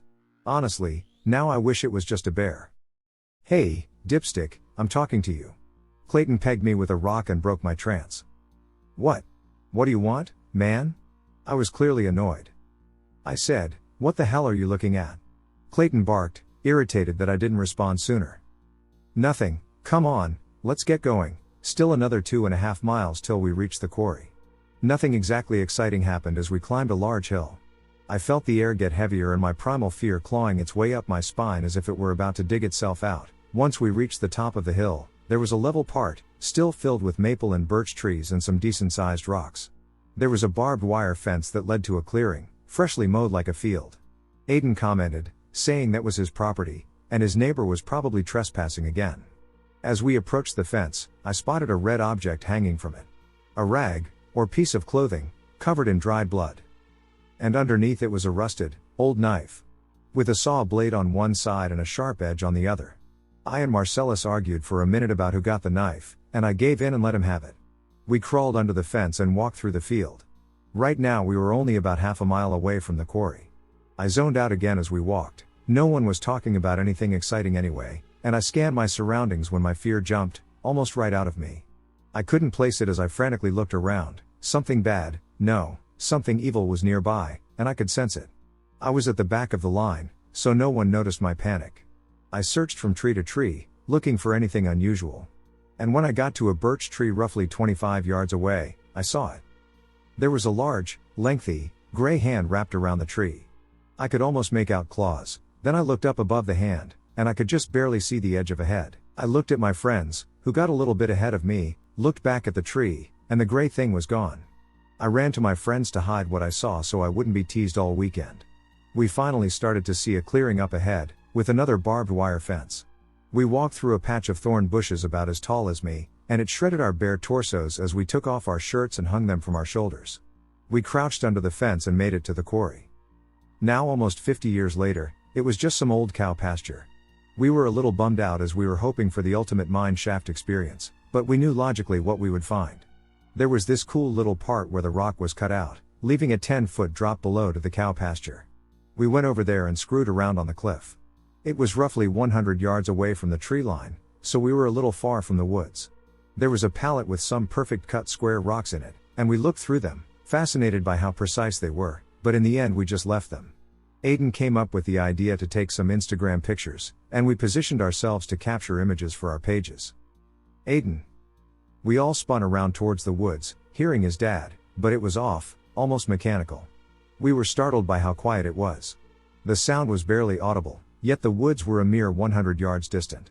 My fear crawled its way into me, and I wanted to go home knowing something was wrong. Guys, we need to go, I stated, walking towards the tree line. The others followed.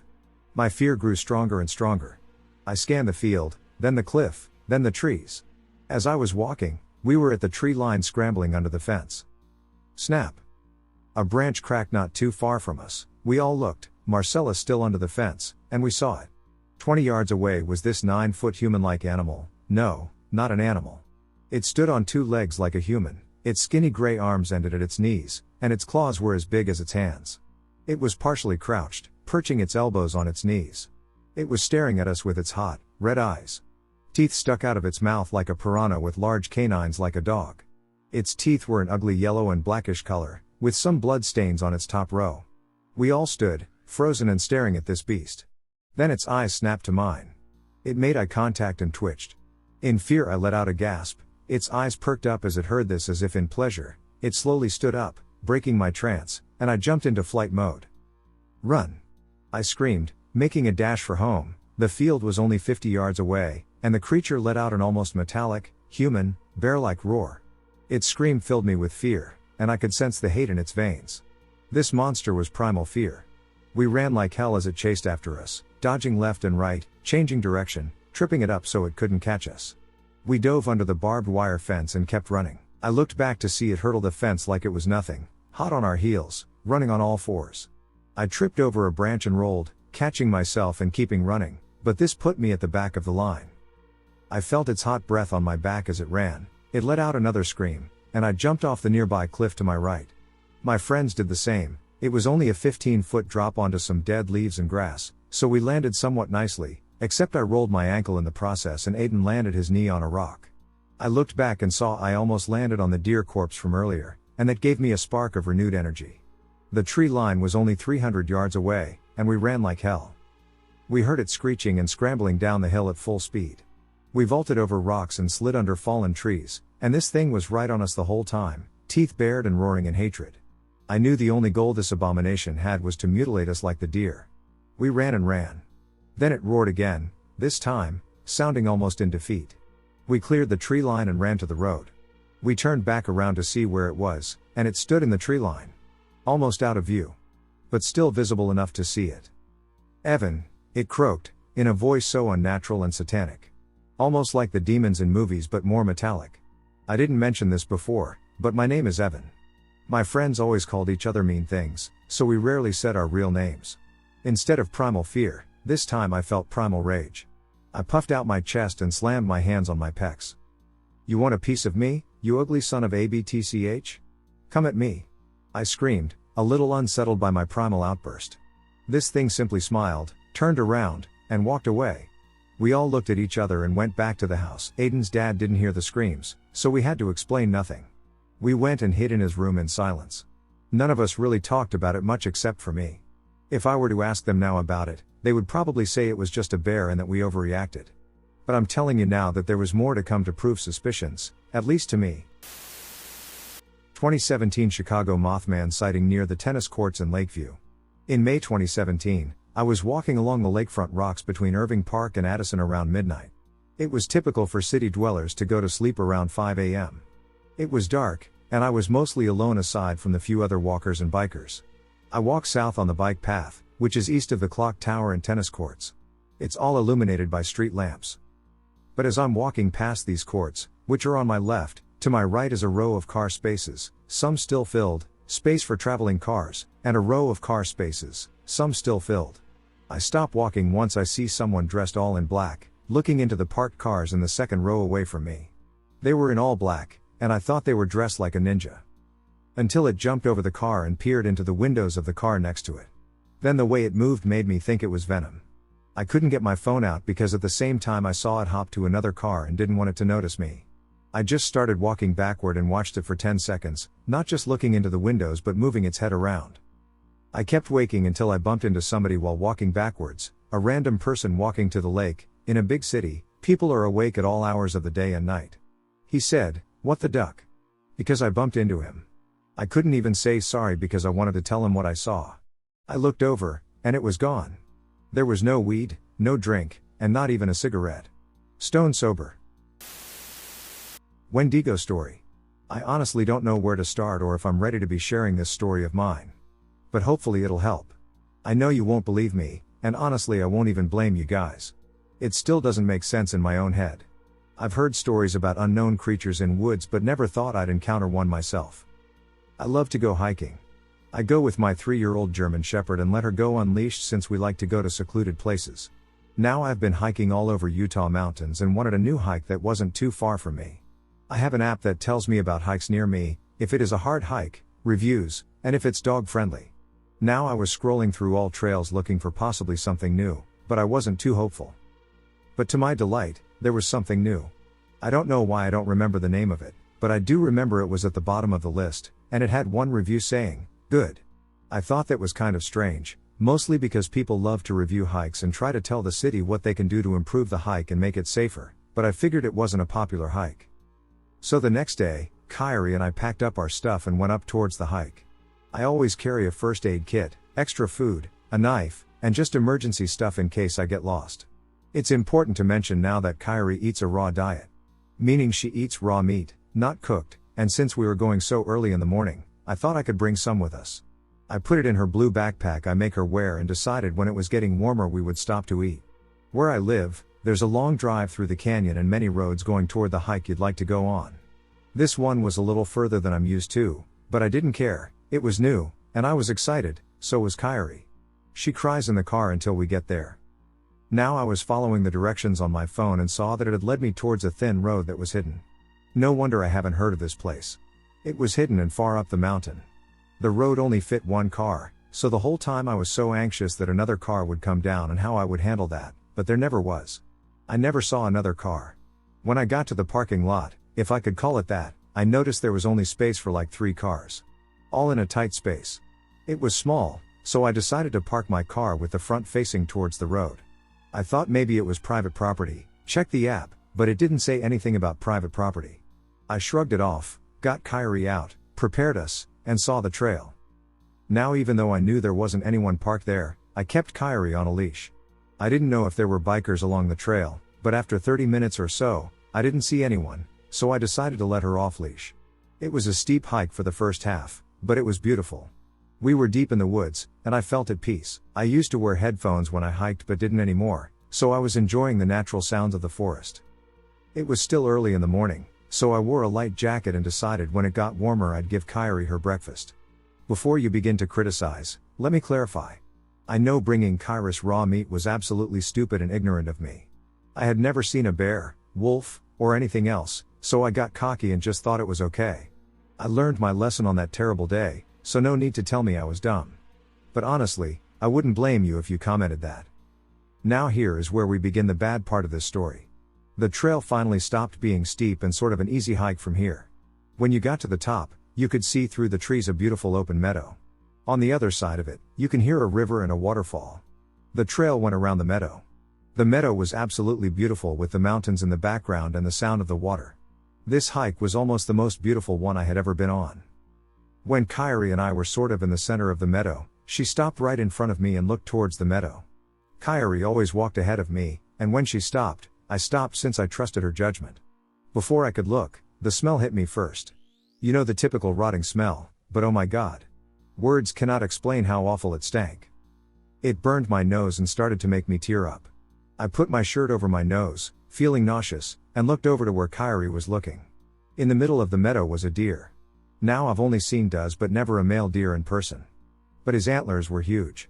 Have you ever seen Princess Mononoke? When he sees the deer spirit walking across the water and how big his antlers were. Almost like that. The beauty of the deer was amazing but not enough to take away the disgusting smell that was making me sick. The deer was looking towards the mountains and away from me. I thought maybe Kyrie's food was going bad. I checked that, and it seemed fine. When I looked up again, the deer was looking our way. I noticed that Kyrie's hackles went up at that. She started to cry nervously.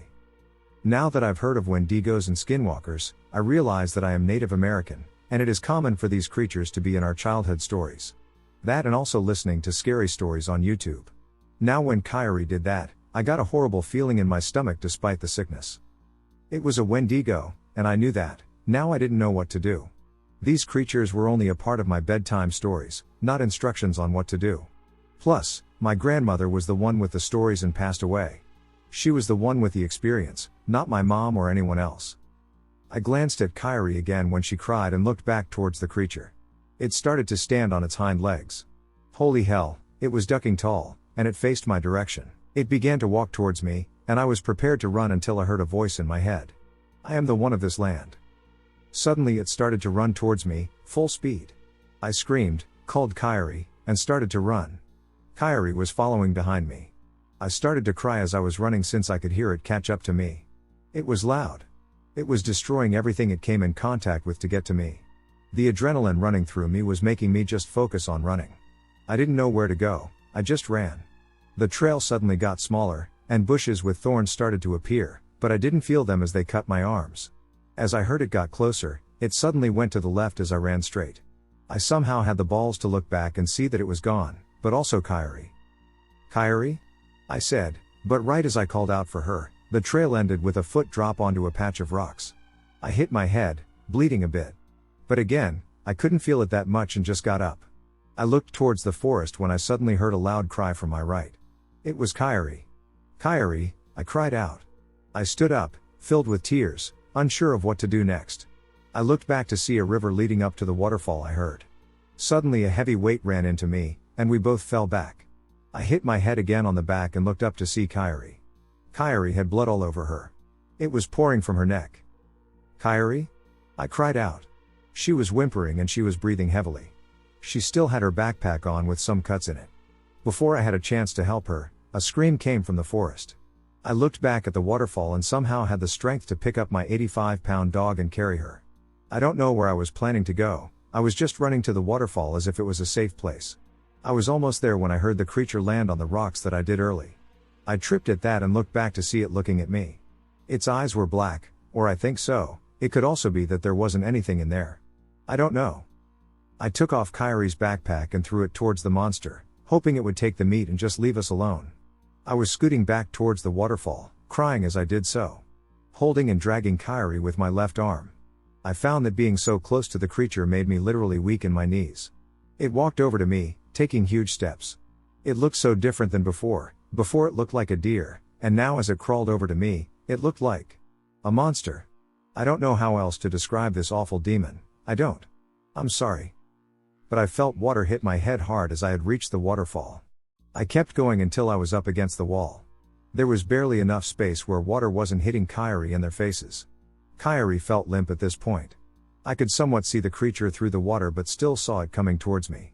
It stood on its hind legs when it was close enough to me, watching me. The smell was so disgusting, I couldn't help but throw up in my mouth. It reached its arms out to grab me, I screamed so loud. I actually lost my voice.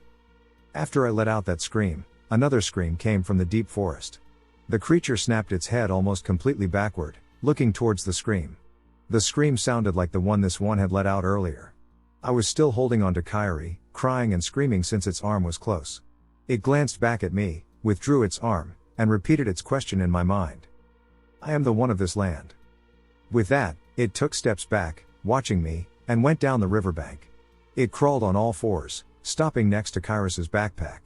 It ripped it apart and pulled out the meat, eating it with the plastic bag that it was in. It suddenly screamed and ran towards the direction of the scream from earlier. Upon realizing its absence, I shakily stood up and escorted Kyrie back towards the trail. When I was running, I came across my backpack that I had left earlier and stopped. It was ripped apart, so I took off my jacket and wrapped it around Kyrie's neck, where she was bleeding a lot. After that, I barely remember. All I remember is carrying Kyrie and driving down, screaming the whole way to the emergency vet. They asked us what happened, and I told them it was a bear. They called the ambulance since I had blood all over me, and they couldn't tell if it was mine or Kyrie's. Kyrie made it through surgery and had to have some stitches on her, along with a pad. It didn't really heal, and a huge bump grew on there. The infection eventually cleared up.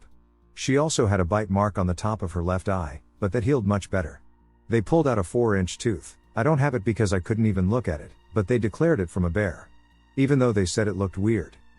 While I was waiting for Kyrie, I went to look up the trail on the app, and it was gone. I'm not sure why or how it disappeared, but it did. I don't remember where it is either. That's all a blur.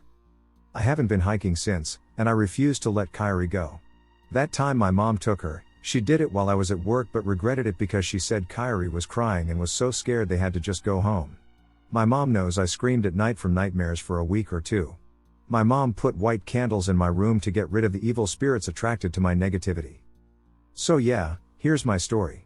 I've heard tales of individuals encountering a Wendigo without any harm, and I fervently hope I had the opportunity to experience it myself. I hate hiking. My therapist thinks I may have some PTSD but only knows of it as a bear. I'm getting through it, Kyrie is too. Hopefully one day I can go back, but I don't see that being for a while. Please, if you're going to go up to the mountains, please prepare. Mother Nature is not only unpredictable but has things in there that just don't make sense in our heads, so please be safe. I say that with serious sincerity. A pale-looking humanoid. I have been in a long-distance relationship with my girlfriend for a couple of years, and every summer and winter break I'm able to travel to go see her. This encounter happened about 2 years ago at my girlfriend's house. I should mention that my girlfriend lives on the outskirts of her city in Mexico, where houses are around 200 to 300 yards apart and surrounded by dense woods.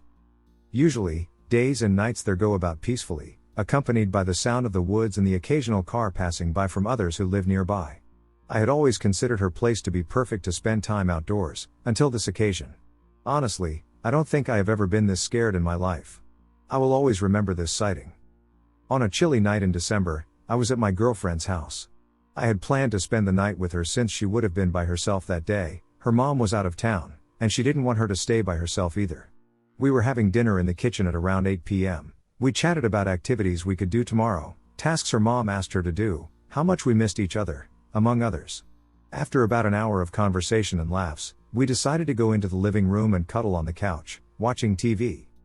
We both got up and put the dishes in the sink. She went into her bedroom, and I went outside to the bathroom. The house layout consisted of a long corridor that connected pretty much every room in the house and a back door at the end of the corridor, which led to the patio. The patio was open, full of trees and plants, and the only thing separating the patio from the woods was a fence made up of stones and barbed wire that stood at around 1 meter tall. Halfway down the patio was the bathroom, lit by a single, weak light bulb, so anyone had to walk outside, even at night. I'm not coming here at night, I thought. I remember when I opened the back door and stepped into the patio, a cold breeze stroked my face and sent shivers across my back, so I hurried to go back as quickly as possible because, to be honest, I was a little spooked going outside in the darkness, knowing that the woods were pretty much a few steps away. I finished doing my business, washed my hands, and started walking back, being careful not to trip on something because the light bulb was almost non-existent.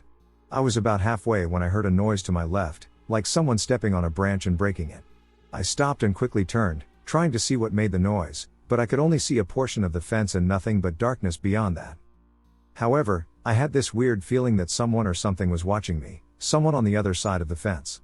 I stood there in silence for around 30 seconds, listening to the surroundings, only to notice the crickets had stopped chirping. I was somewhat alarmed, as I was certain that they were chirping when I first emerged. I was somewhat scared to move, but I did anyway, almost running to get inside as soon as possible. When I returned, I went to my girlfriend, who was already in the living room, lying down on the couch with a blanket on top. She noticed I was a bit agitated and asked me what was wrong. "Your patio is scary," I jokingly said, not wanting to express my feelings to her, as she dislikes anything related to horror or scary things. I decided to brush it off, so I went around the couch and sat at the other end of it, putting my girlfriend's legs on my lap and asking what she was watching on the TV. I turned to my right and noticed there was a huge window on one side of the wall that gave me a perfect view of the patio. I didn't see it before because it was next to a cabinet, being covered on the way into the living room. Now that I knew about it, I kept turning to see outside, still thinking how scary it looked. As we were watching a boring documentary, I took off my girlfriend's socks and started to rub her feet below the blanket. After all, it was a chilly night, and her feet were cold. We didn't have a conversation. I was getting sleepy, but after around 20 minutes, I started hearing noises outside, noises that seemed to be coming from the patio. I grabbed the controller and muted the TV to make sure I was hearing right, and I was. It sounded like tiny twigs breaking and grass being brushed. I quickly turned to my right to see outside the window, but I could only see the plants and part of the trunk from a big tree. The noise, although faint, stopped for a few seconds, resumed a few moments later, and stopped again. I stood frozen watching outside the window, almost as if waiting for a thing to appear. "What is that noise?" I whispered to my girlfriend, but after I didn't get a reply, I turned around and stood up a little to see she had her eyes closed and had fallen asleep. I was a bit freaked out, but I chose to believe it was probably a coyote or some other animal that lurks around in the woods at night. I kept watching the TV silent, waiting for the noise to start again, but after a while, I realized it had stopped. I turned around one more time to see outside the window, and I felt my heart sink into my stomach. The first thing I noticed when I looked outside that time was a faint image of a gray, pale and tall humanoid figure peeking from the side of the big tree trunk, staring right back at me. I suddenly froze in fear, not wanting to even slightly move or breathe. I watched this thing as it watched me, even though I couldn't see its eyes because of the poor lighting, but I knew it was watching me. I knew it was aware of me, somehow I felt it. The creature was, like I said, pale, really pale. I could see the contrast between its skin and the bark of the tree. The creature was very thin, had skinny shoulders and torso, as well as an elongated neck. It looked like it was around 6 or 7 feet tall. Unfortunately, or fortunately, it was too dark to see any facial features, but I could picture the shadowy areas around a person's eyes and mouth. It was sort of grinning. At this point I was trembling a little, and I wanted to let my girlfriend know what I was witnessing, but I didn't want to move a muscle or break eye contact with that thing. I felt like I needed to remain still or play dead to lose its attention, but no, the creature kept staring at me, not moving an inch, like it was trying to do the same. Then, to make things worse, the creature started to make echoey clicking sounds, kind of like a frog, but slower, and I noticed it began to turn its head to its left side and turned back to look at me really fast. I didn't know what to think anymore. All I wanted was my girlfriend to wake up to prove to me that thing was real. I began whispering her name in between my teeth and mouth, not even wanting to move my jaw, but she wouldn't wake up, and the thing kept doing the same, turning its head to the left and back to me really fast. The creature crouched in a manner similar to that of a large predator cat, lying low and preparing for an attack. "What the duck?" I whispered. I know, stupid, I didn't even think through the fact that if I woke my girlfriend up, she would start moving, and that thing would notice both of us, but I was so scared that I kept trying. This went around for maybe less than 15 minutes before I realized I still had my girlfriend's foot in my hand below the blanket, so the thing would not be able to see me moving. Only using my wrist, I slightly pulled her foot back and forth, whispering her name again and again, but no response. Then, I stood in shock when I saw the creature stand up again and start walking backwards, still looking at me, and disappearing into the darkness of the patio, doing the clicking sounds again. I passed saliva and blinked a few times, realizing my eyes itched from staring at the creature the whole time. For some reason I couldn't turn my head around. I kept looking in the direction where the creature disappeared, listening for sounds, and waiting for it to appear once again. After a few minutes, I finally managed to turn around. Slowly, as if in slow motion, I turned my head to my girlfriend and started calling her name louder while pushing her leg and quickly scribbling my fingers on the sole of her foot to wake her up fast. Her foot jerked, and she started turning. I stood up to her shoulders and patted her, whispering, "Hey! Wake up, baby!" She opened her eyes and squinted at me, adjusting to the light of the TV, wondering why I woke her up. I kept telling her to remain still and silent when I heard the sound again. She looked at me, noticed the concern in my eyes, and asked, "What's wrong?" "Shh, be quiet," I followed, putting 2 fingers on her lips and looking into her eyes. I could see she was getting freaked out, and I don't blame her. I would be too if someone woke me up, looking scared and telling me to be quiet. The clicking sound went off again, but it was louder this time, almost as if that thing was on the other side of the window. We both heard the noise this time and stood silently, getting scarier. "What is that?" my girlfriend asked, but I remained quiet. Again, in slow motion, I started to turn my head to the window to check, and there it was. The thing was right outside the window, only a couple of feet away and staring right back at me. This time, I had a clearer vision of how it looked. I was wrong. I was petrified in fear when I noticed it didn't have a mouth where a person would have it. Instead, the mouth was on its neck, which opened horizontally, not vertically.